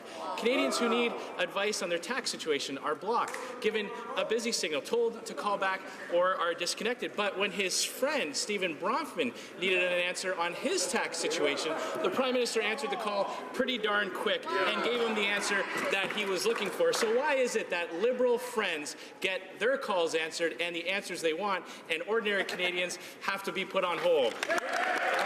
Honourable Prime Minister. Mr. Speaker, today we're going to be talking about the Auditor General's report, as we should. It's an excellent report and actually a very helpful report. We realize that there are many things that we could have done better and we will do better, and we thank the Auditor General for his work. At the same time, we have to understand that when the previous government chose to cut government services, particularly through the last years of its mandate, in order to balance the budget at all costs, there are consequences. We are working hard to restore services to Canadians at the level they expect, and we have more work to do to fix their messes. Honourable Leader of the Opposition. It's ridiculous, Mr. Speaker. You know, I bet that the accounts payable calls get answered pretty quick under this Liberal government. Now, today we've learned that the Minister did not get the Ethics Commissioner's permission to introduce his pension legislation, even though that he claimed otherwise. This legislation enables the exact product that his family company specializes in, and for which the Finance Minister himself lobbied for before he entered politics. So, very quickly, did the Prime Minister ever request assurances from the Finance Minister that he was working with the Ethics Commissioner before introducing the legislation? Right Honourable Prime Minister. Mr. Speaker, all members in this House work with the Ethics Commissioner to ensure that their personal finances, their personal interests are in line with the expectations that Canadians have of all citizens, of all members of this House, to live up to the high expectations of citizens. All of us, including the Finance Minister, work with the Ethics Commissioner and listen to and follow her counsel. The Honourable Leader of the Opposition. Mr. Speaker, the Prime Minister insisted yesterday that the Minister of Finance had always worked with the Ethics Commissioner. I'm going to ask again, did the Prime Minister make sure with the Minister of Finance that the Ethics Commissioner allowed him to present his legislative measure on pensions, namely Bill C-27, the Right Honourable Prime Minister? Mr. Speaker, in this House, there are all kinds of talks, sometimes personal, sometimes with a basis on one side or the other. That is how we know that a government is going to be rigorous in its approach to different issues. But we are working with the Ethics Commissioner to go beyond partisanship, to make sure that Canadians can trust that everyone who sits in this House is respecting the rules and is worthy of Canadians' trust. That is what the Minister of Finance did. The Honourable Leader of the Opposition. These Liberals only work with the Ethics Commissioner after they get caught breaking the ethics laws. So let's be clear. Either the Finance Minister lied to the Prime Minister, or the Prime Minister didn't even bother to ask, or the Prime Minister simply believes that Liberals are just above the rules. So which is it? Did anyone ever tell the Prime Minister that his Finance Minister was cleared to table Bill C-27 before the bill was introduced in Parliament? Honourable Prime Minister. Mr. Speaker, every member of this House, when they arrive to serve, work with the Ethics Commissioner to ensure that their personal situation, their financial situation is in order and aligned with the expectations, the high expectations that Canadians have of each of us in this House. The Minister of Finance worked with the Ethics Commissioner to ensure that the decisions he would take, whether it was by putting in a screen, whether it was various personal dispositions, to ensure that Canadians could have confidence that everyone in this House is following the rules. The Honourable Member for Rimouski, Neigette, Témiscouata, Les Basques. We ask about the Phoenix Space System fiasco. Every answer of the Liberals is to blame the Conservatives for this.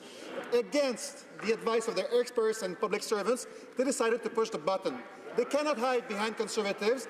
They have underestimated the problems. They still don't have a comprehensive plan. And worse, they don't know the full extent and causes of those problems. And while they act like amateurs, hundreds of thousands of public servants are feeling the pain. Mr. Speaker, how long will Liberals keep throwing good money after the bad? Who will be held accountable, and who will fix this mess? Right Honourable Prime Minister. Mr. Speaker, the Liberal government did not create this mess, but we are going to fix this mess. The previous government...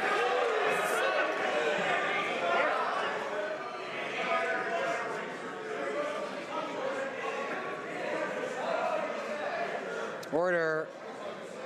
Order. I know that everybody wants to take part in question period, but of course the way it works is that only a few members do, and the rest, of course, we're required to listen and not interrupt. And I know members don't want to break the rules.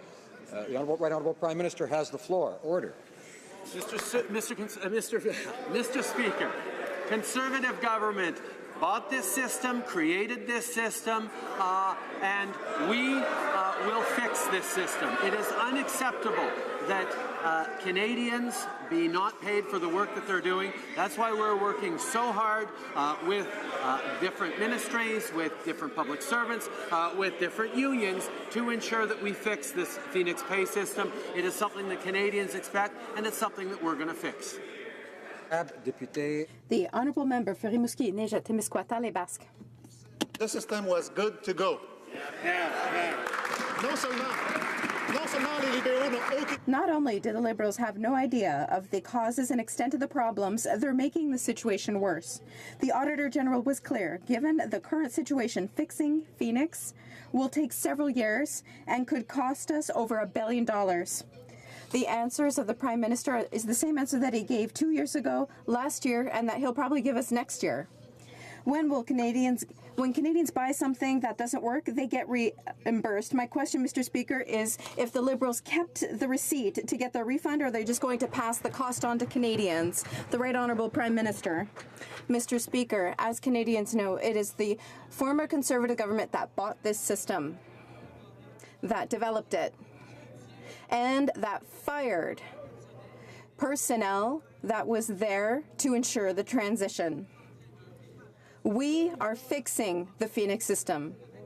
We are working with the public service, with unions, with all partners in the private sector in order to improve and fix the system. We are going to work hard because it is unacceptable for people to not be paid the money that is owed to them. The Honourable Member for Rosemont-la-Petite-Patrie. Hello, you have reached the Canada Revenue Agency. Your call is important to us. But seriously, if you want to talk to someone, good luck. Half the time, you will get cut off, and 2 out of 3, you will get to speak to someone. And if you do speak to us, there's a 3% chance you'll be given incorrect information. Have a nice day. While the Liberals allow their friends to take advantage of tax havens, they are abandoning citizens that need help. Is that how the Liberals offer public services to Canadians and Quebecers?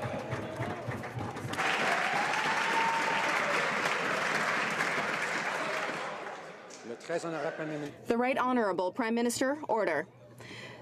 Mr. Speaker, we were elected with a promise of improving services for Canadians. We recognize that there was a lot of work to do because during the last years of the Conservative government, there were many cuts made to the Canada Revenue Agency. That is why in our first budget we invested millions of dollars to improve services to Canadians. We recognize, however, that there's a great deal of work to do, and we are working on it. We thank the Auditor General for his report, and we will continue to work together. Bulkley Valley. Do we all get the sense that even he doesn't believe his own spin anymore? The PM needs to change his slogan from real change to please hold, your call is important to us. Waiting time is forever. The Auditor General has exposed how this government is totally failing Canadians. CRA has been blocking half the calls, and 1/3 that actually make it through get bad or wrong advice. For those looking to avoid paying their taxes, Liberals have a good answer for them. For Canadians trying to pay their taxes, they put them on hold. So let's all listen to the Prime Minister explain how this mess is helping out the middle class and those working hard to join it. Right Honourable Prime Minister. Mr. Speaker, in the last election, 2 parties, the Conservatives and the NDP, committed to balance the budget at all costs, including through cutting services to Canadians. Yes, that's exactly what happens, Mr. Speaker. Canadians get... Order.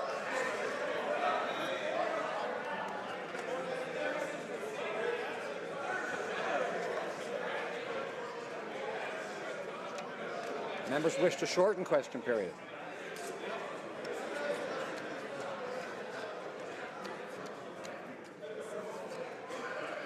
Order. Right Honourable Prime Minister has the floor. This is exactly what happens when governments choose to balance the books at all costs. They cut services to Canadians, and Canadians suffer.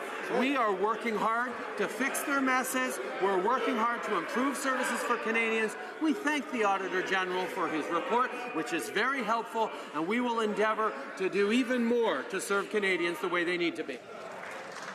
Order. This is a place where there are criticisms that fly back and forth, and most members can hear them without reacting. I think the rest are capable of doing the same. The Honourable Member for Richmond-Arthabaska. Mr. Speaker, the Minister of Finance swore that he had put his shares in a blind trust. It turns out that he had not. The Minister of Finance assured us that he had disclosed all of his holdings. It turns out that he was fined by the Commissioner for having an undisclosed company. Since the beginning of the session, the Minister has repeated that he has always worked with the Ethics Commissioner, and strangely today, the Globe and Mail revealed that the Minister never worked with the Commissioner on his bill C-27. Can the Prime Minister tell us how Canadians can still trust the Minister of Finance? The Honourable Parliamentary Secretary to the Minister of Finance. Thank you, Mr. Speaker. What is expected of all parliamentarians in this place is to work with the Ethics Commissioner, what the Minister of Finance did as soon as he took office. He followed the recommendations of the Ethics Commissioner, including setting up a screen to prevent a conflict of interest, which was done from the beginning and is still in place. The Minister announced that he will go even further. He divested himself of all his shares in Morneau Shepell, put all his assets in a blind trust in order to work on the important work that he's been doing for 2 years. And I understand that the opposition doesn't want to talk about the good things the Minister of Finance is doing. Our unemployment rate is the lowest as it has ever been. We are doing good work, and the opposition doesn't want to admit it. The Honourable Member for Richmond, Arthabaska. The Minister of Finance's so-called ethics screen is thinning day by day. After having tabled Bill C-27, which will help his own family's businesses, the only argument remaining for the minister is to say that the sale of his shares and his donation now grant him integrity as though by magic. But what does this say about his level of integrity over the last 2 years? Will the Prime Minister finally admit what every Canadian knows, which is that his Minister of Finance has been in a situation of conflict of interest for 2 years? The Honourable Parliamentary Secretary. What all Canadians know is that in this place, the Ethics Commissioner is responsible for preserving the integrity of Parliament. They expect, like we expect, for all parliamentarians to work with the Ethics Commissioner and respect her recommendations, which is adapted to everyone's situation. We have followed what the Ethics Commissioner said. The Minister of Finance has always followed her recommendations, and he will continue to work with her to continue to respect the highest level of integrity that Canadians expect. Speaker, the Prime Minister and the Finance Minister are the two most powerful lawmakers in Canada. Yep. The Finance Minister's Bill C-27 will directly benefit his billion-dollar family business, Morneau Shepell, and he still held shares in Morneau Shepell when he introduced that bill. The Prime Minister, the Finance Minister, and his staff all claim he's been working with the Ethics Commissioner from the start. But now, the Prime Minister and 2 of his cabinet ministers are under investigation by the Ethics Commissioner. How can Canadians trust this Prime Minister? The Parliamentary Secretary, the Minister of Finance. Mr. Speaker, what's expected of all parliamentarians is to work with the Ethics Commissioner, who's responsible to safeguard the integrity of this Parliament. And the Finance Minister has always worked in full transparency with the Ethics Commissioner, has always followed her recommendations, will continue to do so, and on his own accord has decided to go above and beyond, divesting all his shares in Morneau Shepell and placing all of his assets in a blind trust so that he can continue to do the important work, avoid any further distraction. I understand the opposition. They don't want to talk about his record because when it comes to the economy, he steered the ship in the right direction for the last 2 years, creating 500,000 jobs. Thank you, Mr. Speaker. I have to ask the member for Abbotsford not to be talking throughout the time when someone else has the floor. We'd love to hear his voice. He's a great baritone, but only when he has the floor. The honourable member for Lakeland. Canadians expect the Prime Minister to safeguard integrity, but this Prime Minister is the first Canadian Prime Minister under investigation by the Ethics Commissioner. And the Finance Minister is being investigated for using his public powers to enrich himself and his family. He claims he worked with the Ethics Commissioner and that there was a so-called ethical screen in place, but apparently she wasn't aware they were working together because now she's investigating him for it. And obviously that screen was a wide-open window. Of course, he also said he told her about his French company, but she didn't know about that either, and she fined him for hiding it. So again, how can Canadians trust the Prime Minister and Finance Minister for any... Honourable Parliamentary Secretary. Mr. Speaker, well, that conflict of interest screen, which was put in place following the recommendation of the Ethics Commissioner, which she deemed to be the best measure of compliance, was a measure that was good enough for the member for Milton, for Denis Labelle when they were in office. Mr. Speaker, the Finance Minister has always worked with the Ethics Commissioner, will always work with the Ethics Commissioner. He's mentioned he'd go above and beyond to continue the work that he's done remarkably well over the last 2 years for the Canadian economy and for Canadians. Thank you, Mr. Speaker. Honourable member for Carleton. Well, he made his shares in Morneau Shepell go above and beyond, Mr. Speaker. Let's break this down. He had shares in a pension company and introduced a pension bill. That pension bill was on targeted benefit pension plans. His company designs targeted benefit pension plans. The model of choice, New Brunswick. His company had designed New Brunswick's system of targeted benefit pension plans. Mr. Speaker, is there anything about his bill that was not previously written by his own company? Honourable Parliamentary Secretary. Thank you, Mr. Speaker. As I've mentioned time and time again, the Finance Minister has always worked with the Ethics Commissioner in full transparency, disclosing all of his assets and following her recommendation. The path she set forward on this side of the House, we respect the Ethics Commissioner's work and we follow her recommendations to make sure that all rules are followed. Thank you, Mr. Speaker. Member for Carleton. But the Ethics Commissioner did not recommend that this minister could introduce a bill on pensions while he had shares in a pension company.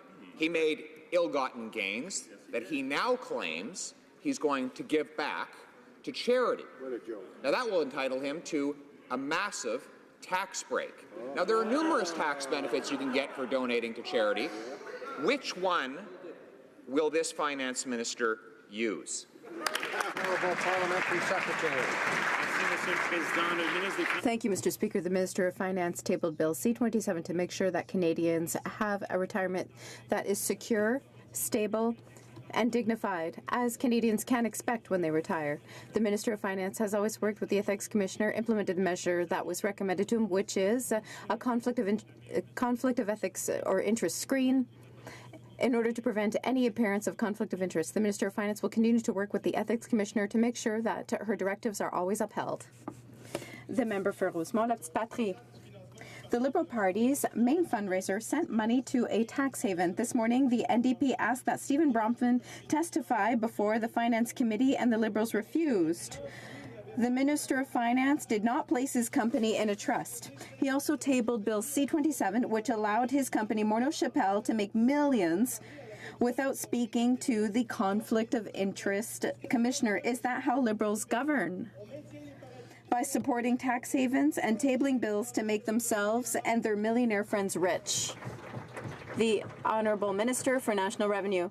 Mr. Speaker, I'm very pleased to be able to speak to our track record, unlike my colleague on the other side. Our government has fully committed to fighting tax evasion and tax avoidance. In our last two budgets, we have invested nearly $1 billion.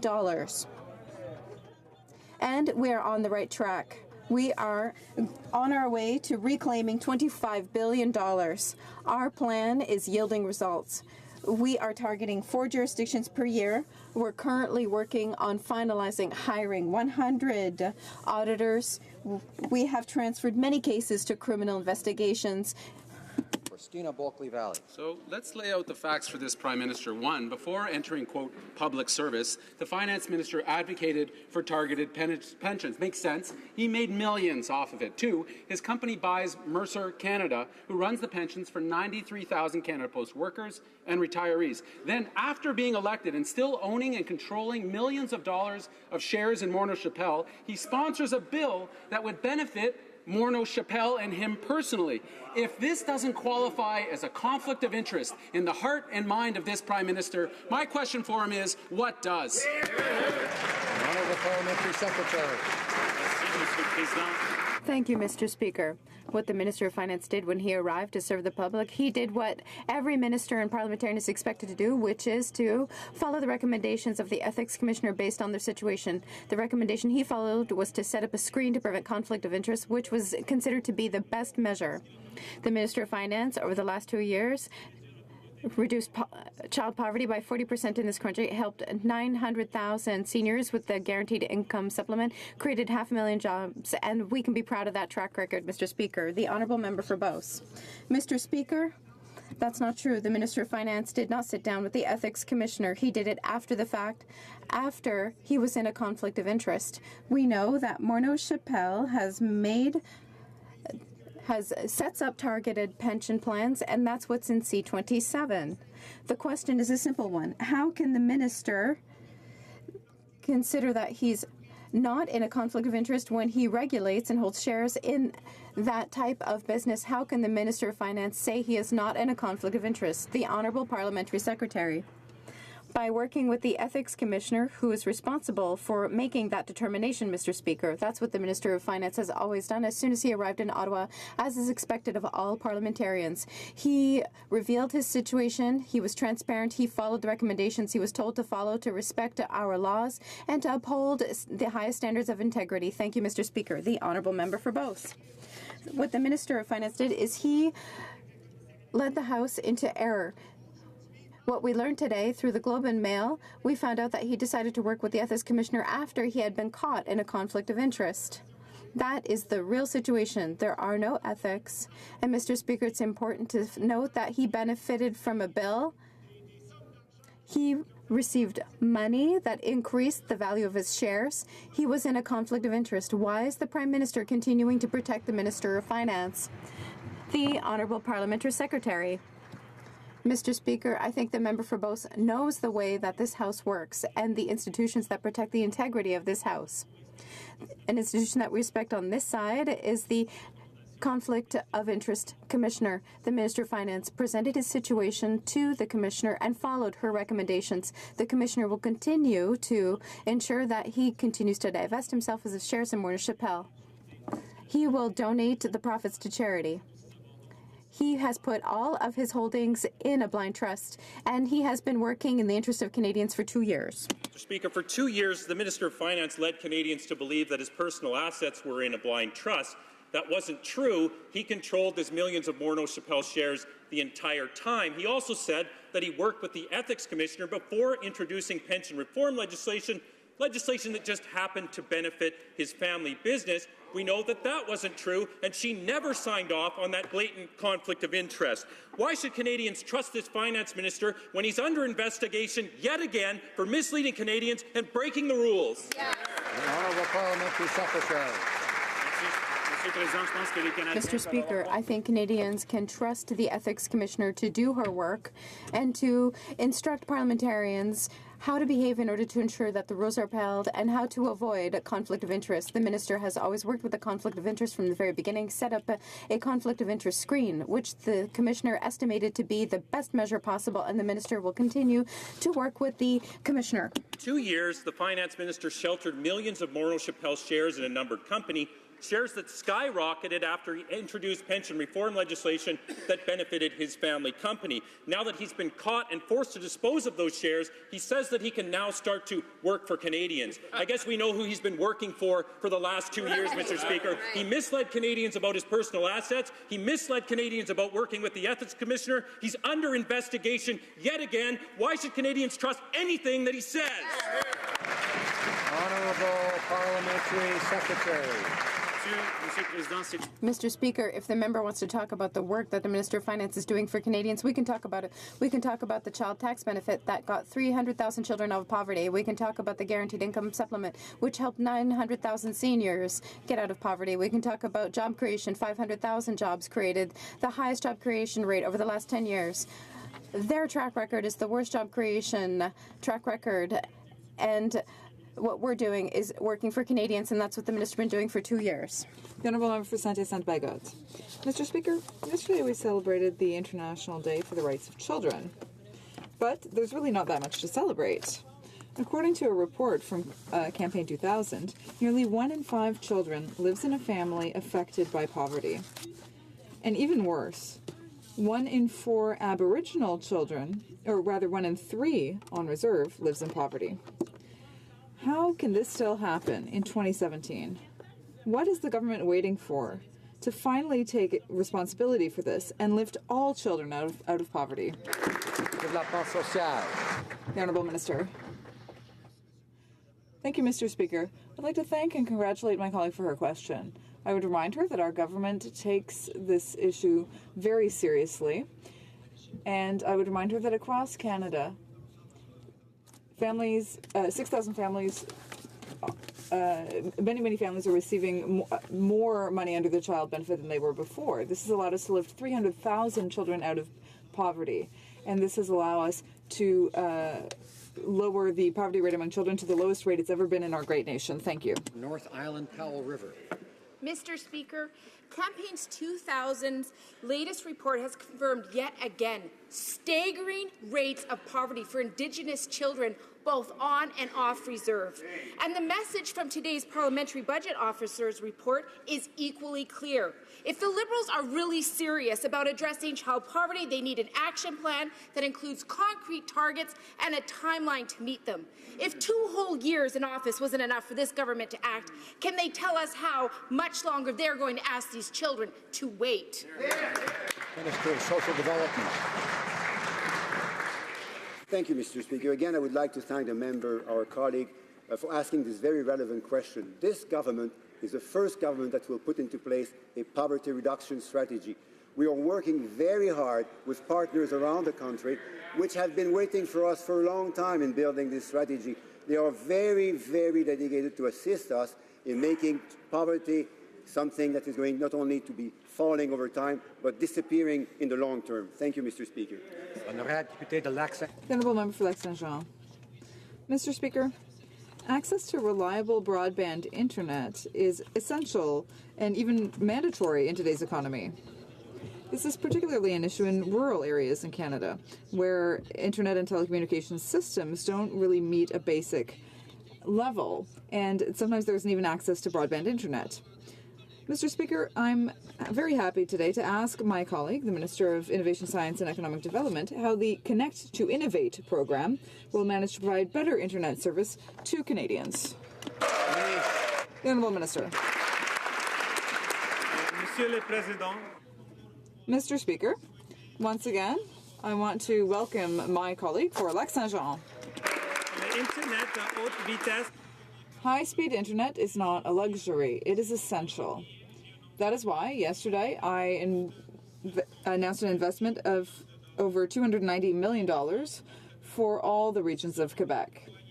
100,000 households will benefit from this, Mr. Speaker. 100,000. Soon we will be announcing details for each region. Mr. Speaker, this investment will create a lot of opportunities for all regions. Honourable Member for Charlebourg-Saint-Charles.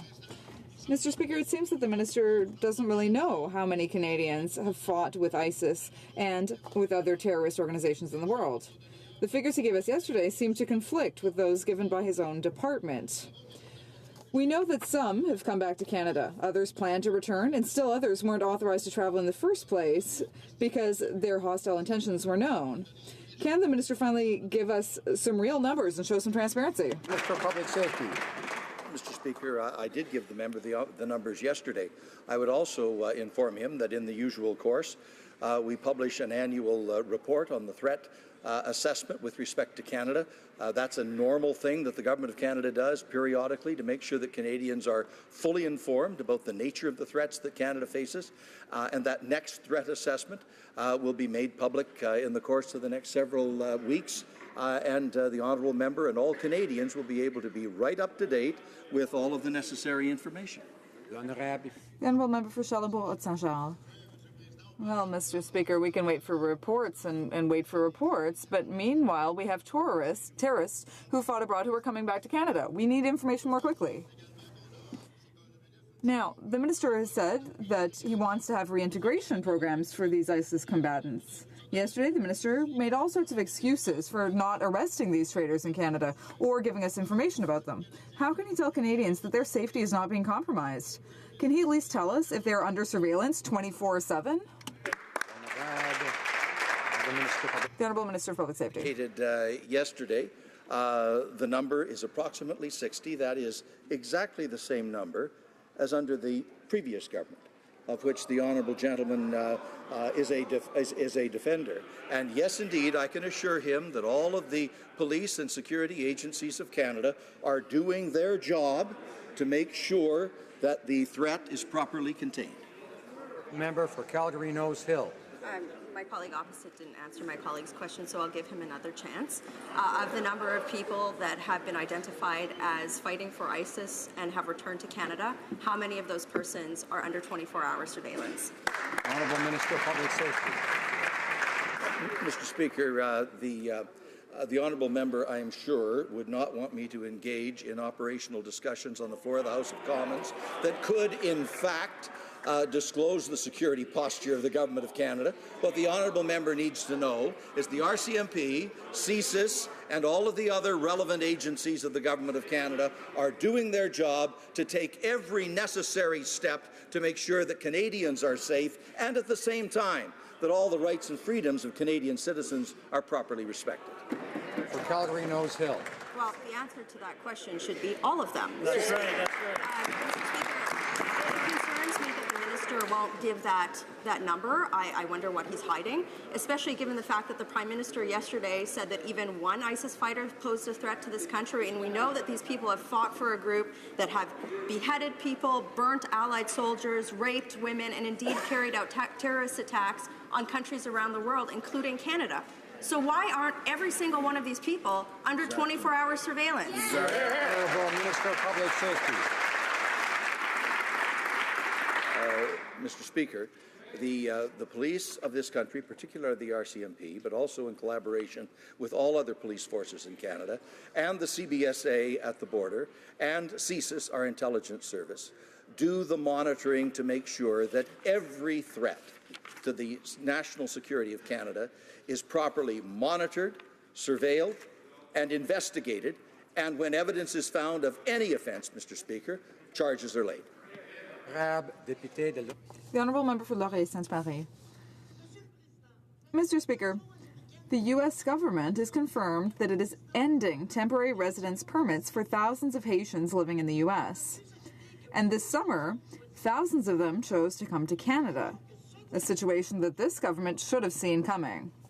But they didn't. We know that this situation may happen again in coming months. So, will the government do what it should have done from the very beginning and suspend the Safe Third Country Agreement? The Honourable Parliamentary Secretary. Merci, Monsieur le Président. Thank you, Mr. Speaker. Canada will always be an open and welcoming country to those seeking refuge. However, our government is determined to ensure that we have ordered immigration. And we've always said that crossing borders in an irregular fashion will not guarantee a status in this country. There are very strict rules that need to be followed. We are deploying efforts to raise awareness among those who may want to come to Canada after their permits have been withdrawn in the U.S. We want to make sure that they understand Canadian laws when it comes to immigration, and we will be launching other initiatives to raise awareness so that these people understand the rules. Thank you. Vancouver East. With Trump's latest move, close to 60,000 Haitians in the U.S. may face deportation. This will no doubt lead to more Haitians trying to cross to Canada through irregular crossings. With winter setting in, it is dangerous, and no one wants to see more tragedies. It is time for Canada to reconsider the Safe Third Country Agreement. The UN Committee on the Elimination of Racial Discrimination's most recent report called for Canada to at least temporarily suspend the Safe Third Country Agreement. Will the government do just that? Honourable Parliamentary Secretary of the Ministry of Immigration. Mr. Speaker, as I've said, we have always said that crossing Canadian borders in an irregular fashion will not lead to a guaranteed status in Canada. We are still working on efforts to raise awareness among those whose temporary protection in the U.S. may be withdrawn. We want to make sure that they understand Canadian immigration rules. And many members of Parliament will go to the U.S. or are currently in the U.S. to raise awareness among those people so that we are sure that people understand how our asylum system works and to ensure that we have the means that we need to educate those people about our immigration rules. Lampton. Mr. Speaker, I've asked the Revenue Minister countless times, and she refuses to come clean with Canadians. We have proof that this minister changed the policy interpretation for approving diabetics for the disability tax credit. Now, 80% of the disability tax credit applicants who used to be approved are being rejected. She rejects 80% of vulnerable diabetics, but goes after 0% of wealthy Liberal friends hiding money offshore. So, Mr. Speaker, when will the Revenue Minister focus efforts on real tax cheats instead of targeting the vulnerable? The Honourable Minister of National Revenue. Mr. Speaker, our government is committed to ensuring that all Canadians receive the credits and benefits that they're entitled to. For my colleague across the way, I would say again that the eligibility requirements for this credit have not changed. It's important to recognize that far too many Canadians live with problems that require help. Allowing low-income workers to keep more of their hard-earned money by increasing the working income tax benefit by $500 million a year starting in 2019 is a possible solution. We are continuing to work for Canadians, particularly the most vulnerable. The Honourable Member for Beauport-Côte-de-Beaupré, Île-d'Orléans-Charlevoix. After all of their reckless spending, this government has finally run out of taxpayer money.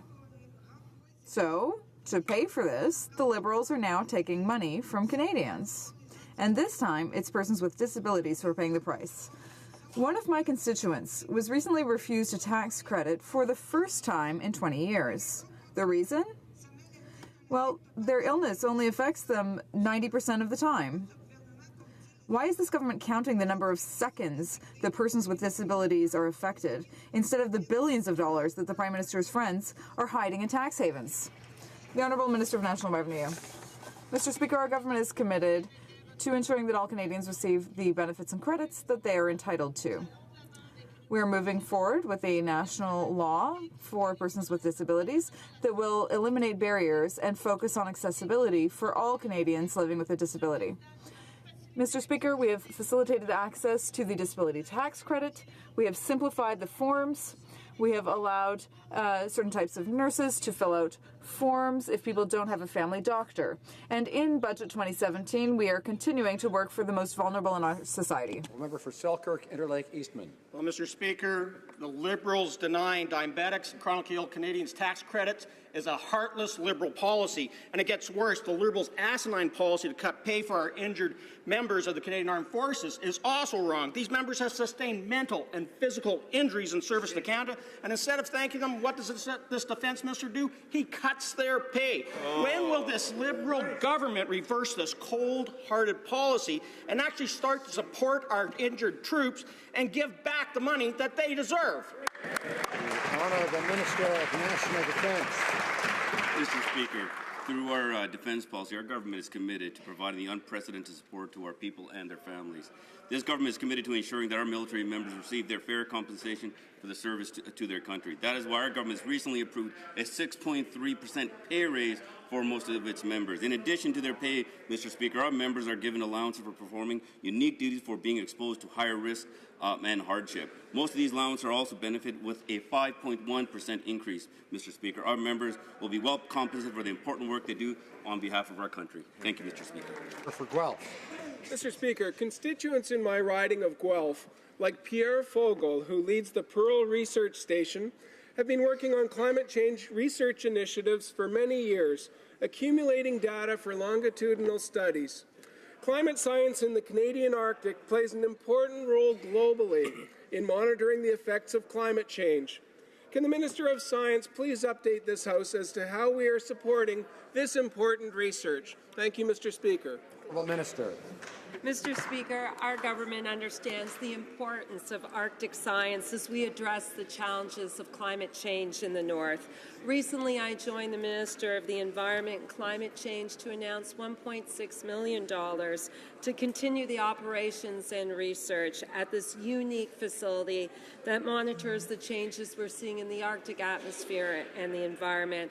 I want to thank the member from Guelph for his important work on this important issue. The Honourable Member for Mégantic-L'Érable.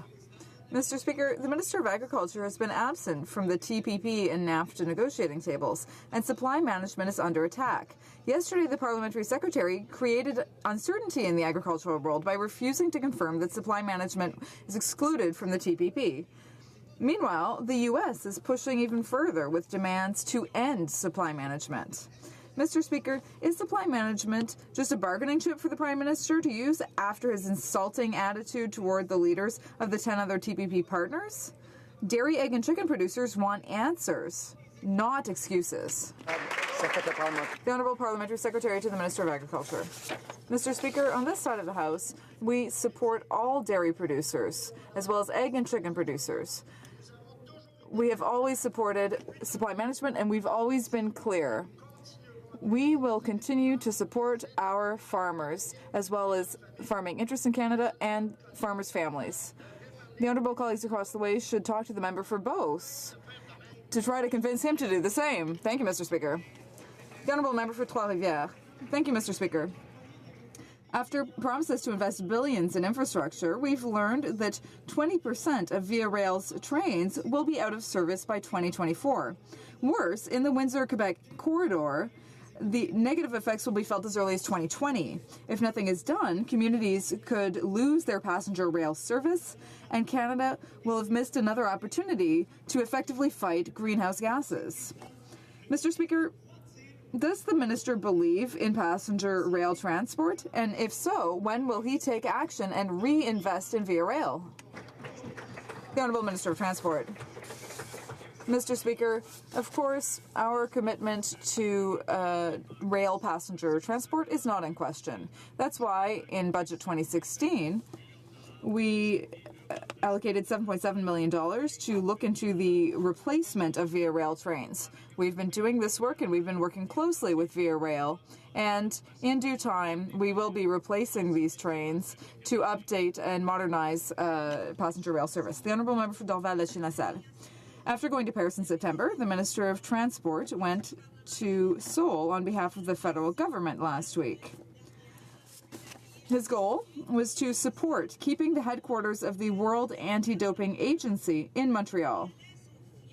Montrealers are proud to have hosted this headquarters since 2001. Can the minister update my constituents and all Montrealers about our government's work to keep the headquarters in Montreal? Thank you. The Honourable Minister of Transport. I'd be pleased to, Mr. Speaker. I thank my colleague for Dorval-Lachine-LaSalle for her excellent question.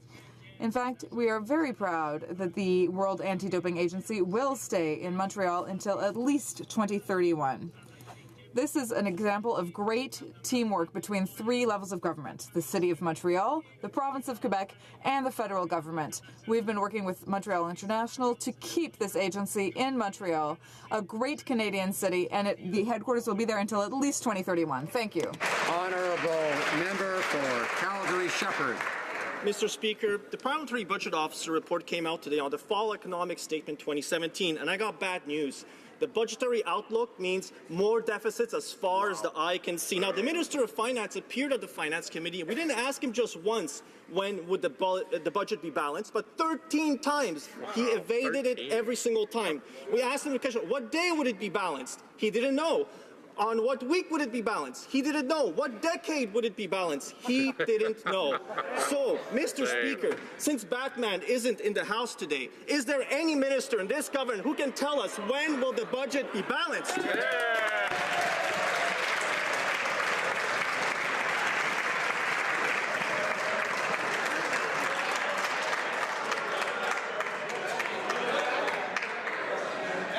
Order, order. I want to remind the honourable member for Calgary-Shepherd that we don't call each other names in this place, even if, like in some cases, some might consider that a compliment. Others, they wouldn't. Either way, we don't do that, so I'd ask him not to do that in the future. The Honourable Parliamentary Secretary to the Minister of Finance, I see rising. Thank you, Mr. Speaker. Well, if we place ourselves back in 2015 during the last election campaign, Canadians were wondering, are we in or heading into a recession? This government made smart investments in infrastructure, jumpstart the Canada Child Benefit to make sure that our economy starts growing again. And it has grown, Mr. Speaker, by 500,000 jobs over the last 2 years. And what I can say, Mr. Speaker, is we're very proud that our debt-to-GDP ratio has gone down from 32.5% when we took office to 30.5%, and will fall below the levels it was in 1977 in due time in the course of the next 2 years. Thank you. The Honourable Member for Pierre Boucher, Les Patriotes Verchères. Mr. Speaker, Ottawa is offloading its problems onto other people and onto the provinces. They're not the ones who are going to be stuck with the health and safety problems caused by legalizing cannabis. But they're going to be the ones collecting the money and giving it to their friends. The Government of Quebec and First Nations are calling for the government to defer the legislation by a year. It's irresponsible to rush headlong into something that no one is actually ready for. Can the Prime Minister tell us why legalizing pot is so urgent? The Honourable Minister of Justice. Pleased to stand up to speak to Bill C-45, which is currently being debated. Our government has been and will always be committed to moving forward to legalize cannabis, strictly regulate and restrict access to cannabis in order to keep it out of the hands of children and the proceeds out of the hands of criminals. We are going to continue to work collaboratively with the provinces and territories, with municipalities, based on the robust consultation that we've done through the task force, through engaging with Canadians, to ensure that we have a robust framework for the legalization, strict regulation of cannabis in July of 2018. Order. The Honourable Member for Manicouagan. Mr. Speaker, the nail clipper lobby seems to have a lot of influence with the Minister of Transport when he says that 6-centimeter long blades will let people clean their nails in the airplane. He's making a mockery of the situation. Nothing justifies allowing knives in an airplane cabin when they could be safely stored in checked luggage. Will the minister listen to reason and leave knives on the list of banned items? The Honourable Minister of Transport. Mr. Speaker, the safety of passengers and of our air transport system is a priority.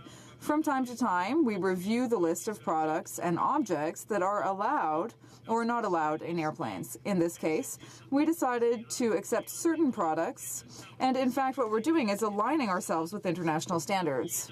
This has nothing to do with pandering to any group. We are doing this for one reason and one reason only, and that is to ensure the safety of certain items which will be allowed or not allowed. Thank you. Ordre du jour. Orders of the day. Government orders, government bills commons. C-45, Cannabis Act. Is rising on a point of order?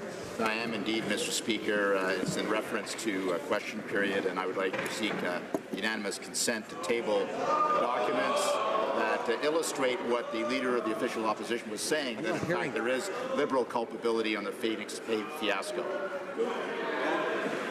There is unanimous consent. There is no unanimous consent.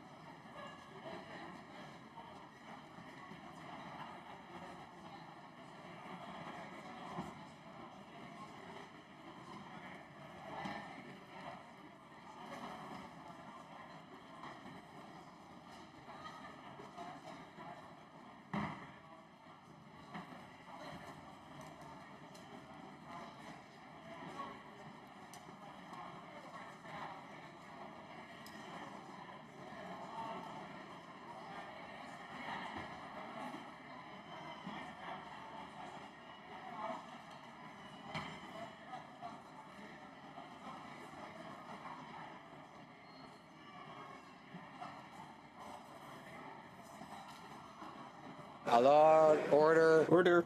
I, as usual, encourage colleagues to take their conversations, which are often important and helpful, into the lobbies, and I thank them, those who've already said shh. The honourable member for Edmonton Centre has 6 minutes remaining in his speech. Resuming debate. Thank you, Mr. Speaker. It is a pleasure to continue my remarks on Bill C-45. As I shift into my discussion in the details of this legislation, I would like to take a moment to pay tribute to the former Deputy Prime Minister of Canada and the former Member of Parliament for Edmonton Centre, the Honourable Anne McClellan. Her work and the work of her task force has laid a foundation for a new legislative regime and will make Canada a leader in the safe regulation of recreational cannabis. Let me share with you, Mr. Speaker, some of the details found in this legislation. Under the existing regime, which has been in place since 2014, Health Canada is responsible for licensing and overseeing cannabis producers. These producers are required to operate within the regulations to provide quality-controlled cannabis to registered patients. This rigorous licensing process ensures, for example, that entrants to this market have gone through a thorough security check and that producers have appropriate physical security infrastructure in place. Canada also has a world-class compliance and enforcement regime intended to ensure that licensed producers fully comply with the rules in place. Over the course of the last year, Mr. Speaker, a licensed producer in Canada was inspected an average of 7 to 8 times for a total of approximately 274 inspections. In May 2017, Health Canada announced that it will require all licensed producers to conduct mandatory testing for the presence of unauthorized pesticides in all cannabis products destined for sale. This adds to the system of controls in place that oversee the quality of federally regulated cannabis products. This experience will have a direct impact on the health of Canadians that may choose to use this product, Mr. Speaker. Believe it or not, the large number of Canadians who get cannabis on the black market can't rely on quality control regulations. This bill is about safety. It is working when it comes to medical cannabis, and it is going to work under this framework. The commercial industry now has more than 4 years of experience and serves over 200,000 active patient registrations. This licensed production under the medical regime provides a solid basis to support cannabis production under this bill. With a world-renowned regime for producing cannabis for medical purposes, the government is on solid ground to successfully move to a new approach to cannabis that will better protect Canadians. Our government has been working and will continue to work very closely with provinces, territories, municipalities, and Indigenous communities to support the implementation of this new framework. In fact, I had a meeting with councillors from my own city of Edmonton who met with the parliamentary secretary for the Minister of Justice on this file, and it was a very frank and open conversation about the work that we will be doing as a Government of Canada with the province and with the City of Edmonton. This collaboration will be critical to ensuring that all the pieces are in place to support the success of the new approach. We are pleased to note the progress being achieved by our provincial and territorial partners in developing their respective approaches. Canada is a federal system, Mr. Speaker. Provinces and territories will and must have a key role to play in the success of the new system. They will be responsible for the oversight and regulation of the distribution and retail sale of cannabis in close collaboration with municipalities. Dans les circonstances, under these circumstances, when the provinces and territories don't have a entirely functional retail sales system, when the bill comes into force, adults could buy cannabis directly from authorized federal producers by ordering them online with safe delivery to home by post or by messenger. We are getting ready to support the timely implementation of the new regime and to ensure that high standards are met in the production of regulated product. A representative for the Cannabis Canada Association, Colette Rivet, pointed out that, and I quote, licensed producers are eager to work in collaboration and compliance with the federal and provincial governments to quickly establish effective low-risk distribution and retail models that are well-regulated, highly secure, and tailored to the needs of each province. Upon the coming into force of the bill, adult Canadians would have access to a range of quality-controlled products, including dried cannabis, fresh cannabis, and cannabis oil, which can be consumed in a number of different ways. In jurisdictions that have legalized cannabis, these products constitute the largest part of cannabis products sold on the market. Our government also recognizes the need to permit the legal sale of cannabis edible products and cannabis concentrates as part of the federal framework as soon as possible. Now, while it would be irresponsible to further delay the implementation of the framework to legalize, strictly regulate, and restrict access to cannabis, it would be equally irresponsible to move in a rush when it comes to regulating edible cannabis products and concentrates. Experience in other jurisdictions, such as Colorado, as well as expert testimonies heard during the hearings of the committee, have underlined the unique health and safety challenges and risks associated with these products. Under this proposed timeline, Mr. Speaker, the government would not have to rush to put these novel cannabis products on the market at the expense of public health and safety. As I mentioned earlier, the existing system is a failure. It is a failure at keeping cannabis away from Canadian youth. It is a failure to Canadians who have faced criminal sanction for something as simple as possessing a joint. It is a failure to health professionals who are prevented from having honest conversations with patients who hide their cannabis use because of its criminalization. And it's a failure to Canadians who face the risk of purchasing cannabis on the black market. The time has come for Canada to adopt a new approach. The time has come to bring cannabis use out of the black market and into a safe and regulated market that will protect Canadians and keep cannabis out of the hands of youth. Mr. Speaker, I'm proud of the work of the Standing Committee on Health in this matter, proud of the work of the Department, and proud to stand as a member of this government in seeing that cannabis is safe and legally regulated in Canada.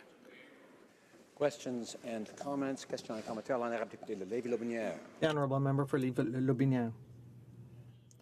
Thank you, Mr. Speaker, and I'd like to thank my colleague. I did listen to his speech, but I'd like to ask him, within the Liberal Party of Canada, for how many years in this party's political platform, in terms of legalizing cannabis, under the influence of which group did they decide to bring this policy forward that we have before us in this House? The honourable member for Edmonton Centre. Mr. Speaker, I'd like to thank my honourable colleague for his question. It's clear we live in democracy and we work with all political parties, and it's clear that our government takes health and Canadians' well-being very seriously, and this is a discussion that we've had within the Liberal Party for years and years. And it is clear that it is the members of our party, very well-informed members of our party on this matter, who clearly indicated that our current system has led to a situation where young Canadians use cannabis at a level that is among the highest in the world. It is clear that the approach that the former government, that previous governments have put in place, does not work, and it's time to put a new system in place, and that's exactly what our government is doing, and that's what we're moving forward with to protect all Canadians. For Edmonton Strathcona. Mr. Speaker, I note the member sits on the committee with my colleague, our health critic, and so he's well aware of the fact that our party has tried to get this government to address the issue of pardons. And he's aware of the fact that they've said they've drafted a bill that is not going to allow for expedited pardons for the tens of thousands of youth who are going to have a criminal record, despite the fact this is going to be legalized. But the question, Mr. Speaker, I'd like to put to the honourable member is this. The honourable member said that he had frank discussions with officials in Edmonton and Alberta.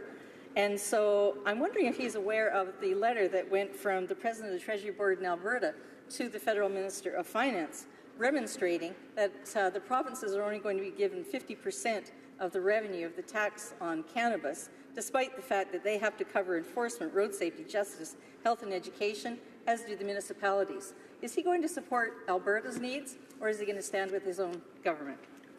Honourable member for Edmonton Centre. Thank you, Mr. Speaker, and I thank my honourable colleague from Edmonton Strathcona for the question.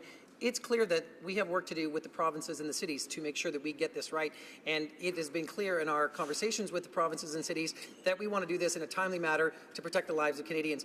Our job as a federal government is to protect the health and safety of Canadians. This isn't a jurisdictional issue. This is an issue of safety. This is an issue of taking cannabis out of the hands of criminal gangs. This is taking money out of the criminal gangs and making sure that it is being used for providing health and safety for Canadians, and to get Canadians who are addicted to substance off of those substances, and to make sure that there is a shared revenue arrangement between provinces and territories so that we can manage all that will come from helping Canadians to be safer.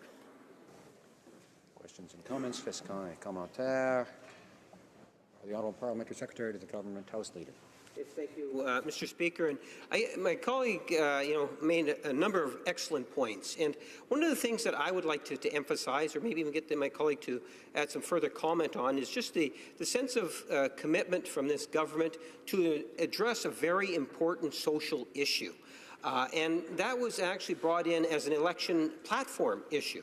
And so, which ultimately I would suggest shows just how important it is that we move forward on it, and what my colleague would have to say in terms of just the benefits of moving forward. It's now been 2 years. It was an election platform, and this is something that's going to deal with whether it's crime on the streets, whether it's discouraging young people from getting and using cannabis, given that we already have the highest in the Western world in terms of consumption of cannabis or marijuana with young people. If you could just add his thoughts on that.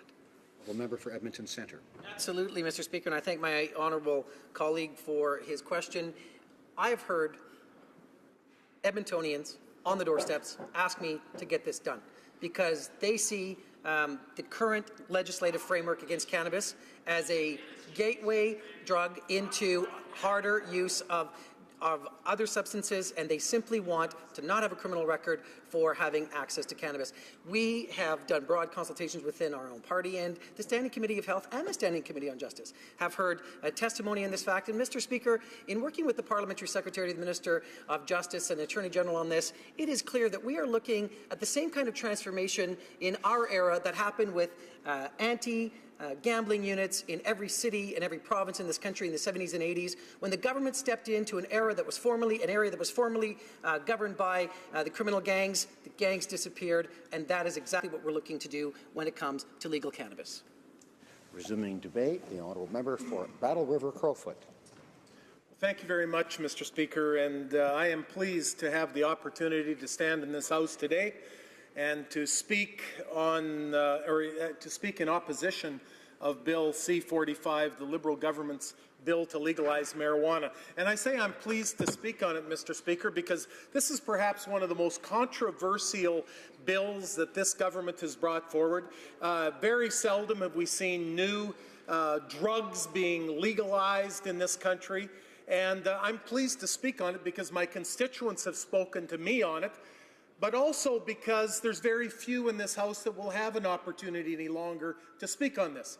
Because so that Canadians understand, earlier today, the government moved time allocation, they moved closure, so that they could rush this legislation through.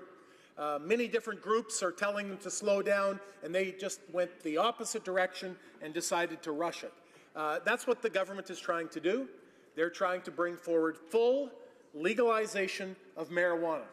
With it, they know the fears, they know the concerns around rushing, they know the adverse effects it will have on children, and they know that others who are most susceptible to the dangers of marijuana will now have greater access to it.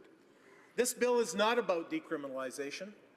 The Liberal government is not proceeding slowly on the legalization of marijuana. They're not proceeding carefully on this file, and this government has been warned by many groups that they're moving too fast and they shouldn't. We are debating the release of a narcotic on the people of Canada. This past week, we have seen that the provincial government in Quebec unveiled legislation that will severely curtail what the Liberals in Ottawa have planned for the entire country of Canada. But, on the other hand, we have seen the NDP provincial government in Alberta unveil the most liberalized of all provincial pot legislation that other provinces have brought on. The NDP in Alberta have even gone further. Yet again, I will repeat that by far the majority of constituents who have called, emailed, phoned, stopped in my office to talk to me from Battle River Crowfoot are opposed to the full legalization of marijuana. Now, that being said, many of my constituents are not opposed to the decriminalization of marijuana.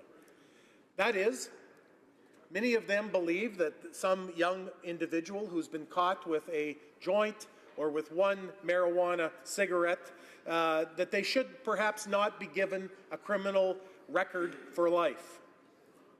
But that does not mean that we have to put the entire population of our country at risk by releasing or giving the go-ahead here to our Canadian society. And that's what the Liberal plan is. Everyone knows that marijuana can be a powerful intoxicant. It impairs judgment. It impairs a person who drives a vehicle or operates a tractor or any other type of equipment. We know, according to the Chamber of Commerce and Perrin Beatty and the Canadian Chamber of Commerce, that it will have an adverse effect on productivity in the workplace. It's diminished, not enhanced. Innocent people are going to be hurt. Some are going to be killed. This is the record of the states and areas that have legalized marijuana. The Canadian Medical Association says that our youngest Canadians are going to be placed at risk because their mental capacity, their brains are still developing until after the age of 25. There will be marijuana after the legislation here moving forward that will be available to the youngest children in homes across Canada. Parents, perhaps maybe even grandparents, can now buy marijuana, bring marijuana, have it at home. And again, it becomes more accessible for those who are young children. You can bet your boots, Mr. Speaker, that young Timmy and Jane are going to do everything they can to get a hold of one of those marijuanas and try it. They will be determined, just like children are. We've seen it with alcohol. We've seen it with tobacco. They will try it. And one across the aisle is chuckling and says they're trying it right now. Well, Mr. Speaker, this legislation even allows them the opportunity to have it legally in their home, and we know many, many more will try it. Maybe he'll laugh at that as well. They do it now. They'll do it then and even more. You're right. And they may get hurt if they manage to get access, a greater access to it. I really believe that the Liberals have not thought out the long-term consequences of what they're doing. Many constituents have written me with concerns of these very types of scenarios. The Liberals speaking in this debate continue to say, well, the status quo, our current marijuana laws are not working. Indeed, that's what the member just hollered across the hallway. They're doing it now. My constituents say, if they're doing it now, Bill C-45 isn't an answer to anything.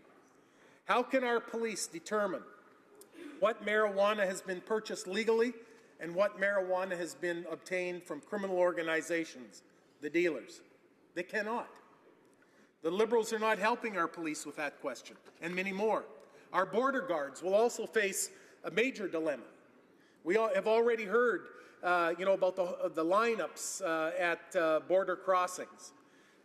We've also already heard that patrol dogs at Canada's border crossings can detect marijuana. Many vehicles will be held up in long lines for many hours as our border agents try to find out what the particular vehicle has in it that the dog is reacting to. And sometimes the agents will be satisfied that the vehicle merely had an occupant that had smoked marijuana a day or two before. The agents will find out that the driver of the vehicle, although he may not be intoxicated, and there's no drugs or marijuana in the vehicle now, but they may find that out after an hour of searching. It has taken a long time for the border agents to do their job. It won't be the Canadian's fault. He's trying to comply. It won't be the border agent's fault. It won't be the dog's fault. It's the Liberals' fault. It'll be the Liberals that will have to deal with the long lineups, and already we have lineups. The delays will be longer and longer. Mr. Speaker, trade between Canada and the United States, our largest customer, will be at risk and slow down. The border will become thicker. Mr. Speaker, knowing the health risks, my question is, are we not trying to discourage Canadians from smoking tobacco? The answer is yes. We see health agencies, we see government agencies continuously trying to do it. Then why now would the Liberals try to furnish or allow Canadians to smoke marijuana? We know baked goods aren't included in this bill. Baking with marijuana, cookies, brownies, candies, all these pose a major concern to Canadians, but they won't be allowed. There will be people who bake, give them out. If they are continuing to do that, if they do, they have access to the marijuana. They may decide that they want to bake, and then again, people may consume not even being aware of it. The Canadian Medical Association has come out saying that cannabis has a significant impact on mental development. The Canadian Pediatric Society considers that young people using marijuana up to 25 are jeopardizing their mental health, and yet this government rushes through. Bill C-45 proposes to regulate and legalize the production, possession, and the distribution of marijuana across Canada. They want to impose it by July 1st next year. Canada Day will be the celebratory day for the Liberal Party, as now it is legal. Mr. Speaker, stakeholders across this country are saying, please do not rush this legislation. The Liberals won't allow another 6 months or any extra time. That is their deadline. They've moved closure today. Clauses 8 and 9 of the legislation state that an individual can possess or distribute for cannabis plants that are not budding or flowering. Children in that household will have access to that marijuana. C-45 states the quality of marijuana the quantity that children may legally possess. And this is unbelievable. Paragraph 8(1)(c) says, children under the age of 18 are prohibited from possessing the equivalent of 5 grams of marijuana or more. So a child under the age of 18 can use or distribute marijuana as long as he or she has less than 5 grams. Mr. Speaker, I have already had family members come to me, not my family, but family members who have had children that have been using marijuana and now have developed schizophrenia. And they are concerned about this. They believe that it triggers something that causes a disease. I see my time is up, Mr. Speaker, and so I thank you for the privilege of being able to speak here. Again, Mr. Speaker, I would caution this government. They're moving too fast. They don't know the ramifications. They haven't studied where it has taken effect in the States, and there are problems. Questions and comments? The honourable member for St. Catharines. Thank you very much, Mr. Speaker. I'd like to thank the honourable member for his speech. He talked about cannabis as an intoxicant, and he's correct, and he says it impairs, and he's right about that, and potentially has adverse impacts, and he's right about that. He also says innocent people will be killed, and that's his rationale for wanting to continue with prohibition. But under that criteria, Mr. Speaker, the same can be held true for alcohol, which the World Health Organization says is responsible for 6% of all deaths worldwide. And the honourable member can go to his local liquor store and legally purchase enough alcohol to kill himself, or a family member, or a kid who can get into the liquor cabinet. So why one set of rules for alcohol and another set of rules for cannabis when cannabis isn't a more dangerous drug than alcohol? The honourable member for Battle River Crowfoot. Well, thank you, Mr. Speaker. And again, I would disagree respectfully, I think, with the member when he says that cannabis is no different than alcohol. That would assume that secondhand smoke is no problem at all with anything. If someone is having a drink in their home, the innocent child is a bystander who is just sitting around, is not inhaling, is not taking in any alcohol fumes that are going to. But let me defer to Washington State Marijuana Impact Report. In this report, they lay out very clearly the extra dangers of marijuana. They saw a spike in deaths on highways because of it. Again, our police associations, our chief of police associations here in Canada, opposing this, saying they're moving too quickly. And they hear the voices of those security, administrative police officers and others, but it seems they have a deaf ear to them. And so, Mr. Speaker, when we know that deaths on highways will be increased, we know we don't have proper way of really telling the level of intoxication that the person smoking a joint of marijuana has, unlike we have with alcohol.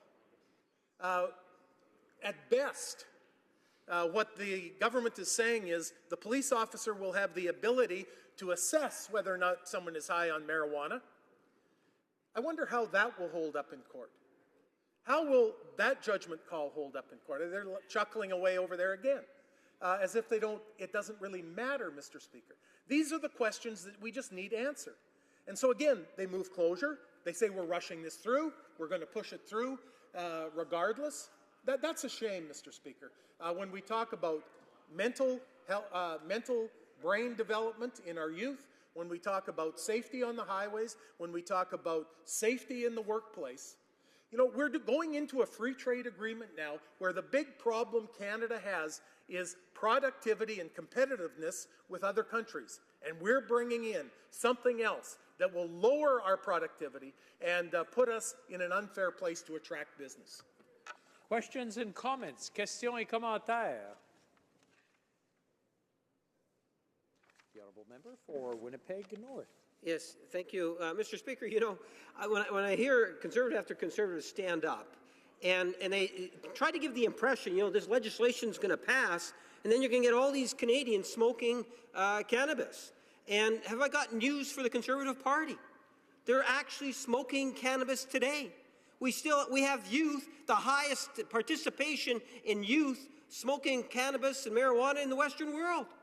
This legislation is a step forward. The Conservative Party needs to realize that when they say, well, we're moving too quickly.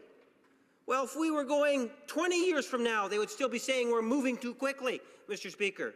We've seen that demonstrated by speech after speech by the former government that decided to take no action on this important social issue. My question to the member across the way, why doesn't the Conservative Party recognize the reality of the situation that we have and see the benefits of making or fighting criminals by taking the hundreds of millions of dollars away that criminals are getting every year from the illegal sale of cannabis? Why doesn't the Conservative want to deal with the issue of youth consuming cannabis today? The honourable member for Battle River Crowfoot in 45 seconds. Mr. Speaker, we're very concerned about the youth using cannabis today. But again, the Liberal answer is there are people that are using this evil already, and why aren't we concerned? They're just changing the definition of what is wrong or what is evil. They're trying to say, well, let's make it right, and then all these problems will go away. He asked the question, will the Conservatives in 20 years, would they say we should legalize it? Not if the proof is that it's not safe for our youth, we won't.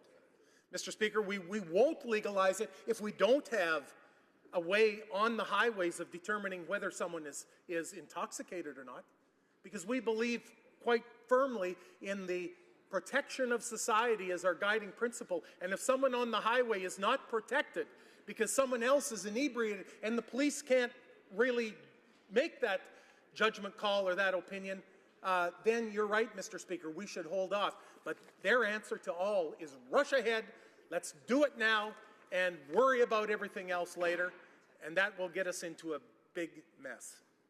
Resuming debate, the honourable member for St. Catharines. Thank you very much, Mr. Speaker. I'm pleased to speak today in support of Bill C-45, the proposed Cannabis Act, as amended by the Standing Committee on Health. I support this legislation in particular because Canada's historical approach to dealing with cannabis is simply not working. My remarks today will focus on why the status quo is failing Canadians, especially our youth. Cannabis has been prohibited in Canada since the 1920s and is currently listed as a controlled substance in Schedule 2 of the Controlled Drugs and Substances Act. Mr. Speaker, the prohibition of cannabis has not led to abstinence. As the Health Minister stated at the Standing Committee on Health hearings on Bill C-45, cannabis has become the most commonly used illegal substance in Canada. Today, 21% of our youth and 30% of young adults use cannabis. Our youth have the highest prevalence of cannabis use when compared to peers in other developed countries. Mr. Speaker, this clearly shows that a significant number of Canadians are using cannabis in the face of prohibition. One would conclude from these numbers the prohibition approach is not impacting the consumption patterns for cannabis use. In the face of such non-medical use of cannabis, what has been the impact of the prohibitionist approach? As heard by the Health Committee members, the impacts of the existing approach have been, first of all, to sustain a cannabis industry run by organized crime. Second, to jeopardize public health and public safety. And finally, to subject recreational users of small amounts of cannabis to unwarranted criminal liability. The link between organized crime and the illicit cannabis market is well known. Cannabis is the most trafficked drug in the world. Organized crime groups are more than happy to supply the general public with cannabis. The Standing Committee on Health heard from the Public Safety Minister that Canada's non-medical cannabis industry is entirely criminal. The illegal cannabis trade in this country puts $7 billion annually, perhaps more, into the pockets of organized crime. Over half of Canadian organized crime groups are suspected or known to be involved in the cannabis market. Canadian law enforcement spends upwards of $2 billion every year trying to enforce what is currently an ineffective legal regime. Mr. Speaker, we know that organized crime groups pose a significant threat to public safety and negatively impact the daily lives of Canadians. These groups are tied to illegal activities such as drug trafficking, prostitution, theft, and human trafficking, and have a violent and corrupting impact on the communities and cities where they operate. The Minister also noted that with legalization and regulation, we can enable law enforcement resources to be used more effectively, and we can dramatically reduce the involvement and flow of money to organized crime. The overall impact of organized crime groups in Canada extends beyond the obvious and immediate threats of these activities. Unseen impacts include greater costs for law enforcement and the justice and correctional systems, costs which are typically borne by all Canadians. Mr. Speaker, I would acknowledge that organized crime is not going to disappear from Canada by virtue of the passage of C-45. Organized criminal activity in Canada is a multifaceted problem that requires a broad-based, integrated response. That said, Mr. Speaker, the current approach to cannabis has clearly been failing on many fronts for close to a century, and that continues to bolster the profits of organized criminal activities. Our government recognizes this and has acted. Another impact of the failed prohibition approach to cannabis is on public health and public safety. During the Standing Committee's health study of Bill C-45, we heard from witnesses who emphasized the need to act now and end the current prohibition. During their testimony, the Canadian Public Health Association stated the proposed legislation and eventual regulation is our best attempt to minimize those harms and protect the well-being of Canadians. I briefly noted earlier the threats to public safety posed by the existence of organized crime groups in our communities, but there are many more aspects to public health and public safety in the context of the illicit cannabis market.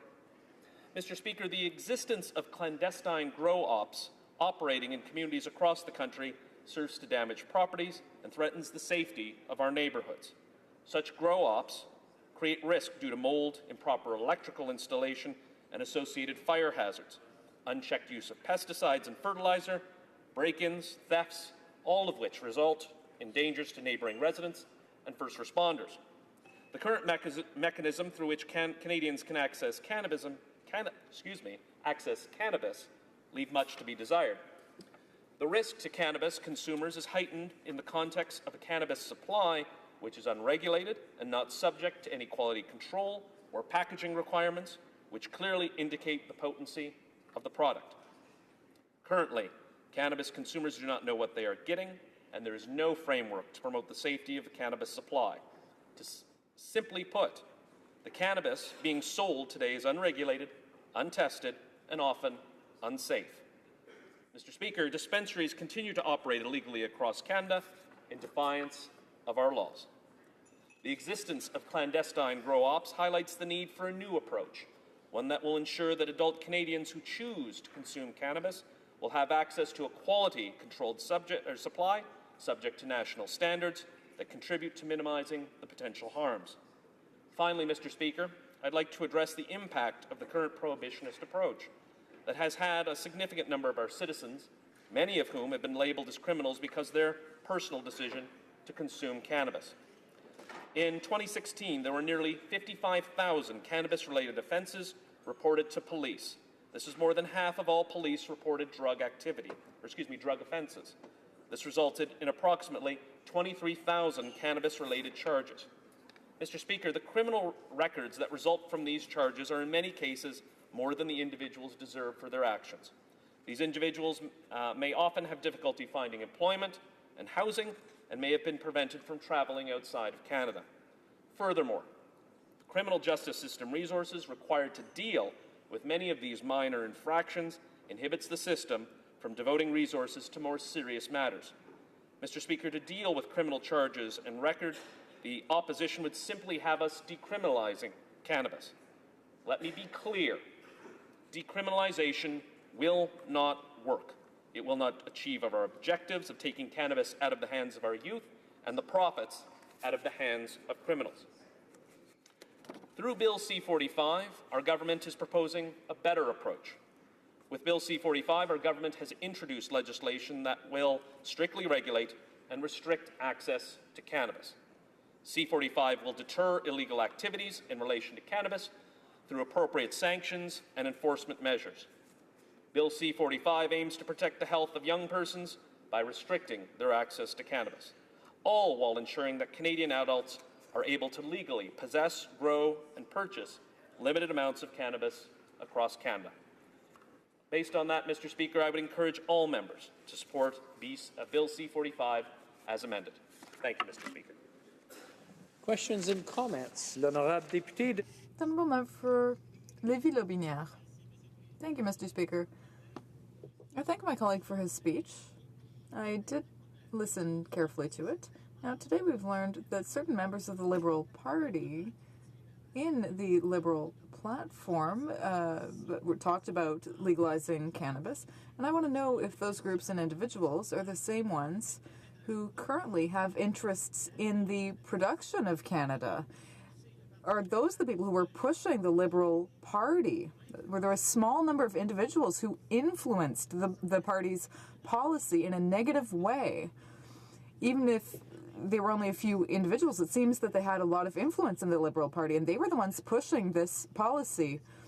Can my colleague tell me if those members of the Liberal Party have direct links with marijuana production. For St. Catharines. Thank you, Mr. Speaker. I'd like to thank the honourable member for his question.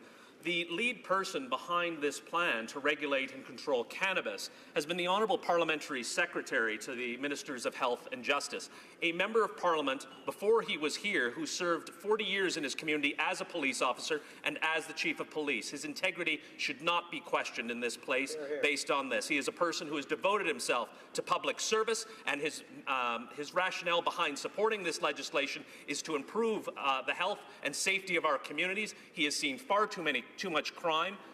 We have all seen too much crime in our communities based on organized crime, both in our communities and beyond, and that's the motivation behind this, Mr. Speaker, to get it out of the hands of our youth. Thank you. Questions and comments. Question et commentaire. The honourable member for South Okanagan, West Kootenay. Well, thank you, Mr. Speaker, and I'd like to thank my colleague for his speech. And he said in his speech that decriminalization wouldn't work. And yet, here in this interim period, we have a government who ran on a clear promise to legalize marijuana. They've introduced legislation to legalize marijuana, and yet we are still arresting and giving criminal charges to Canadians across this country, thousands of Canadians, who will now have criminal charges, criminal records for the rest of their life, based on something that this government says is good. It's fine. You know, marijuana should be legal. And so I'm just wondering if he could comment on their complete lack of doing anything about this problem. We're taking up valuable court time, taking up police time. We have criminals that are going free because they're not getting trials in enough time. We should we should decriminalize it in the interim so that these people aren't saddled with criminal records for the rest of their lives. They can get jobs, they can cross the border. Because now we say marijuana is fine, we should legalize it. So I just wonder if you could comment on that situation. The honourable member for St. Catharines. Thank you very much, Mr. Speaker. The Conservatives say we're moving too fast on this legislation. The NDP say we're moving too slow, so we must be doing it at the appropriate speed, Mr. Speaker. This was a campaign commitment that we made to Canadians, Mr. Speaker, and quite plainly we are fulfilling that campaign commitment. It is currently an illegal activity. We are working hard to fix that, and as the Parliamentary Secretary mentioned earlier, the law is the law is the law, and Canadians are expected to follow that. We're looking to change that, and we're on pace to meet our campaign commitment by July of 2018. Thank you, Mr. Speaker. Questions and comments. The honourable member for Red Deer Lacombe. Thank you very much, Mr. Speaker. I listened to my colleague's speech. My question for him, given the fact that this bill is at report stage, means that this bill was before the committee. It would have had a number of experts that testified at that committee and made recommendations. Does the member have a single quote that he can provide me of any medical experts that testified at committee that suggests that it's a good idea for anybody under the age of 25 to use marijuana? Well, member for St. Catharines. I'll do one better, Mr. Speaker. My wife is a pediatrician, so I do hear it at home, and the honourable member is correct that individuals who are under the age of 25 should not be using cannabis. But prohibition hasn't worked. The Conservative Party said, you know, we've tried nothing and that hasn't worked, so there's no other plan available for Canadians. Let's use an approach that has worked on something, for example, like tobacco. It is legalized, it is regulated, it is taxed, and we can use that revenue to pursue public education. And after decades, we have had significant success in Canada that teen usage of tobacco is at all-time lows. And this is something that can be done. The honourable member is right. This isn't a harmless substance, and we do want to keep it out of the hands of our kids. But the only way to approach this is through legalization, because prohibition has completely failed. Thank you. Resuming debate, the honourable member for South Okanagan, West Kootenay. Well, thank you, Mr. Speaker. And I'm happy to speak today on Bill C-45, the legislation that legalizes marijuana in Canada. And I'll say off the top that I support the legalization of marijuana, and I'll be supporting this bill in general, but I have some concerns about the process it maps out for for regulating the marijuana industry across this country. And I spoke to this bill on second reading, but I wanted to say more now that it has passed through committee, now that I've heard from more constituents about it, and now that we know more in detail about the government's intentions regarding marijuana legalization. Now, first, in the interest of full disclosure, I'll say that I represent the beautiful riding of South Okanagan West Kootenay, and it's public knowledge, or at least widely recognized, that the production of marijuana has been an important part of the local economy of my region for many years. And I don't have any precise figures on its economic impact, obviously, since it's a black market. Certainly it's used widely, as I can attest from after door knocking throughout my riding. And I think that it is because the government recognizes this widespread black market, that it recognizes marijuana is used by many Canadians for both medical and recreational purposes, that they have brought forward this bill to regulate marijuana so that it is used safely as possible and that the economic activity it generates can be properly taxed. Now, we in the NDP support the legalization of marijuana with some caveats. And first, we are concerned, as I think we all are here. I just want to interrupt the honourable member. There are members in the room, in the chamber, who are competing with the honourable member who is speaking. I just would like to hear the honourable member. I'm sure you have something all interesting to say, but I'm trying to listen to the honourable member from South Okanagan, West Kootenay. I'll let him continue. Mr. Speaker, it was a bit distracting. So first, we are concerned, I think everyone here is, about the use of marijuana by children and young people, and we recognize that there must be no advertising of these products to them. And we're happy to see that Bill C-45 recognizes these concerns as well. Second, there must be a taxation strategy that produces a long-term revenue stream for programs that promote public health, education, and research. One of the big problems of the criminalization of marijuana is that it has made research into its effects, particularly its long-term effects, very difficult. And hopefully legalization in this country will stimulate serious research into this critical issue, and hopefully there will be sufficient funds provided by the government to ensure that this research can take place.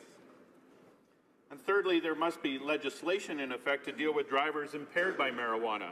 And this is covered under Bill C-46, which has already passed through this House, and I made my concerns about that bill during debate earlier. Suffice to say that I was disappointed with the government's faith in roadside saliva testing, which will not relate to impairment at all, and so will undoubtedly result in charges laid against people who are not impaired. And I hear that there are already groups lining up to challenge that bill in court. But our main concern with the marijuana legislation route that the government has taken is that it has not considered immediate interim decriminalization of simple possession of marijuana, or at least discretion on the part of prosecutors and police not to enforce an unjust law. Here we have a government that was elected on a clear promise to legalize marijuana, and yet 2 years later, courts across the country are still giving people criminal records for simple possession.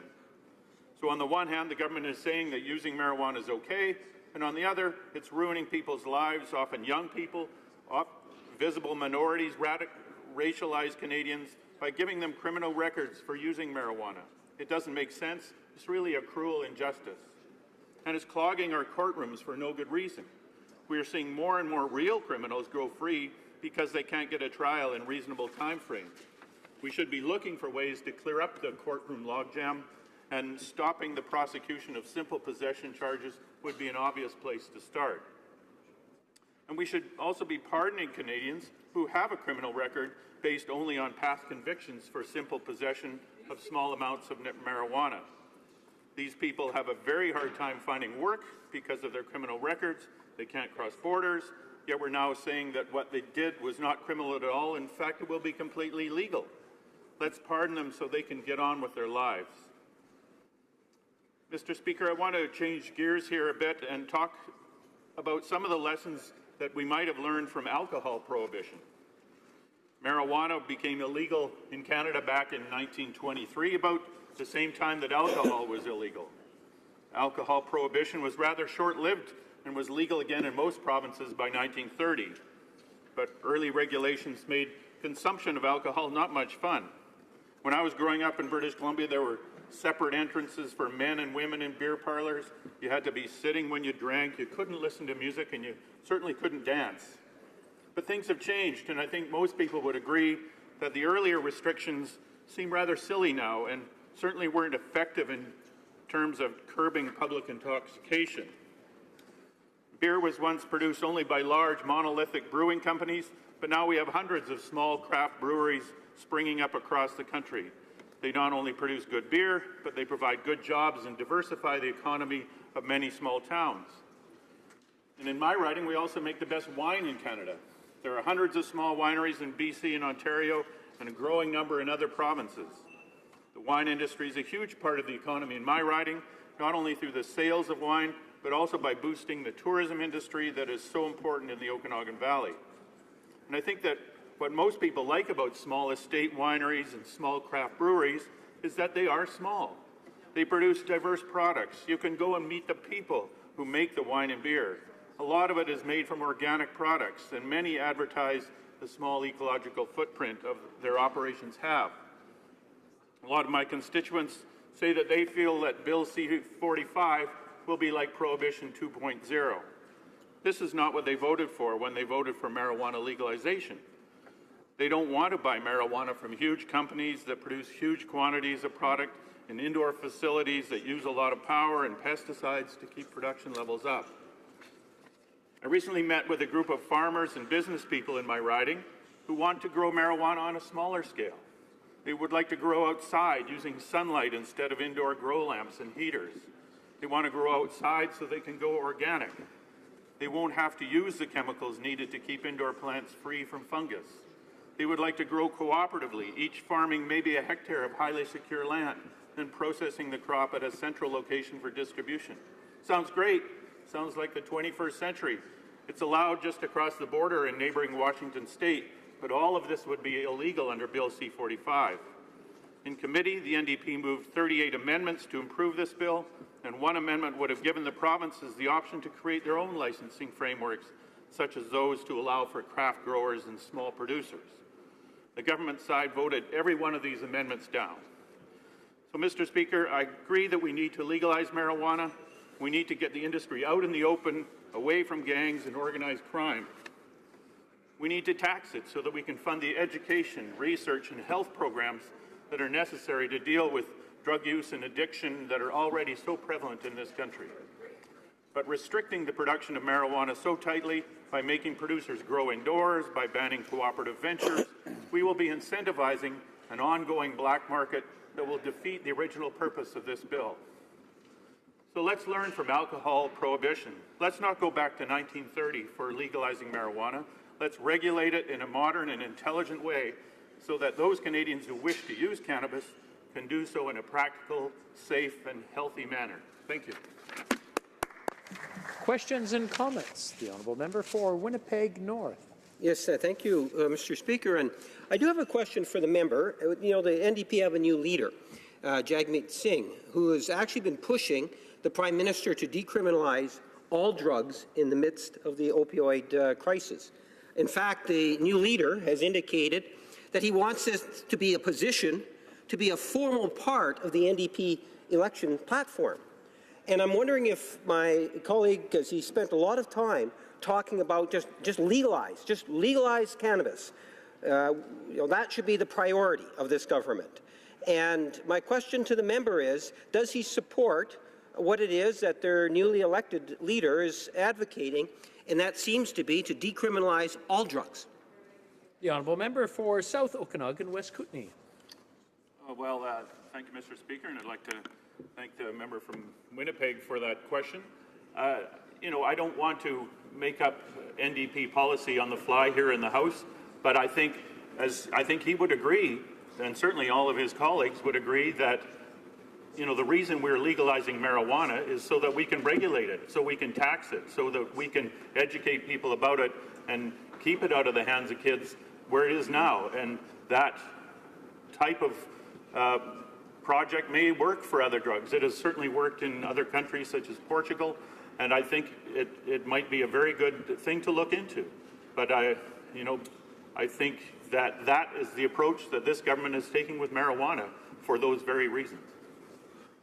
Questions and comments? The honourable member for Sherwood Park, Fort Saskatchewan. Thank you, Mr. Speaker. I thank my colleague for his speech. I want to ask for his views about the concern I'm hearing from many of my constituents of people driving while high. And in particular, the concern is about the reliability of the testing that exists. We know that for driving while impaired by alcohol, there's well-established ways of testing people's blood alcohol levels and precisely correlating levels of impairment with the blood alcohol level. The technology is simply not there with regards to impairment by marijuana because the substance works differently, because it's fat soluble as opposed to water soluble. There isn't the same clear, reliable way of testing impairment on the basis of something like levels in blood. So is the member concerned that with the government's rush to legalization, that we don't actually have the capacity to effectively assess impairment and respond to it in order to ensure that people are safe on the roads? The other honourable member for South Okanagan, West Kootenay. Well, thank you, Mr. Speaker, and I'd like to thank the member for that excellent question, and that's precisely my concern with roadside testing for marijuana, which we heard all about in Bill C-46. In the Justice Committee, we heard testimony from expert witnesses that said, as he said, the level of THC in the blood that you're measuring with these roadside tests has absolutely nothing to do with impairment. The amount of THC goes up in the blood. It's only when it's out of the blood that it's in your brain that it's actually making you impaired. So these tests have no relation with impairment, and that's a real difficulty. We have to find a different way for measuring impairment with THC than we do with alcohol. As he said, with alcohol it's very different. The amount of alcohol you have in your blood is highly correlated with the amount of impairment, but it doesn't work that way with marijuana. And I think you will see, as I mentioned in my speech, groups that will be battling or fighting Bill C-46 in court over just this issue. People will be getting charged for being impaired when they're not impaired at all. Questions and comments. The honourable member for Sherwood Park, Fort Saskatchewan, 30 seconds and then a 30-second answer. Thank you, Mr. Speaker. Safety while driving is one concern. Another concern I'm hearing from industry as my riding is the impact on workplace safety. Again, without the reliable mechanism for testing impairment, if you legalize marijuana, there's significant concerns about people working on industrial job sites while impaired and the impact on others. I wonder if the member shares those concerns. Safety while driving, yes, but also in an industrial context and in the workplace in general. The honourable member for South Okanagan, West Kootenay. Well, again, thank you, Mr. Speaker, and thanks for that question. I think it's a similar situation. We have there's great concerns about people on work sites now that might be impaired, but if we use these methods for testing blood levels of THC, people who use marijuana regularly will show up as being impaired when they're not. They're totally capable of doing the work. So we have to come up with new ways of testing impairment to look at this problem. The method that we use for alcohol, it just will not work at all. Resuming debate, the honourable member for West Nova. Thank you, Mr. Speaker. It's a pleasure to speak in support of Bill C-45 at the report stage debate. This historic bill represents a positive first step in the complex process of legalizing, strictly regulating, and restricting access to cannabis. Since the introduction of this bill, it has been emphasized that the approach proposed by the bill is grounded in the basis of public health and public safety, including the goal of keeping cannabis away from young people. Consistent with the commitments to protect the well-being of Canadians, our government introduced companion legislation, Bill C-46, that targets those who drive while impaired by drugs. This distinct piece of proposed legislation would strengthen the criminal law response to drug-impaired driving and help to increase the safety of our public streets and roads. It is in consideration of Bill C-45, the Standing Committee on Health heard from the Ontario Public Health Association that, quote, impaired driving is a leading criminal cause of death and injury on our roadways, and cannabinoids are among the most common psychoactive substances found in deceased and injured drivers in Canada. Mr. Speaker, despite having made progress in deterring and reducing the amount of alcohol-impaired driving over the past decades, statistics indicate that drug-impaired driving is actually increasing. And Mr. Speaker, I am fortunate enough to be a member of the Standing Committee on Justice and Human Rights, and we studied the companion legislation to Bill C-45, that being Bill C-46, that was referred to our committee. And I can tell you, Mr. Speaker, it is obvious that there is a problem on our roads today with drug-impaired driving, and the problem under the current system keeps getting worse. According to Statistics Canada, of the more than 72,000 police reported impaired driving incidents in 2015, almost 3,000 of those were related to drugs. This may not seem like a large proportion, but when you consider that this is double the amount of drug-impaired driving incidents since just 2009, the upward trend becomes very worrisome. According to a recent publication by the Canadian Drug Policy Coalition, 20% of cannabis users self-report as having driven at least once within 2 hours of using cannabis. Another recent study based on the Victoria Healthy Youth Survey in British Columbia indicates that 64% of males and 33% of females who were heavy users of cannabis reported that they drove while drug impaired. Finally, Mr. Speaker, the Ontario Student Drug Use and Health Survey of 2015 reported that the percentage of drivers in grades 10 to 12 who reported driving after consuming cannabis was higher than those who reported driving after consuming alcohol. This survey further indicated that an estimated 29,500 adolescent drivers in Ontario alone drove within 1 hour after consuming cannabis within the previous year. I think I can speak for all of us, Mr. Speaker, when I say that I find this to be very troubling. The fact that driving while impaired by drugs is currently a criminal offense punishable by a mandatory minimum fine of $1,000 on a first offense does not seem to be a sufficient deterrent for an increasing number of drivers. But the penalty is not the whole answer anyway. What is clear to me, and what the preponderance of the evidence demonstrates, is that it is the fear of getting caught that acts as the real deterrent to impaired driving. Given the current statistics on cannabis consumption before driving, Mr. Speaker, I am fully supportive of the government's approach to strengthen the criminal law framework addressing drug-impaired driving. The proposals on impaired driving would authorize a new tool for police officers to better detect drivers with drugs in their body. These devices would determine whether or not a driver has certain drugs in their oral fluid, including THC, which is the impairing compound of cannabis. The presence of THC in oral fluid is a strong indicator that cannabis was recently consumed and therefore provides useful information to a police officer who is conducting a roadside investigation. Again, what is essential here is that the public knows they will be much more likely to get caught if they drive while impaired by cannabis.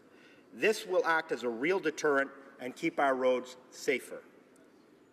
Mr. Speaker, while reviewing Bill C-45, the Health Committee members heard from the Public Safety Minister, who recognized that, and I quote, "Essential to this new regime is engagement with and support for police and border officers to ensure that they have the tools they need to enforce the law."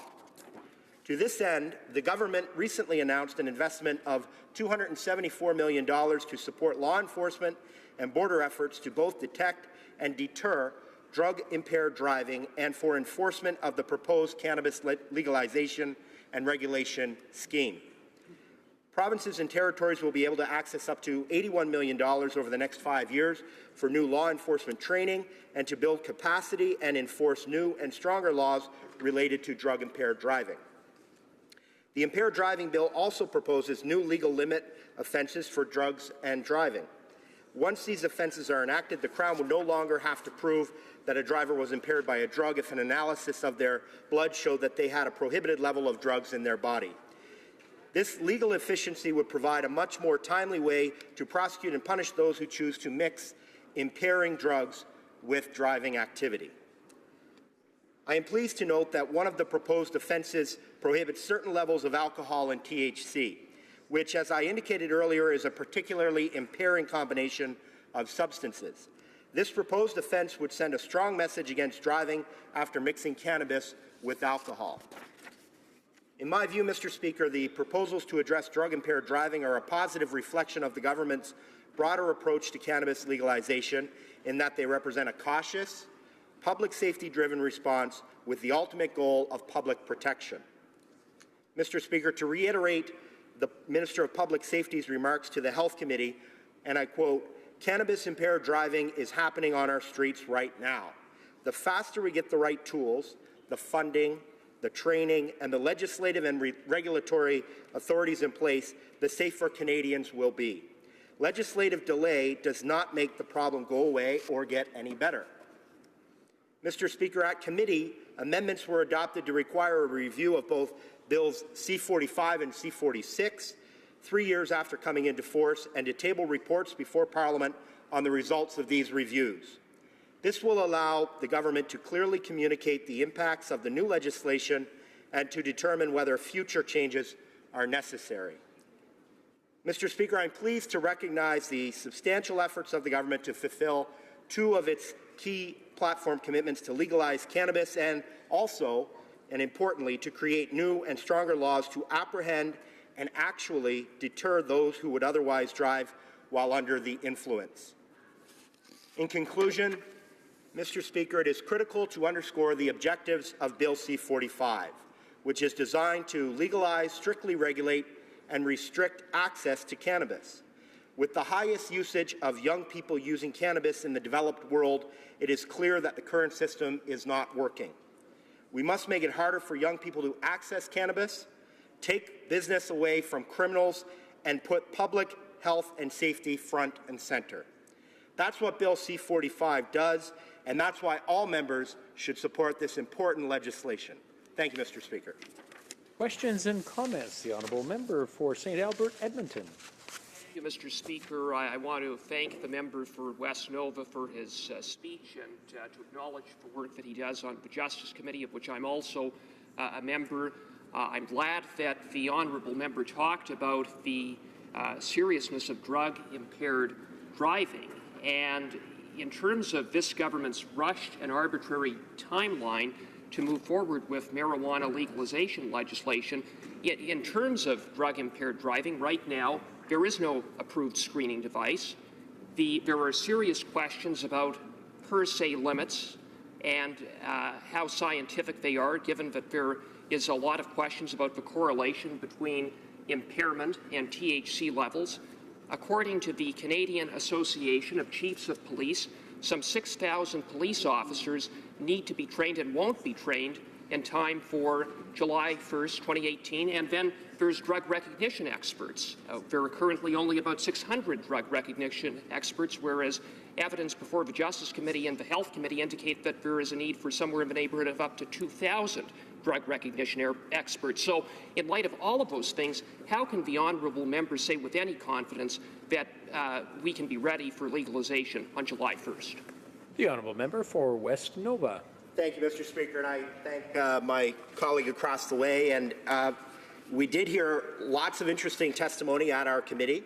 I appreciate the question that he's asking, but what's important here is to keep in mind a couple of things. First of all, the current system is not working. It is not working by having the highest usage rate of young people in the entire world of cannabis. And we also have to recognize that the criminal elements that are involved are profiting greatly from the current system. As part of Bill C-45, the government rightly put in place a framework through which we can ensure that we're able to combat the scourge of impaired driving by drugs on our roads, which is happening now. And we know that there is an effect that will take place if people are fearful that they will get caught. If they are using cannabis and driving, that they will get caught, and if they are impaired, they will be prosecuted. Now, with regard to some of the comments my friend made regarding the tools that police officers have, the training with which they need, the government has put substantial resources behind the legislative framework to ensure police officers have the tools and the training they need.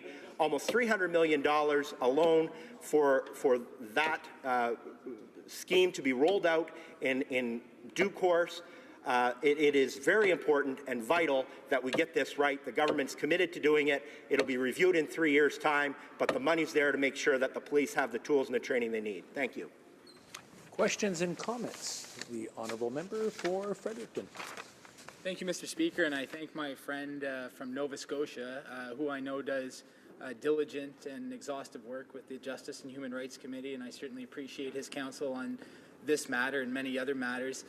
He's spoken about how he's followed the government's plans from task force through reading in the House, through exhaustive committee work to this report stage debate, and as well as consultation with constituents. Could I ask my friend to perhaps talk about what he has heard from witnesses and what conversations have reinforced his view that this is the proper approach for the government to take at this time? The honourable member for West Nova.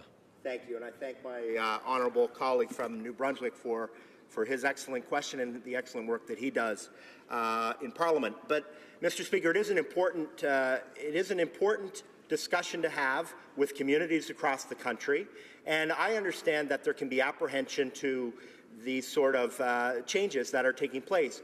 But the most fundamental and basic principle is the current system is not working.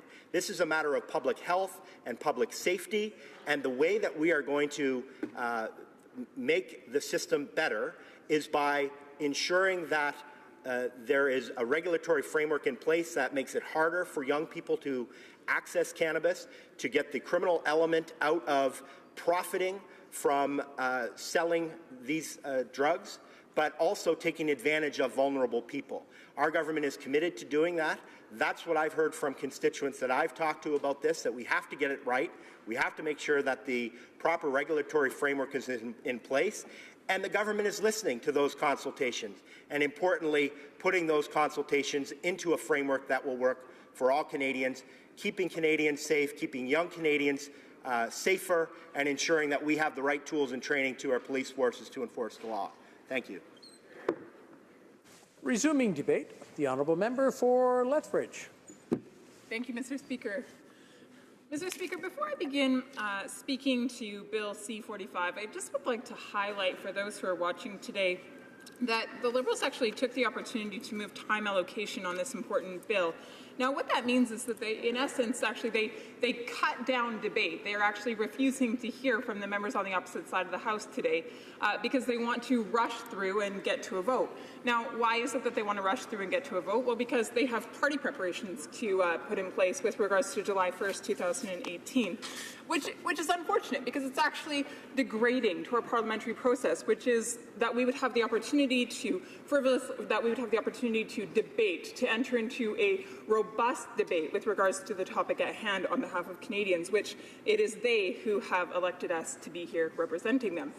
That said, when I talk about C-45, the legalization of marijuana, I'm not talking about the legalization of marijuana for medical purposes. I'm not talking about the legalization of marijuana that in a way that is well-researched or thoughtful or has taken into account the different factors that need to be considered. I'm not talking about a bill that came out of a lengthy consultation process or a scientific endeavor. No, actually, I'm talking about a bill that was incredibly rushed in nature. It really did not take scientific evidence into consideration. It didn't take the insight of law enforcement agents or healthcare practitioners or experts into consideration. And really, all it does is it rushes through this piece of legislation at a rate that is unnecessary, and according to a date or a deadline that is arbitrary, and that is, of course, July 1st, 2018. Now, I've heard from many people who are very worried about this legislation, and many have spoken out at a national level, including Aboriginal leaders, law enforcement agents, health experts, municipalities, provinces, and, of course, concerned citizens from all across the country. And, Mr. Speaker, some of the things that they're saying is that they're concerned about children accessing marijuana easily, the age at which they are legally able to acquire it, education programs, lack thereof, timeline, the fact that it's very rushed and the cost that this is going to have to municipalities and to provinces, and the fact that they really don't feel that they've been given adequate time to respond. I'm hearing from law enforcement agents much the same, both the cost and the timeline, as well as drug-impaired driving they're bringing up. And then, of course, there's the issue around taxation. So in this time that I have, I would like to address some of these issues to a greater extent. When it comes to children, I believe that the government should take them very seriously. Their future. That's a part of what this place is about. There are 338 of us who have been elected to make decisions on behalf of Canadians from coast to coast. And yes, we make those decisions for today, but we have to be aware of how those decisions will impact those who are coming after us tomorrow. Unfortunately, this legislation is ill-drafted in terms of its legal age of access, and that is, of course, age 18. Now, if you were to talk to the Canadian Medical Association or the Canadian Pediatric Society or the College of Physicians here in Canada, they would all say to you that 18 is too young, that the human brain is actually developing until the age of 25, and that the use of marijuana actually impedes the full development of the human brain. And so they've actually called for the legal age to be 25, and then they said perhaps 21 would be a good negotiating point. That amendment was brought forward at the committee, and of course the Liberals shut that down. So I have to beg the question, of course, is this government acting responsibly in setting the age at 18? Now, this government also said that they would take the next generation seriously. They said that they're going to be the party that wants to hold marijuana out of the hands of young people, but by putting it at the age of 18 and allowing 4 plants in our houses at home, which I'll talk about momentarily, they're really not taking that seriously in terms of keeping it out of the hands of young people. Not only that, but I heard from a group of young people who I meet with on a monthly basis for them to advise me on different topics at hand. And we talked about the legalization of marijuana, and they said this to me. They said, if we legalize marijuana, which of course we're going down that road, and we do it according to the mechanisms that are at play here without education, which there is none of right now, it will normalize it, and young people will think it is just okay, that there are no negative repercussions to the use of marijuana. And so the young people that I'm actually listening to, they're telling me that they're quite concerned. They're concerned for themselves, for their peers. They're actually very concerned for their younger siblings and what they might fall prey to, which I think that that's definitely worth considering. Now, I think a further point that we need to consider then related to child access is definitely education. Now, in their budget, the Liberals did promise a considerable amount to education. They said $9.6 million over 5 years. Now, in my estimation, that's not enough. I don't know that they're adequately going to be able to put forward an education campaign with that amount of money over 5 years. But nevertheless, it is money put aside. It is money that was promised to this cause. And they did commit to a robust, I'm using the Prime Minister's word, robust campaign with regards to educating young people. Now, to date, we see nothing. Nada. No action. Nothing, broken promise. And so we see them talking out of one side of their face saying education is very important and we want to keep it out of the hands of young people, but then out of the other side, they're actually not willing to move the dial and invest money in terms of getting an education program up and running, which of course means that we're actually setting young people up for experimentation and for the normalization of drug use among our children. I have yet another concern. This legislation allows for 4 plants to be in every household. Now, Mr. Speaker, let me amuse the House for just one moment. I did a little bit of research. Now, 1 plant equals 1.2 kilograms or 1,200 grams of marijuana. That's how much that'll produce. Now, if there's 0.66 grams in each joint on average, which is what my research told me, then 1 plant will actually produce 792 joints. But you're not allowed 1 plant, you're allowed 4 plants. So 4 plants will actually produce 3,168 joints. Now, 3,168 joints, and on average, people smoke about 3 joints a day, is what my research told me. And so actually, 4 plants in your household will produce 1,056 days worth of joints. Mr. Speaker, I ask the House, does that sound like a personal amount to you? Just curious, just curious. Now, that'll leave plenty to sell and plenty to use. And those plants will be right in a person's home. Now, I'm not the one that's speaking out on this on my own. Law enforcement agents are also very concerned about this, and they're begging the question, why do we have to allow 4 plants in a home when we're legalizing marijuana and people can go down the street and get it at a store? My next point, then, is with regards to law enforcement agents. Now, they came to the committee and they told us their concerns, and there are many of them. One, they're concerned about the deadline, July 1st. They're saying to us that they will not have their men and women in uniform trained to deal with this. They are saying that the wait list for training is super long and the cost is extravagant. Not only that, but actually agents have to be sent to the United States in order to access that training.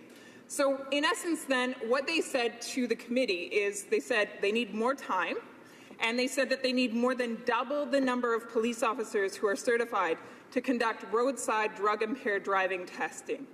Now, Mr. Speaker, this should concern us. It really should.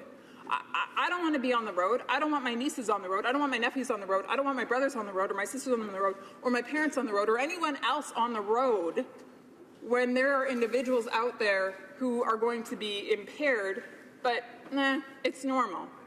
I'm not okay with that. And so we do need, again, that robust education program put in place so that people understand, but also we need law enforcement agents in place so that they can actually enforce the law. Those who came to the committee, the officers at committee, they also said that we can expect about a 6 to a 12-month gap in terms of the legislation coming into effect and people having access to marijuana legally, and then to the point where the police are actually caught up and able to enforce. So that's a 6 to 12-month gap. And they said, and I quote, that this will allow organized crime to flourish. So much for keeping organized crime down. Another thing that I want to draw your attention to and the House's attention to is the cost and the consequences that this will have on municipalities and provinces. We're talking about a cost for our law enforcement agents. We're talking about a cost with regards to putting policy in place. We're talking about insurance costs for private employers. We're talking about policy costs at that level as well. We're talking about costs with regards to just different legislative pieces that have to be put in place and all of the consultations and legal work that has to be done around that. And so, Mr. Speaker, all in all, the point that I wish to make today is that we are rushing through, the Liberals are rushing through this bill. Let me be very clear here. They are choosing to rush this legislation through based on an arbitrary deadline that carries absolutely no weight or essence in this House. They could stop it. They could halt it. They could adequately consult. And they could be responsible and listen to the experts that have spoken to this piece of legislation. Right now, this government is choosing to act irresponsibly. And I highlight the word choice. They are choosing to put inadequate legislation in place over this country. Questions and comments. The honourable member for Kingston and the Islands. Thank you very much, Mr. Speaker, and I appreciate my honourable colleague's intervention this afternoon with respect to this particular legislation. I am concerned, though, Mr. Speaker. One thing that is very, very clear, and the facts support this, and she talked a lot about children and young people, is that currently 20% of young people, youth, are using marijuana. Over 20% of young Canadians are saying that they're using it. Currently, the strategy that we have is not working. She talked about investing in public education. $45 million over 5 years to be invested in public education. She talked about the fact that she hasn't seen any of this. In Ontario, Mr. Speaker, in my riding in Kingston, all summer long I'd been hearing ads on the radio that were promoting safe use of cannabis, anticipating the introduction of this legislation. So I would argue that she's wrong, Mr. Speaker, that the public education is already working, because we know that that's how we're going to successfully get through to young people so that we see a significant reduction in the amount of usage. The honourable member for Lethbridge. Mr. Speaker, I'm not sure that there was a question there, but so he said that there's over $20 million available to public education. Oh, 45, sorry. So I'd actually love to see those documents tabled if he wouldn't mind, because if those are federal dollars, I'd like to know how he's accessing them outside of what's stated in the budget, because I believe that our responsibility is to hold this government to account with regards to the budget, and the budget does not give that number. So if they're somehow eliciting funds through some backdoor channel in order to get education to his riding, as he highlighted, it is going to his riding, obviously the kids in his riding matter more than the rest of Canada, then we should be aware of those funds. Seems appropriate, doesn't it? Now, with regards to 20% that are using, no, I'm not done. With regards to the 20% of young people that are using, so basically we're saying, hey, 20% are using it, so let's just legalize it so that we can facilitate 100% using. Okay, well, guess what? People misuse guns all the time. Maybe the appropriate way to handle that then is just take away any prohibition. Good question. Questions and comments. The honourable member for Saskatoon-Grasswood. Mr. Speaker, last week I had the opportunity to spend with 3 schools in my city of Saskatoon. It was Take Your MP to School. I was a former trustee with the Saskatchewan School Boards Association in Saskatoon. They have spent no money. I hear $45 million is going to be rolled out over 5 or maybe more years, Mr. Speaker. Anyways, I was the guest speaker last Sunday in Regina at the Saskatchewan School Boards Association, part of the members of the Canadian School Boards Association. As I have sat here all day and listened to arguments on this, no one has reached out to any school boards in this country. There is not 1 cent going to the Canadian school boards in this country over marijuana, over cannabis, over the education of cannabis. Who deals with this, Mr. Speaker? It is teachers in our classrooms. I've heard this government say cannabis will be available for 12-year-olds. They're allowed 5 grams in their pocket. Yet I have not heard about the education that should start in schools, elementaries, where I was, Mr. Speaker, last week for grade 6 to grade 12.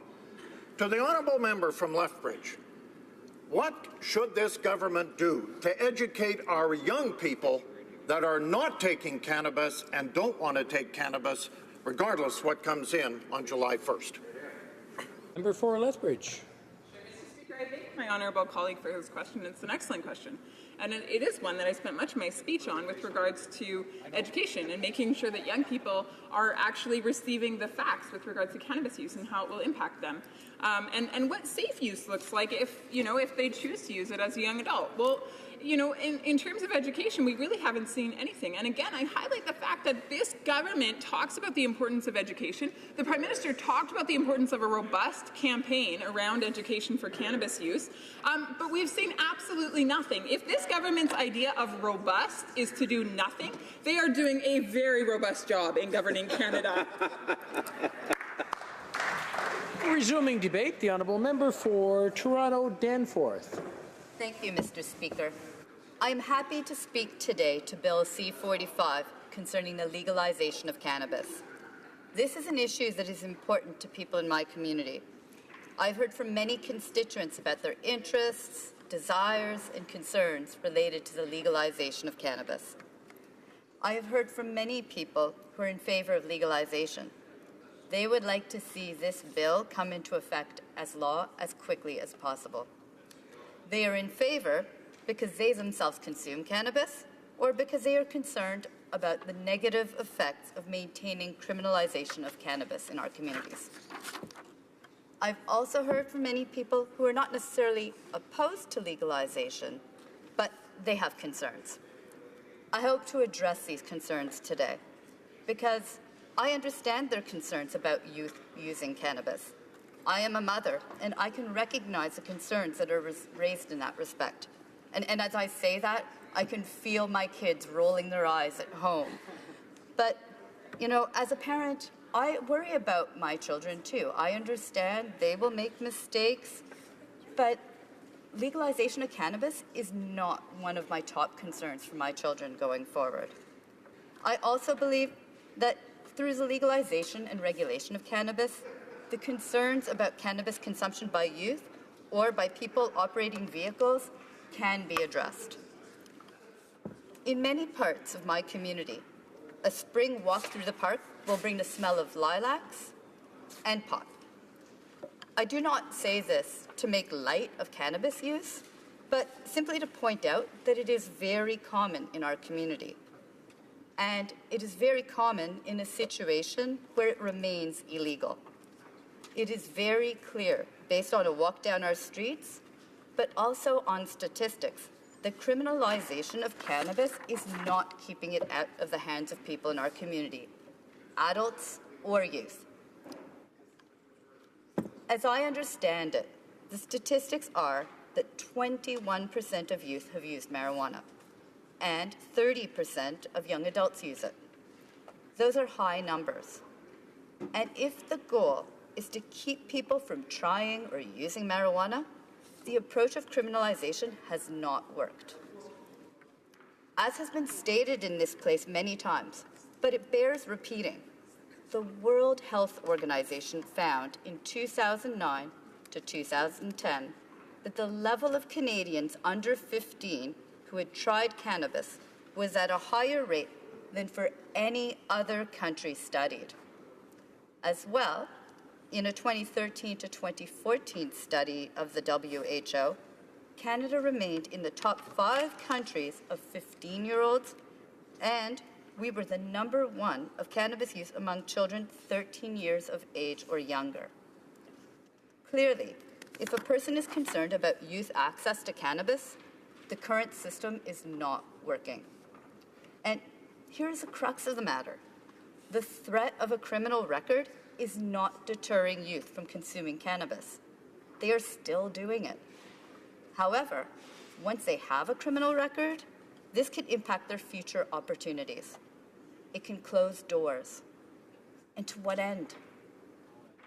Under the new legalization, like alcohol, there will be regulations to prohibit the purchase and use of cannabis by youth. But, like with alcohol, we will not be threatening them with a criminal record. The criminal record brought only negative consequences without achieving its purported goal, which was to deter youth. Finally, we want to continue to collaborate with the provinces and territories to make sure that the public education campaign can also be done collaboratively and that we have access to all the same information. Another point here comes to the nuts and bolts of working with youth. It is harder to have conversations and convey information about something that is hidden. Our government has announced $46 million for a public education program to accompany the legalization of marijuana. Having an open conversation is much more effective. Health Canada has published detailed information on the health risks of cannabis use on its website, and I encourage all Canadians to review it. It's there to be found. As we talk about youth, I am also concerned about the fact that people who are consuming marijuana are exposing themselves to risks that go beyond health issues related to consumption. For example, there is no way to trace source or ensure the quality of the marijuana they are purchasing. We have seen situations during the prohibition of alcohol where people consumed alcohol that had impurities, somehow made in a way that was not safe, and that would make them sick. Under our current legalized and regulated system for alcohol, we rarely hear of such incidents. In the same way, in a legalized market, we have more controls over the safety of production, and we have more control over the safety of the method of sale. Personally, I rather see people going to a store that is regulated to purchase their cannabis than to a drug dealer. The model of decriminalization fails to address consumer safety. That is not the other option here. The model of decriminalization has and maintains a lot of the harms associated with the prohibition of cannabis use. Decriminalization does not address the concerns that are raised by my constituents, and it leaves us with a gray zone. It leaves us with a market that remains in the hands of organized crime. I would like to share some statements made by the Centre for Addiction and Mental Health in Toronto from their cannabis policy framework. They say, under decriminalization, cannabis remains unregulated, meaning that users know little or nothing about its potency or quality. They go on to say, as long as cannabis use is illegal, it is difficult for healthcare or education professionals to effectively address and help prevent problematic use. The law enforcement focus of prohibition drives cannabis users away from prevention, risk reduction, and treatment services. And then their third point, decriminalization may encourage commercialization of cannabis production and distribution without giving the government additional regulatory tools. Those activities remain under the control of criminal elements, and for the most part, users must still obtain cannabis in the illicit market where they may be exposed to other drugs and to criminal activity. Our government is proposing a system that allows for the regulatory control of production, distribution, and sale. And along with the experts at CAMH, I support our government's position of legalizing and restricting access to allow opportunity to regulate cannabis and mitigate the risks. Our government has committed up to $161 million for training frontline officers on how to recognize signs and symptoms of drug-impaired driving. Whether legal or not, drug-impaired driving is happening in our communities. In 2008, the Canadian Association of Chief of Police unanimously urged the government of the day to make resources available for the training of drug recognition experts and for all officers in field sobriety testing. That plea resulted in no action from that government. In 2013, the Canadian Association of Chiefs of Police asked the government to make available oral fluid testing technology. No action was taken by that government. Our government is listening to the concerns of law enforcement and providing the training, resources, access to technology, and legal authority to allow police across the country to provide them with what they need to keep our communities safe. Currently, Canada's non-medical cannabis industry is entirely criminal, meaning that all non-medical cannabis being sold or purchased in our communities is helping to put approximately $7 billion annually into the pockets of organized crime, with upwards of $2 billion every year being spent trying to enforce our current ineffectual cannabis prohibition regime. Smart action is what is needed to drive down the black market for cannabis. With legalization and regulation, law enforcement resources can be used effectively, and we can reduce the involvement of organized crime. For too long in my community and across the country, cannabis has been easily accessible among our youth who have been using it at record rates to the great profits of organized crime. I support Bill C-45 to enact the Cannabis Act to provide legal access to cannabis and to control and regulate its production, distribution, and sale. Thank you, Mr. Speaker. Questions and comments. The Honourable Member for Lévis-Lotbinière. Thank you very much, Mr. Speaker. I listened carefully to my colleague across the way, and I'd like to ask her the following question. She said that she was concerned by the consumption of pot by children of 13, 14 years old. Now, in C-45, it will be possible to have 4 plants of this size in each house. Don't you think that our adolescents might want to try to dry some of those leaves and try them out or give them to their friends? In this bill, access to cannabis will be widespread among youth, not only youth of 13, 14 years old, even children as young as 7 years old. So can my colleague say if there will be any amendments to that effect? Danforth. Alors, en premier, c'est pas...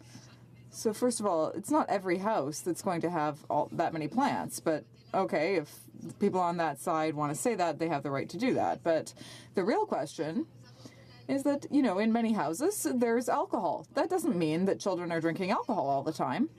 Parents have to monitor this. Adults in these houses need to manage things. But that's not what's being done in this house, in this bill. What's being done in this bill is we're creating a system where it will be legal, but there will be rules to ensure that children are protected. And what we see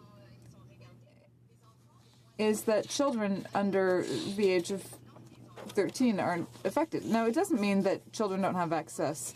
It just means that today they're going to get drugs from their drug dealer, which is much more dangerous. The Honourable Member for South Okanagan, West Kootenay. Well, thank you, Mr. Speaker, and I'd like to thank the member from Toronto Danforth for that excellent speech. I just wanted to ask her what her thoughts on pardons might be. You know, we are legalizing marijuana. We are creating a situation where people across this country will be smoking marijuana legally. We'll have young Canadians, say in their 20s, whose parents might have a criminal record because they were charged in the past with being in possession of a small amount of marijuana. Their lives have been altered forever. And I'm just wondering what her thoughts might be on, you know, I think we should have a pardon, a blanket pardon for all Canadians that have a criminal record only because they were once convicted of possession of a small amount of marijuana. Member for Toronto Danforth. You know, I understand the concern that the member has raised, Mr. Speaker, and it is something that we need to think about. But right now, it is illegal. Cannabis remains illegal, and I don't think that it's helpful at this moment to get into that conversation because it does just create extra confusion. I think we need to maintain and make it clear that it remains illegal now, but that is a conversation that we will need to think about more carefully in the time to come. Questions and comments. Questions et commentaires. L'honorable député de la... Honourable member for La Pointe de l'Île. Oh, no, I'm sorry. Montcalm. Sorry about that. Thank you, Mr. Speaker. The Prime Minister has often said that he wants to have harm reduction, but he hasn't really talked about why he thinks it's so urgent to legalize marijuana. Now, he always says that, you know, there's organized crime, our children might be affected, and there's no law that will allow minors to have access to marijuana. So how will organized crime fit into this bill? The Honourable Member for Toronto Danforth.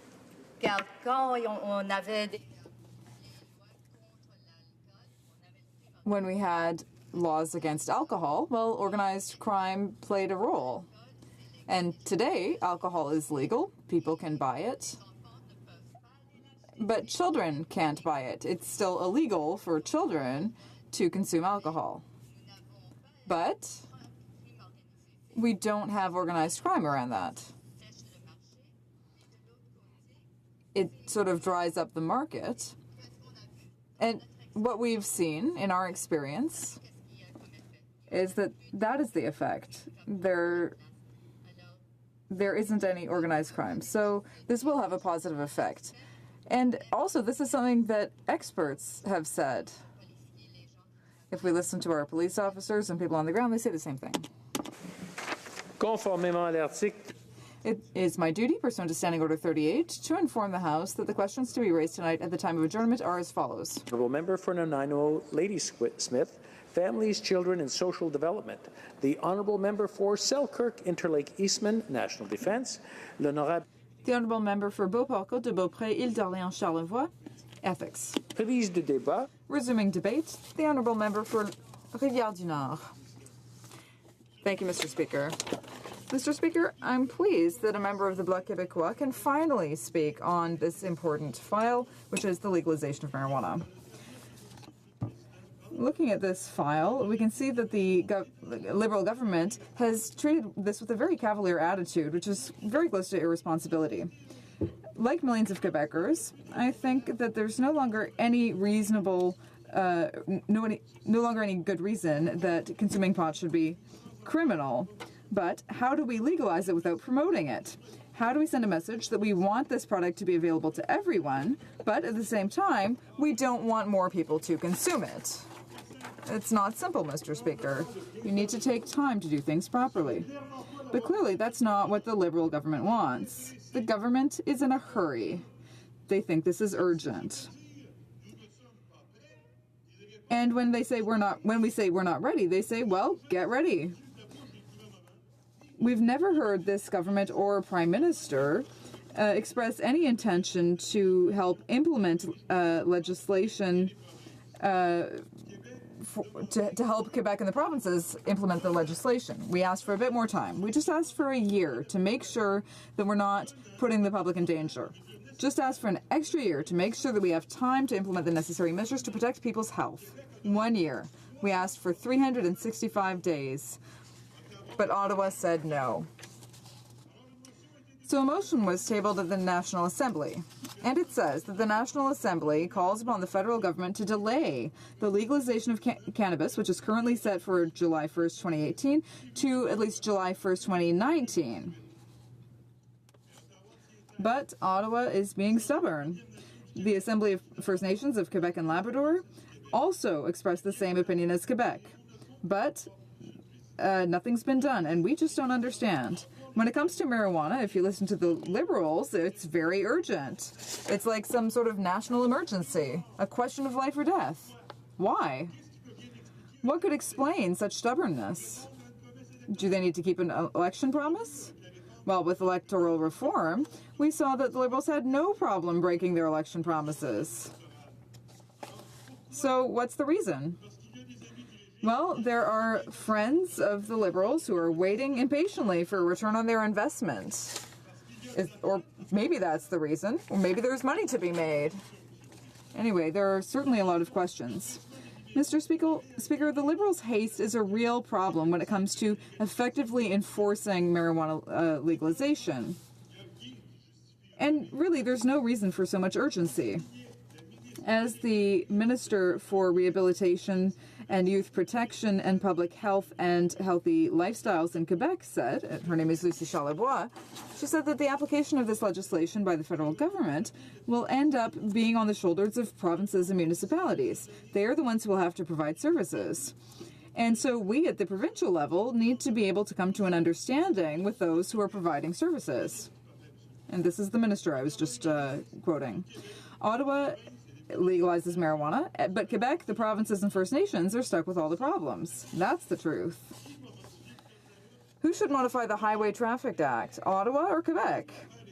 Who will have to lead the prevention campaigns, Ottawa or Quebec? Quebec. Who will have to open stores to sell pot in Quebec? Quebec.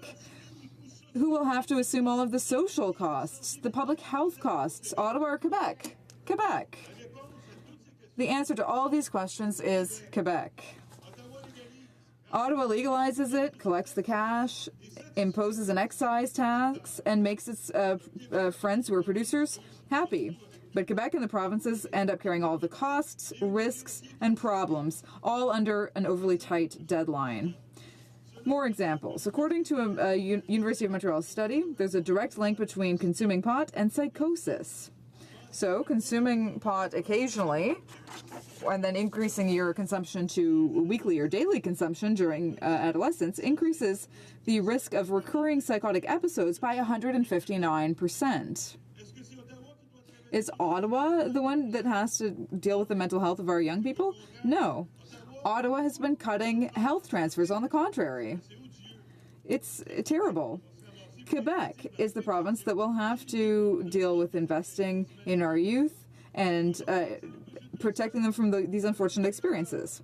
Another example, evaluating officers. The Federation of Municipal Police Officers of Quebec is concerned about the lack of evaluating agents within municipal police forces. They are the ones who will have to apply this zero-tolerance policy for driving while impaired. These agents are the ones who will have to measure the presence of cannabis in a driver's system. As Robin Côté, the president of the Federation of Municipal Police Officers of Quebec, said to Radio-Canada, currently we have 15 municipal police bodies with only one evaluating officer. And we have 5 bodies that have no such officer. So I don't know how this lack of staff will play out in the end. And this is the president of the Municipal Police Officers Federation of Quebec.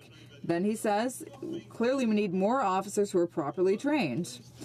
For the moment, we believe that on July 1st, the ratio of evaluating officers will not be sufficient. There's barely 0.5% of the staffers who are trained to carry out these functions. And they won't be ready by July 1st. Another example, the mayor of Terrebonne recently asked some very good questions and said, what will we do tomorrow morning if a blue-collar worker on break decides to grab coffee and smoke some cannabis? How are we supposed to deal with that within a legal framework in a city of Terrebonne, like Terrebonne, that only has 1,100 employees? Now, it's property tax which will have to fund provincial and federal strategies. 100% of the money will go to the federal government, but all of the spending will be incurred by local governments.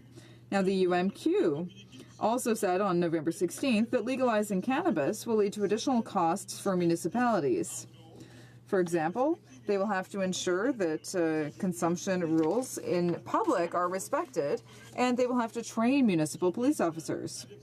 The president of the organization, Alexandre Cusson, said, for example, where will we be allowed to have shops? Clearly, no one is ready for this change, not when it comes to public safety, prevention, public health, or administration. Ottawa is unilaterally imposing and irresponsibly imposing a deadline that no one wants. To add insult to injury, today the government is imposing time allocation. According to the Liberals, we've been through it all. Well, sorry, but I think we've just only gotten started. The Bloc Québécois has already said that it was in favor of legalizing marijuana. That's clear. There's nothing new. We talked about it during our last campaign. But this has to be done in a responsible manner.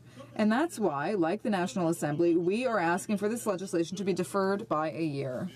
But Ottawa wants to be irresponsible. We have no other choice but to vote against this bill and to call out the cavalier attitude of the government on this question and its inflexibility when it comes to the deadline. Once again, the Liberal government of Justin Trudeau has disappointed Quebecers and left them in a bad situation. It's pathetic, but it's an ongoing problem, Mr. Speaker. Thank you. I would remind the member that when making reference to another member, whether it's the Prime Minister or any other member, you shouldn't refer to them by their name, but by their title. Questions and comments. The Honourable Member for Winnipeg North. Mr.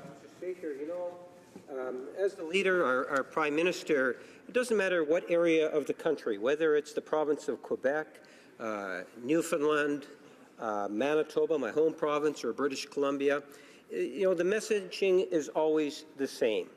And here, what we have is a government that made a commitment during the last election to, in fact, do what Bill C-45 is actually doing. The opposition, the joint opposition, can say what it will. But at the end of the day, it's been now over 2 years, and what we have seen is an approach at dealing with a very important social issue. So whether it was in the province of Quebec or any other province, what we saw was support for this government to move forward on this very important issue. And my question to the member across the way is, would he not at least acknowledge that it is good to have some sort of a national standard in regards to how it is best dealt with, the legalization of cannabis, and in fact that moving forward is in the best interest of all citizens of our country.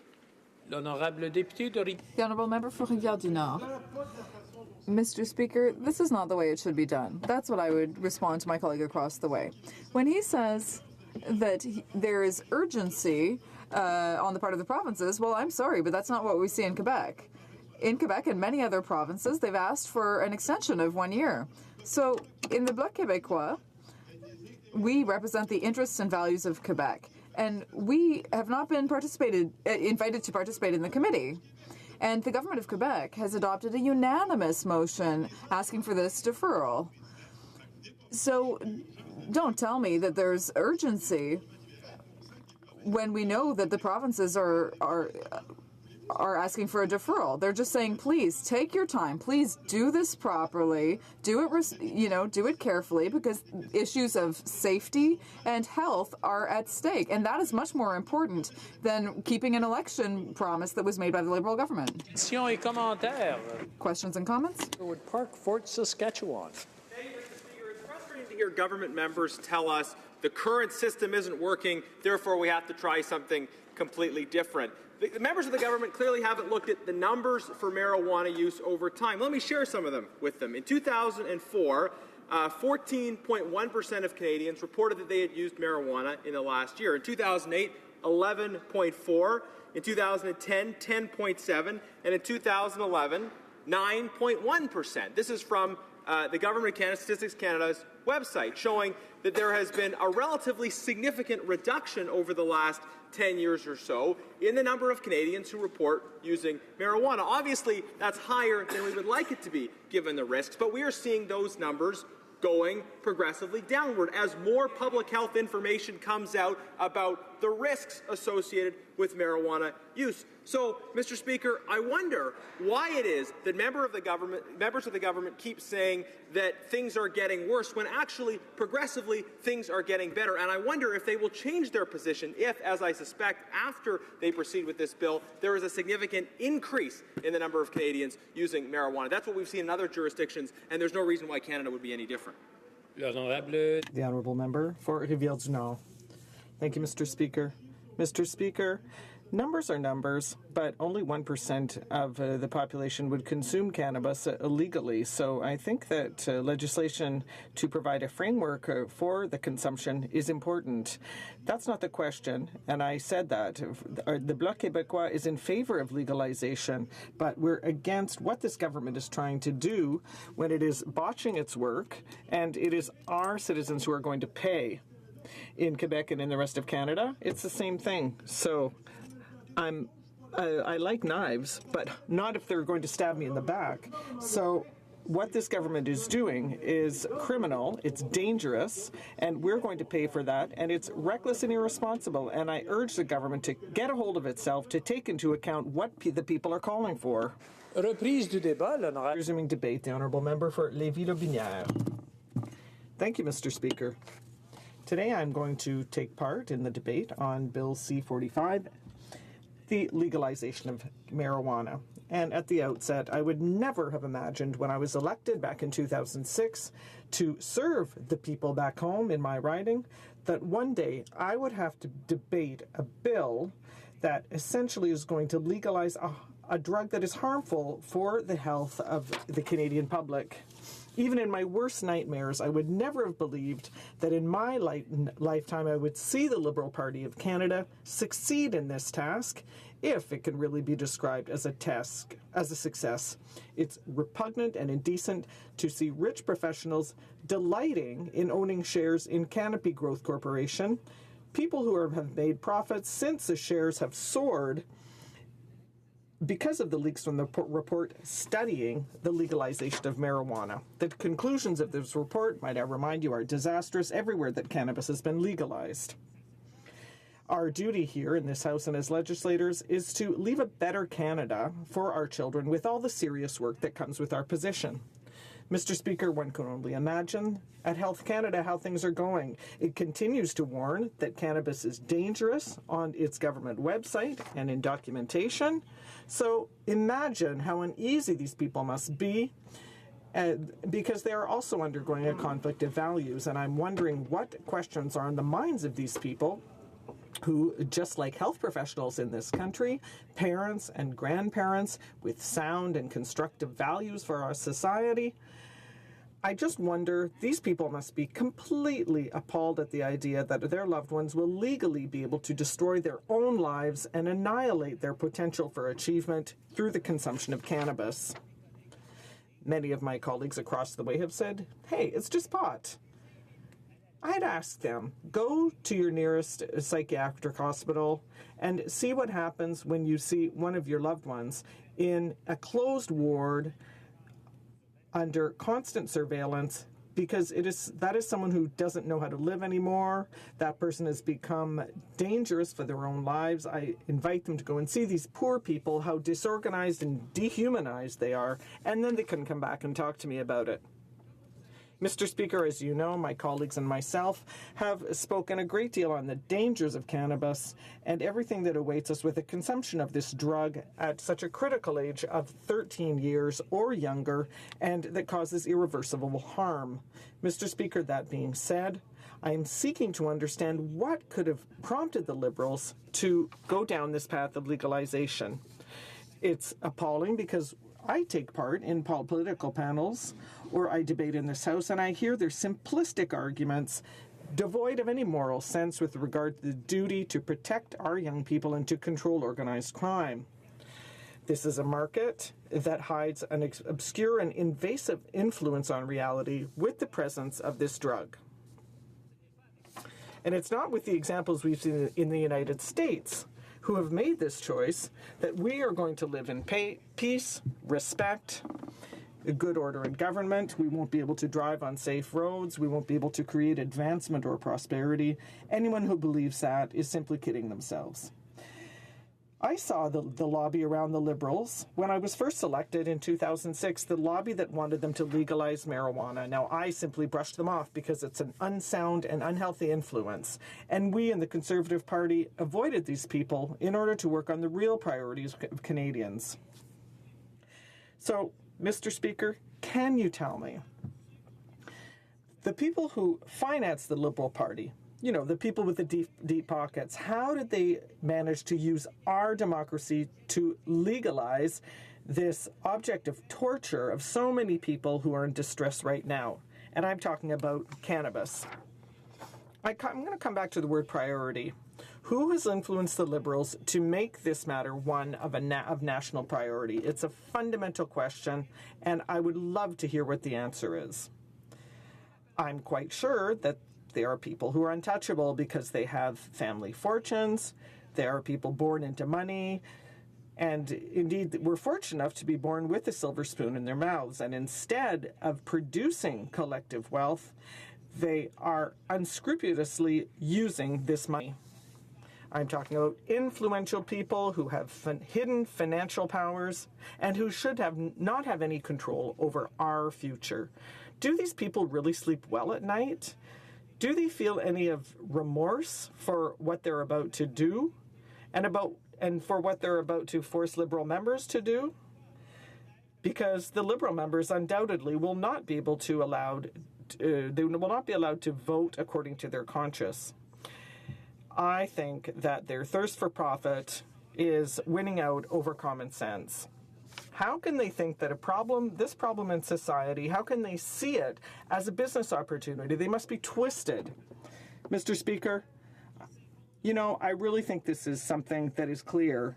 To my knowledge, the only people capable of using manipulation to achieve their goals and to get what they want in movies, but unfortunately also in real life, are people with the profile of a psychopath. So I have a great deal of respect for my colleagues, but it must be said that the only people who can lead other people astray with no remorse, with no emotion, with a cold heart and detachment, the only people I know who are like that are psychopaths. And what we are debating right now is simply illogical. It makes no sense. We show our children from a very young age to be careful of bad guys, to not trust people they don't know, and to not succumb to bad influence, and to listen to their inner voices when they know that they are being tempted to do wrong. And I would add that for years, police officers have conducted prevention initiatives in our high schools and our elementary schools to warn our children against people who offer them pot. And they warn them to avoid people who consume that substance. And so here we're talking about legalizing a substance that sends people to the hospital, to prison, that makes them homeless, and that sends children to youth centers or foster families. This is a terribly harmful substance. And often, too many of those people end up in the morgue. Yes, Mr. Speaker, I said the morgue. And often, those people simply started by consuming a bit of pot. So, Mr. Speaker, where is this Prime Minister's conscience? Where is his common sense? Where are his emotions with regard to our young people? Why are the Liberal members following him? Who makes the decisions in this party? That's another question with no answer. Is it the Minister of Finance, the gang in Toronto, some rich, influential people? Wake up before it's too late. Liberate us from the Liberals, Mr. Speaker, please. We have the privilege of having in Canada 3 supreme authorities, this House of Commons, the Senate, and the Supreme Court, and I'm calling on all of them right now because despite our best efforts, I'm talking about the Conservatives, this House is going in the wrong direction. If the Senate is the wisdom of this country, and if the Prime Minister has appointed 25 deserving senators, then I hope that they will prevent this terrible thing from happening. It's their duty. Our Canada cannot remain strong and prosperous with the free circulation of pot in our homes, our streets, our construction sites, our trades, our common areas, in the hands of those who are often our own flesh and blood.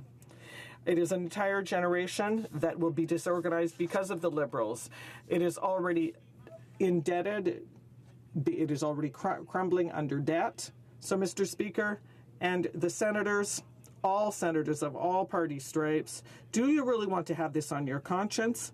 And I'm not talking about the weight of a gram of pot. I'm talking about this weight on your shoulders, the responsibility of a generation. I'm talking about astronomical costs in human and financial terms that our provinces will have to cover. And this will be because of the poisoned heritage of the Liberals. So please, free us from the Liberals. You know, Mr. Speaker, the Liberals are doing crooked things, and tax havens, that is nothing compared to what awaits us. Someone has to stand up and say no to pot in our homes, no to the Liberals, no to the Prime Minister, because he's preparing us for hell, a hell that is far from the tax havens, Mr. Speaker. I can tell you this. Questions et commentaires, l'honorable. Questions and comments. The Honourable Member for Fredericton. Merci, Monsieur le Président. Thank you, Mr. Speaker. My colleague across the way never misses an opportunity to stand up and to spout rhetoric in this House, so I was really disappointed to hear how he started his speech by saying never in his worst nightmares that he thought that he would have to rise in this House to speak to this issue, an issue that is so extremely important for Canadians and important that we, as members elected to represent Canadians, that we must debate in this House when it affects the health of Canadians. We know full well that the current cannabis system is simply not working, that our approach as a government is based on science, based on facts. We know that the current approach works for criminals and for organized crime and allows them to rack up proceeds, and that it doesn't keep pot out of the hands of young people. So why, as an elected official who seeks to represent the best interests of Canadians, why does he not think that it is important to talk about such an important public policy issue in this House? The Honourable Member for Lévis-Lobinière. Thank you, Mr. Speaker. Well, yes, it is a very important issue. And if the government had really found it so important, then it would have allowed all members in this House to debate on it in a fulsome way. We wouldn't have had time allocation. Right now, the Liberal Party is imposing a harmful policy on our future generations. And they just look it in the mirror as if nothing was wrong. Mr. Speaker, one day they're going to realize that they have made a monumental error, but it'll be too late by then to correct it.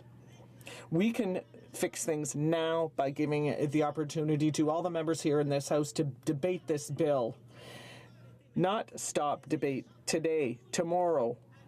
They should leave the opportunity to everyone all across the parties to rise in this House and to speak on behalf of their constituents and to check with their constituents, not with the false surveys.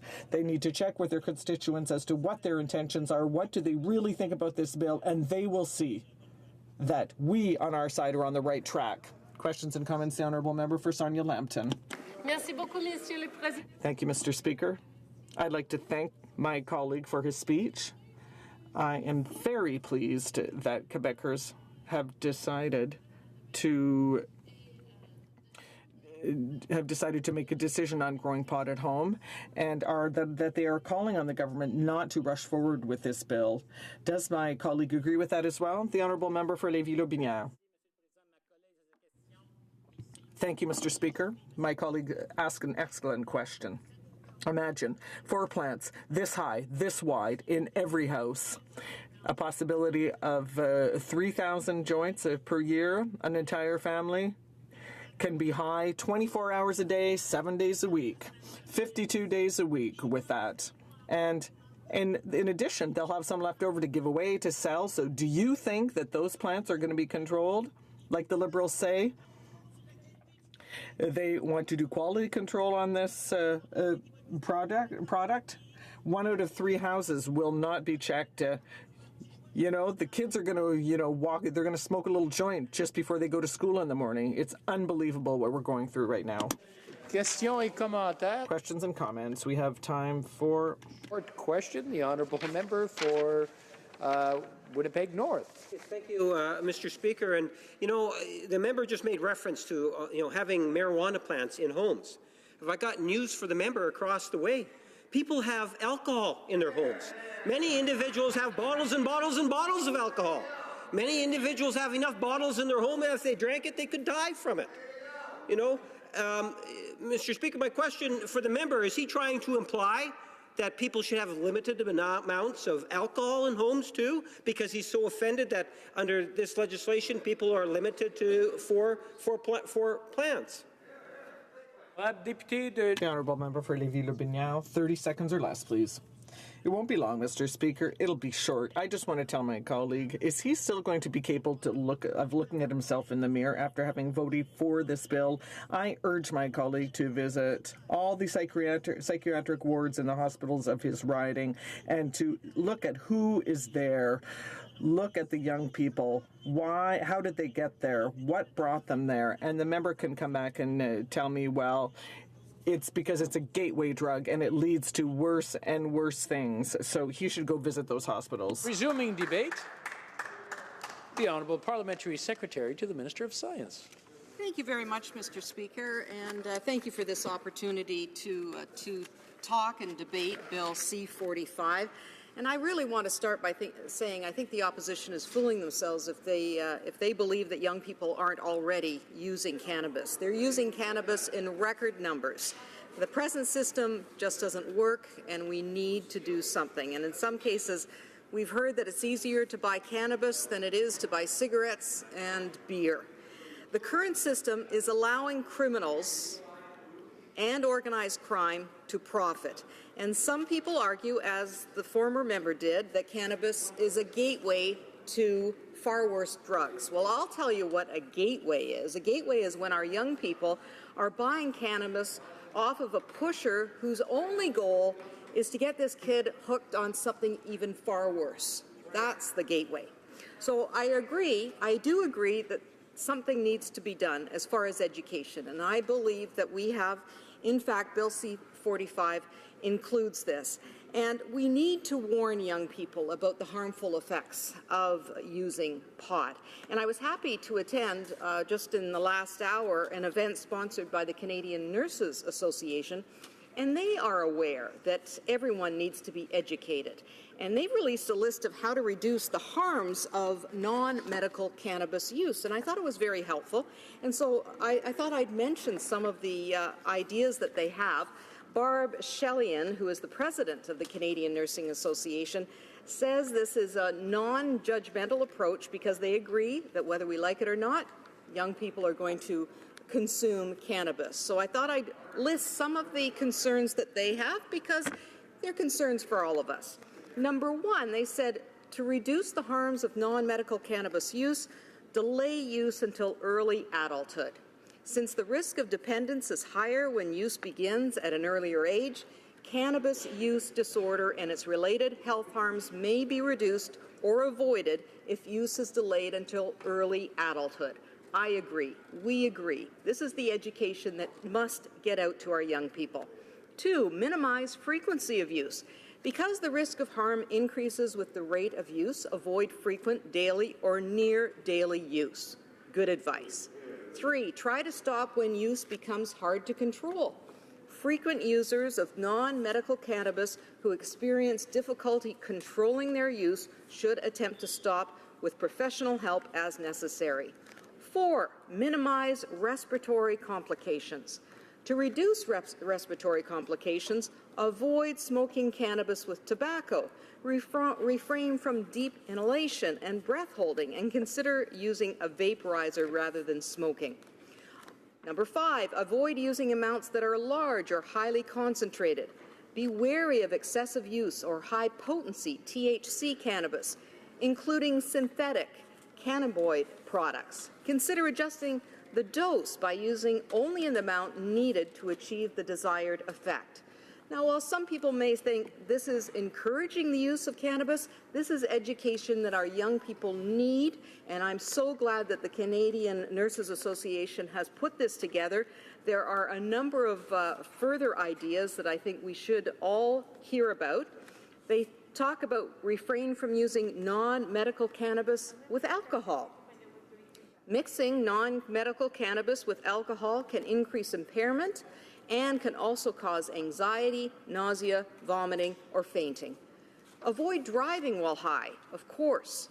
Given that the effect of cannabis consumed by inhalation typically peaks after 30 minutes and gradually subsides after 1 to 3.5 hours, avoid driving for at least 6 hours after use by inhalation.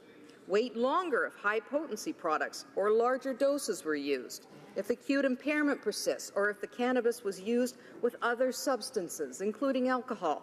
This is information that we need, and this is information that our young people need. We know that young people are consuming cannabis, but are they getting this information? And I'm so glad that the Canadian Nurses Association has put this out. Share with care. Here's an interesting one. Users should take care to minimize lip contact with joints or implements for smoking or vaporization. Shared items that come in contact with the lips increase the risk of transmitting infections, including meningitis, influenza, and other pathogens.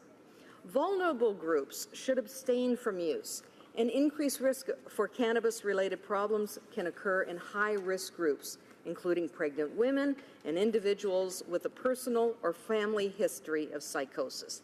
These groups should avoid use altogether. I couldn't agree more, and this is information our young people need. Use caution when ingesting cannabis. To avoid accidental overdose with cannabis edibles, start low and go slow. States where cannabis is legal recommend starting with no more than 10 milligrams of THC and waiting at least 2 hours before ingesting more. So this is really good information that comes out from the Canadian Nurses Association. I'm sure it's on their website if you want to check it out. And I'm so happy that our government is investing in public education and law enforcement, because we all not only need to regulate, but we need to educate. So our government is investing up to $274 million to support law enforcement and border efforts to detect and deter drug-impaired driving and enforce the proposed cannabis legislation and regulation.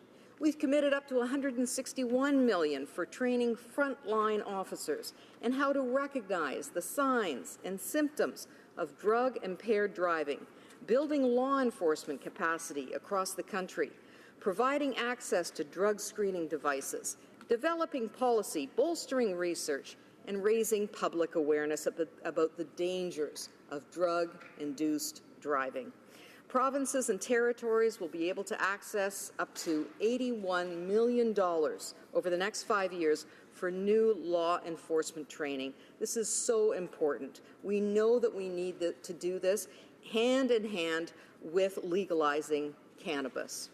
Our government has also committed $46 million over 5 years for public education, awareness, and surveillance. And these additional resources will also allow the government to undertake a robust public awareness campaign so that Canadians, especially young Canadians, Canadians under the age of 25, are well informed about the dangers of driving under the influence of cannabis and other drugs.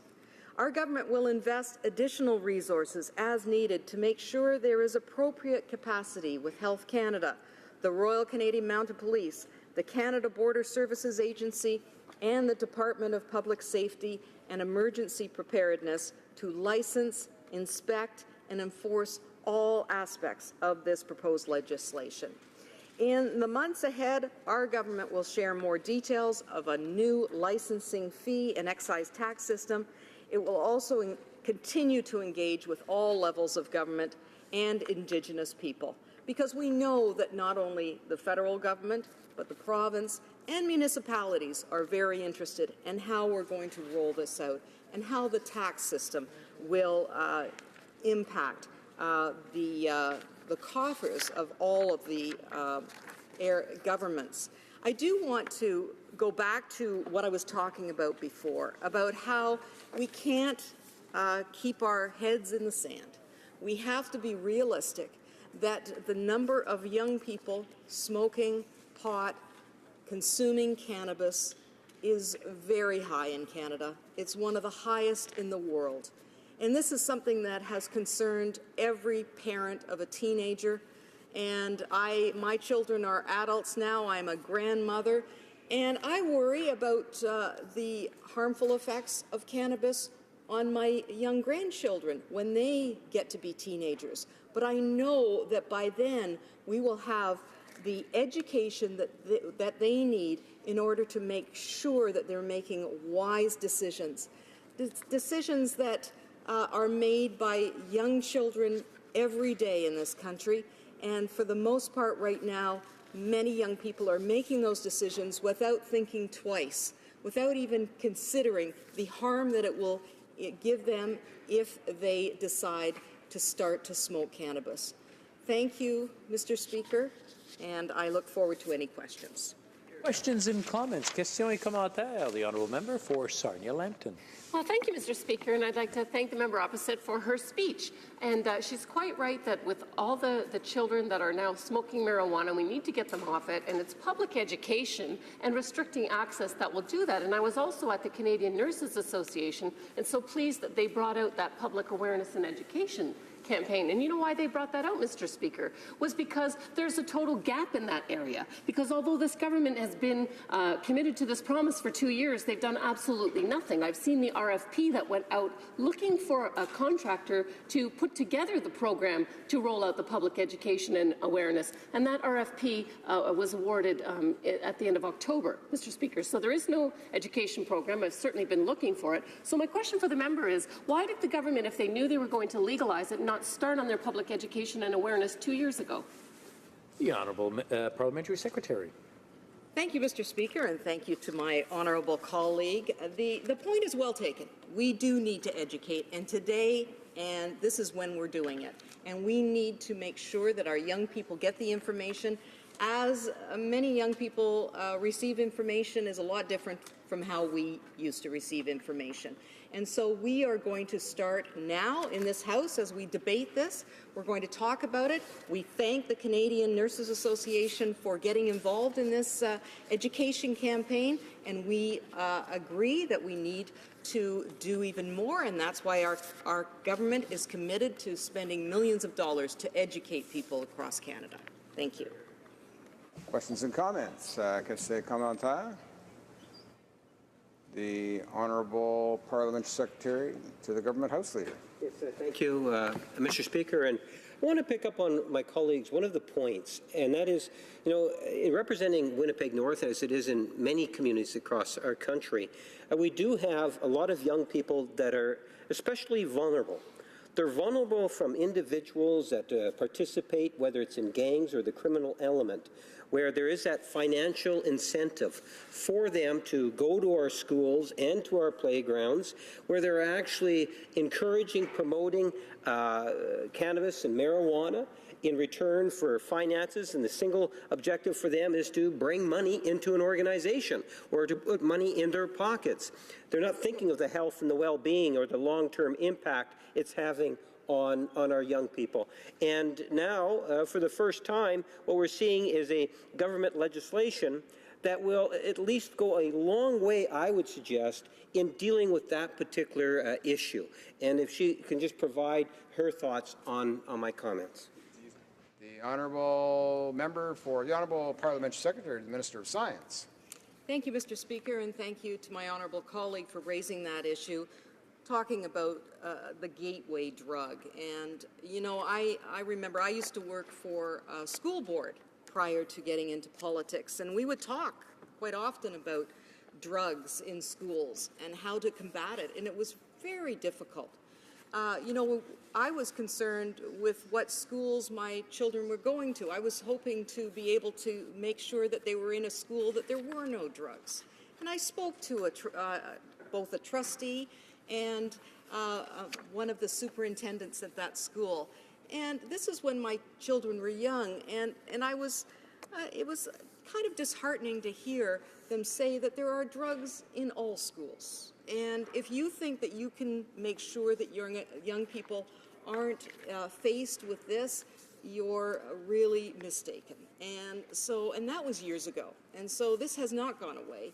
And our young people are, unfortunately, getting the drugs from people who have nothing but their own interests in mind, and they want to make money, and they're making money illegally. And this is the best thing for us to do, is to legalize cannabis and to make sure that we are undergoing a strategic education to make sure that our young people know the risks involved. Resuming debate. The Honourable Member for Pontiac. Privileged to speak on this issue, on this bill, because so many Canadians right now are talking about it. If you go to a school in Pontiac, and I've visited several, if you go to a municipal council and you talk about what the federal government is doing that's new, you hear much of the same thing, and what that is that Canadians are interested, concerned, but more than anything, open-minded about finding the right path on this issue of marijuana and cannabis legalization. Why? Simply put, because they know that what has been done in the past hasn't worked. And at the end of the day, Canadians expect governments not simply to stick their heads in the sand, but to react to evidence, to react to the problems of everyday communities where we see important rates of consumption of cannabis by our youth in a manner that really concerns communities. So I think it's very important today that we're taking this opportunity to debate this bill and to consider what our communities are saying. So I'd like to report a bit on what I've heard, and I'd like to speak a bit about why I'm hearing support from my constituents in the Pontiac for this bill. Number one, I think that there's an appreciation that a public health approach is being brought on this matter. At the end of the day, slapping criminal sanctions on individual Canadians for engaging in the consumption of cannabis is an approach that hasn't worked. It's landed a lot of people in jail, and in particular has landed a lot of Indigenous Canadians in jail, and that's a major concern for constituents in the riding of Pontiac. It's allowed criminals, organized crime, to take advantage of a market and sell products in an uncontrolled fashion to the most vulnerable of our community. And that's simply not acceptable. We need to do better. When a young kid, I was playing ping pong the other day in a high school in Fort College, and I was thinking, wow, isn't this great that we're able to play a sport in a school, an activity, and we're having fun, when I know that just down the hall at some other point in time in the day, there will be an opportunity for a kid to buy marijuana. Why? Because the market is uncontrolled. The market is unregulated. The market is being run by criminals. And we can no longer hide, and we can no longer fail Canadians on this important issue. So our youth deserve protection. It shouldn't be it shouldn't be easier to buy marijuana than it is to buy a pack of cigarettes or a six-pack of beer. It should not be that way. And so I'm proud of our government for acting, and I'm proud of all the consultation that they've done. They've consulted with law enforcement, with health experts, with safety experts, road safety experts in particular. There was a task force on cannabis legalization and regulation. And pursuant to their advice, this legislation was developed. This was not done in a hurry. This was done after careful consideration. And I'm so pleased that I had caucus members, in particular Joël Lightbound, who at the time was the parliamentary secretary to the Minister of Health, come and visit the Pontiac and discuss what are the concerns of our community. Because if we're going to get to a place where we legalize but strictly regulate and restrict the access to cannabis, we need to do so in a manner that has the full confidence of Canadians. And I appreciate that it is the opposition's job to oppose, and it's the opposition's job to raise issues that they're hearing from constituents as well, and that's a good thing. However, this issue of cannabis legalization and strict regulation and control, it has to be done with a view to the public interest.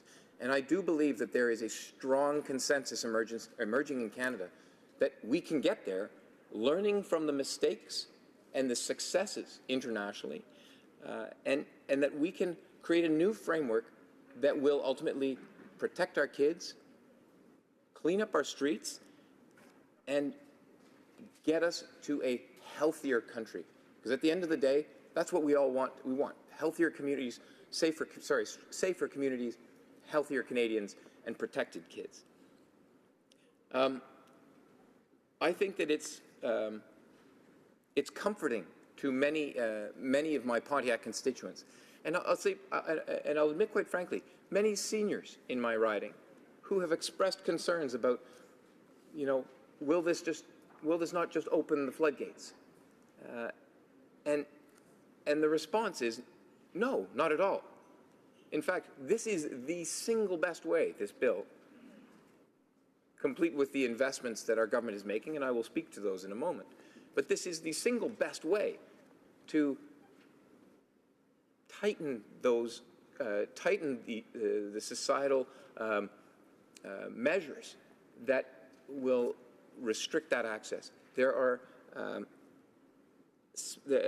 when I tell constituents that this bill will make it a specific criminal offense to sell cannabis to a minor and create significant penalties for those who engage young Canadians in cannabis-related activities, whether it's consumption, distribution, etc.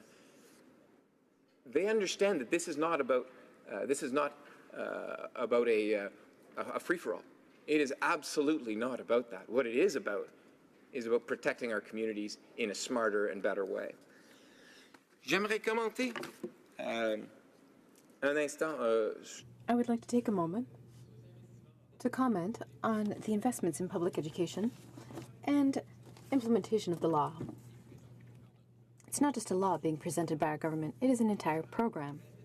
A program to invest, and it will make sure that this protection, that this regulation is implemented. For example, our government committed to investing $46 million over 5 years on public education, awareness, and monitoring. This will allow the government to lead an awareness campaign for all Canadians, including our children, to make sure they are well informed of the dangers of cannabis and other drugs. People know that young people all over Canada have, for some time now, made choices that were not good ones. To smoke instead of drink, and after smoking, to drive. Because they think that it's more acceptable, or they won't be caught. We all know that that is not the right attitude, but we need an awareness campaign. We need for stakeholders in implementing the law have the resources they need, and that is what we are doing. We've committed funds of up to $161 million to train frontline officers so that they can recognize the signs and symptoms of impaired driving. And we've given them powers to strengthen enforcement. And we've also worked on drug identification devices. And we're doing more research so that we can raise awareness among the public about driving while impaired by drugs. A serious set of legislative measures and investments. And what we're really doing here is we're investing in the future of a smarter Canada, which doesn't stick its head in the sand, doesn't say that there is no health issue, that doesn't ignore the fact that youth consumption of cannabis products are at rates that are just not acceptable, and which does accept that we can do better if we look at the evidence, if we go into it with our eyes open, and if we tell ourselves, yes, we can do better. Thank you, Mr. Speaker. Questions and comments. The honourable member for Sarnia-Lambton. Thank you, Mr. Speaker, and I'd like to thank the member opposite for his speech. Certainly, I fully agree that this is going to be a big change for Canada, and we know that 88% of Canadians don't use cannabis, and so they're going to receive the unintended consequences if we don't do this right. He talked about the need for public education, and I've certainly heard across the benches today that it's no different than alcohol, which is not true for young people. It's extremely harmful, so part of the problem will be to educate the bench across. But my question for the member is, if public education is so important, why did this government do nothing for the last 2 years on public awareness? Member for Pontiac. Thank you for the question to the honourable member. I think that Mr. Speaker, the answer is clear. There's no truth to the statement that the government has done nothing. This government has, by virtue of engaging in this very debate, by virtue of bringing forward legislation and campaigning on the need to shift our approach, they have brought this debate to the very front and center of Canadian politics. And I can tell you, Mr. Speaker, that when I go into high schools, and I do so regularly in the Pontiac, the very first question that gets raised is cannabis. How is it going to work? The youth of today are hungry for education on this issue because they've been learning it on their own without the help of government for so many years. So we need to shift, we need to turn the channel here, and we need to be honest with our kids. And I think that my 9-year-old and my 6-year-old are going to look back on this era and say, thank goodness that government took its head out of the sand. Questions and comments. The honourable member for Rosemont-la-Petite-Patrie. Thank you very much, Mr. Speaker. I thank my colleague for his speech. But I would remind him that in their 2015 platform, the Liberals said that arrests and prosecutions related to these offences cost our criminal justice system a lot of money, which deals with too many minor, non-violent cases. Now, we agreed with that. They were completely right. But they didn't listen to the NDP's solution, which was to decriminalize pot as soon as they came to power. So arrests and prosecutions are continuing. People now have criminal records. This causes problems in terms of getting an apartment, getting a job, traveling abroad. So what is your proposal to pardon all of these people who still have criminal records because you didn't do the right thing? The honourable member for Pontiac. I thank the member for his question. I think this is very interesting. You know, we're in a situation now where the NDP opposition is interested in the question of decriminalization when it comes to all drugs. Now, in our government, in the Liberal Party, we're ready to talk about legalization. We're ready to talk about very strict regulation, but we're not talking about the notion of decriminalization, whether we're talking about marijuana and cannabis or other drugs. Now, I agree that I think that we are on the same page when it comes to focusing on issues of public health. I think there is an agreement there. But to talk about decriminalization, that's not the direction that Canadians are looking at. And I'm convinced that with an evidence-based, step-by-step approach, we will find the right path for Canada. Thank you. Time for one more short question and response. The honourable member for Nepean. Thank you, Mr. Speaker. I thank my honourable colleague for mentioning that the program is not just a law.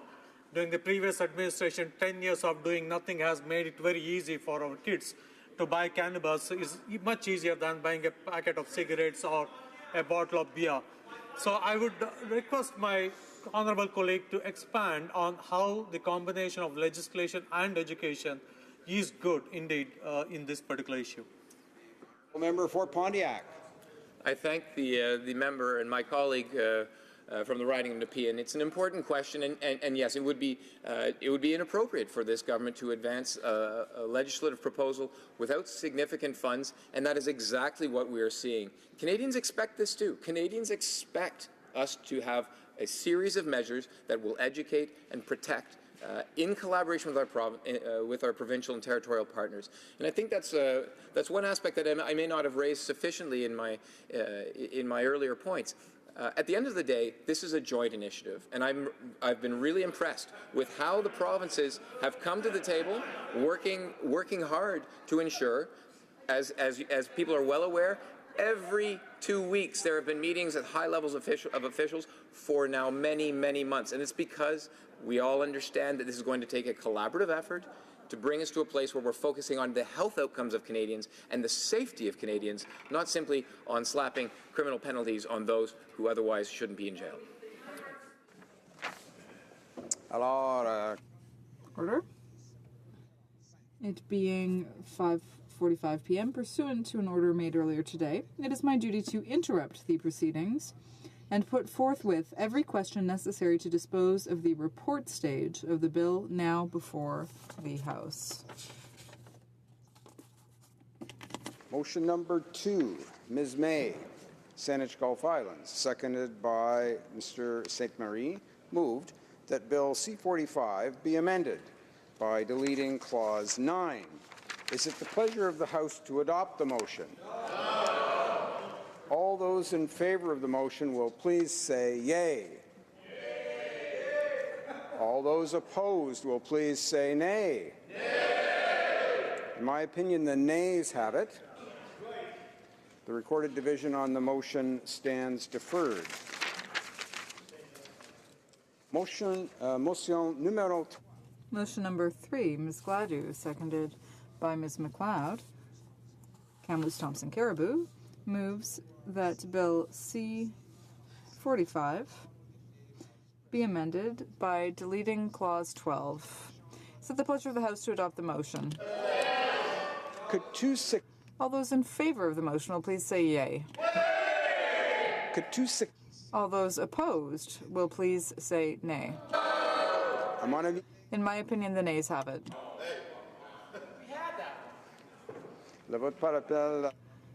The division stands deferred.